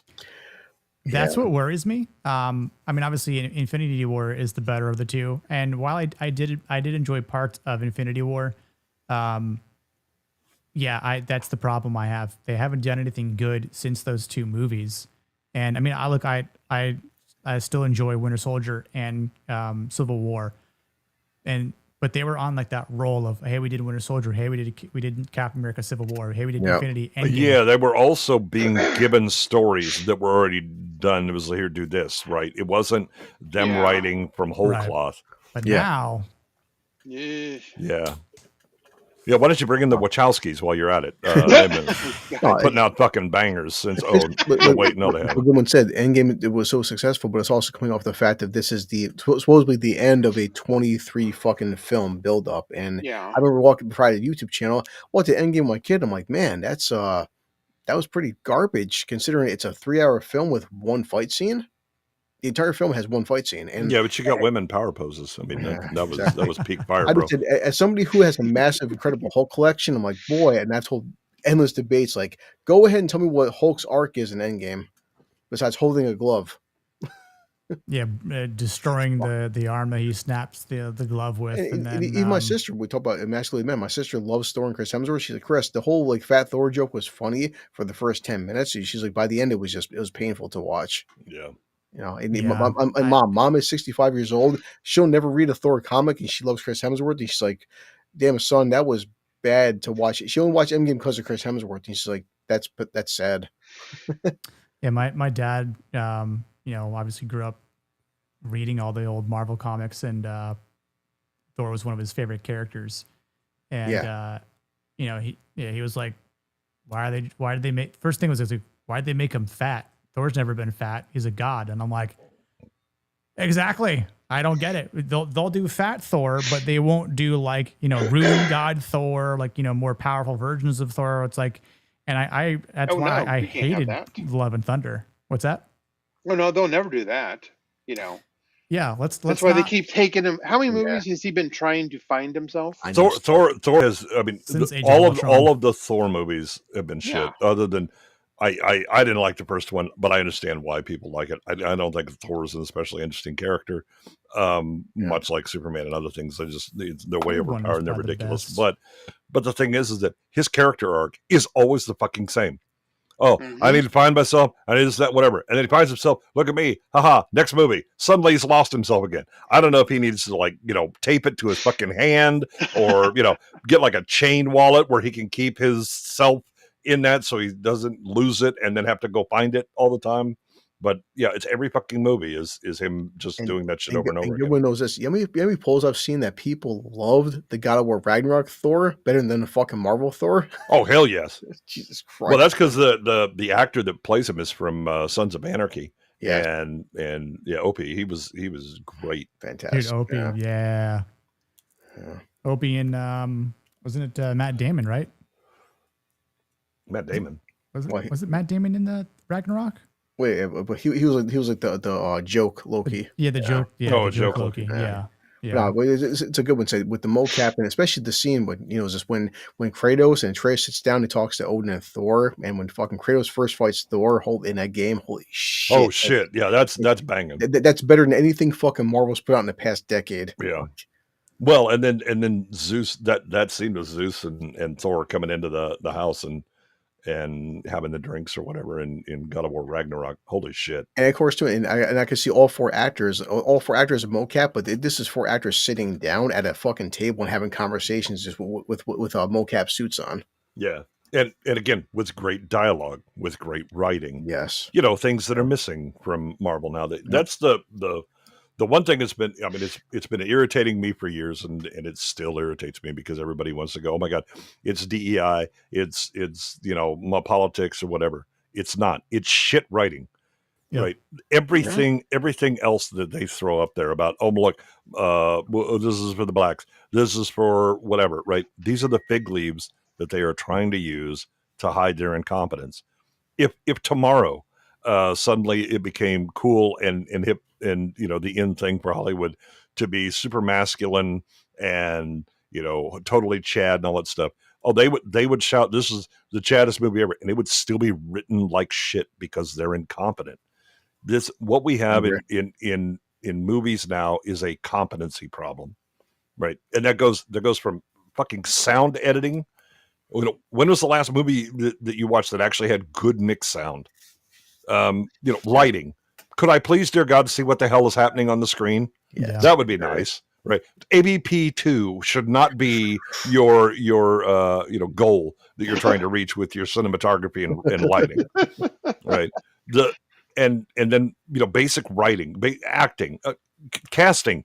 Please, dear God, can we get somebody other than Pedro Pascal? Could we get an actual man instead of Timothée Chalamet? Yeah. Right.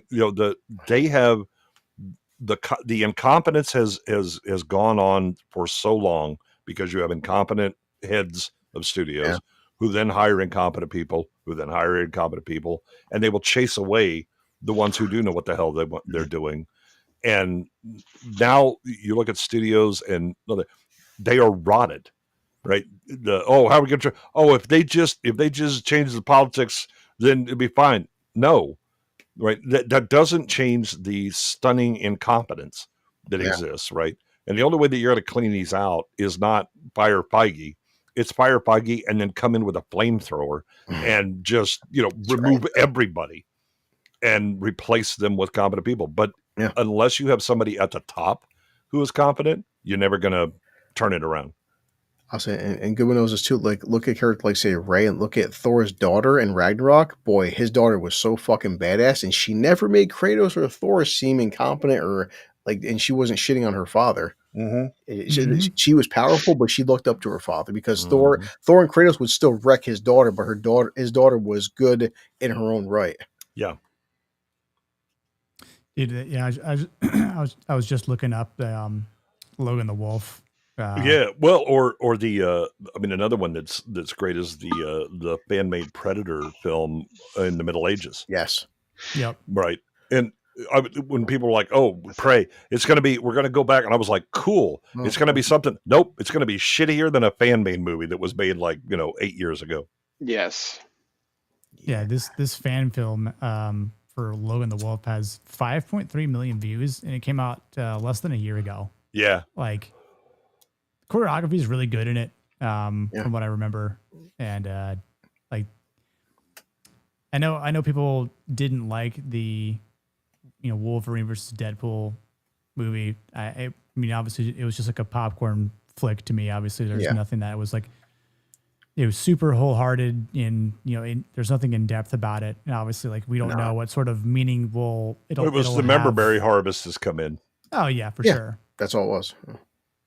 Yeah. That is true, Joseph. A lot of Warhammer 40K fan films have been very well done. Yeah. Fear when the studios finally put out their 40K thing. And I don't care if Cavill's involved or not, it will be shit because the studios will be shit. And that's what people are going to, I guarantee you, people are going to compare it to that. Whenever it decides to be released, depending on what we actually get for a story, the aesthetics, the cinematography, everything about it is going to end up getting compared, saying, "Oh, look at so and so's." There's this one series I just with Stardies. That one's good. There was another one that I was brought to my attention of maybe like a couple weeks ago. I'm gonna see if I can find it really quick, but it was I'd never seen them before. Pretty popular for like a full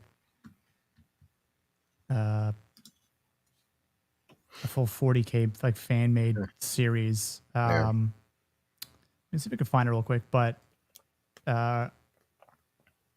that's what so the one thing that I'm worried about too with the Warhammer 40K is that if we don't get enough Cavill on screen too to lead the way as like again, like, you know, 40K Space Marines, they're a bunch of masculine dudes, like, you know, so if they slack on that at all, like, people are going to be upset, people are going to be pissed. I mean, myself included. Like, I mean, like, people think the Star Wars community is harsh. Like, they have no idea. They have no idea how many Warhammer 40K fans exist out there. They will rip Amazon to shreds, and I think Cavill knows that, and I think that's what also. I'm sure he's probably made the producers and everyone involved at Amazon aware, like, hey, listen, the blowback could be disastrous if we don't do this well. And I don't know if that's why, like, things have been taking so long, because it could be disagreements, could be supposedly, you know, like. Well, I think you have a few problems. One is Games Workshop has already decided that we'll go against the fans, and that's worked well for them. But they still own the IP, right? So they are going to have the voice in it. The other thing is that the studio is going to studio, and you know, Cavill can talk about the lore and can talk about what matters and all that. They will. Hopefully, Salty being gone helps the chances of this. Again, I mean, firing the head doesn't mean that the rest of the rot got up and left with her, right? That you can change the captain of the ship, but if the ship has a giant hole in its hull, it's still going to sink.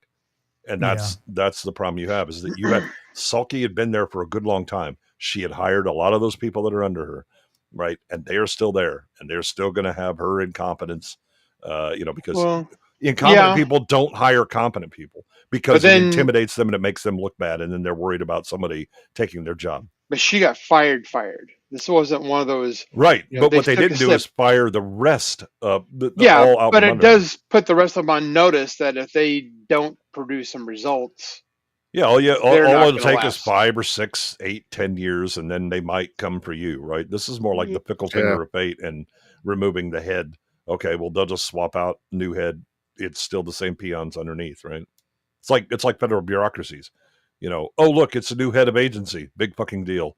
We're all lifers here. We'll outlast you. It'll be interesting to see what happens next few years for that. If they shake out, or if they just stay the course and just, you know, whatever. Yeah, I mean, their biggest problem is that in order to turn around a bad culture kind of company, right? One where the employees are shit and incompetence is set in, and it's all political infighting and trying to position all that, right? You have to purge, and I mean, like, Stalinistic style purge, right? Just zoom, here we go, right? But public companies rarely have the stomach for that kind of thing, because then they have to go to shareholders and go, yeah, we're going to have to delay for a bit because we had to purge a whole lot of incompetent ass clowns. And then you have to explain why there were incompetent ass clowns that have been hired. And that's a conversation they don't want to have, right? Because again, you would have to admit you made a mistake. Well, Amazon has so much money that they could just keep going forever on this, because, you know, this is not making them money. You know, this is pretty much a tax write-off for them. So it's not like even somebody like Paramount, who's, you know, trying to do things to get sold to someone, or, you know, maybe someone else is like, you know, Zavalov coming in, Warner Brothers trying to fix it a little bit, you know, Amazon and Apple to just keep going forever. Yeah, which doesn't bode well, because then they will just continue to turn out slop because there's no economic incentive. Oh, by the way, later, Rick, Thanks for tuning in. Hey, buddy. Later, Rick. Yeah, I gotta take off Good to too, see you, guys. buddy. It's getting All right, late here. I was saying, like, I Tangents. found it. I'm going to show you the guys this real quick. Joseph, I don't know if you've seen this, but so it's by a guy named Later, Crab. Later Crab. It's called Gabriel Christiani, I think. I could be pronouncing his last name wrong, but he's got quite a few videos on his channel. Let me... Imbiggen. Here we go.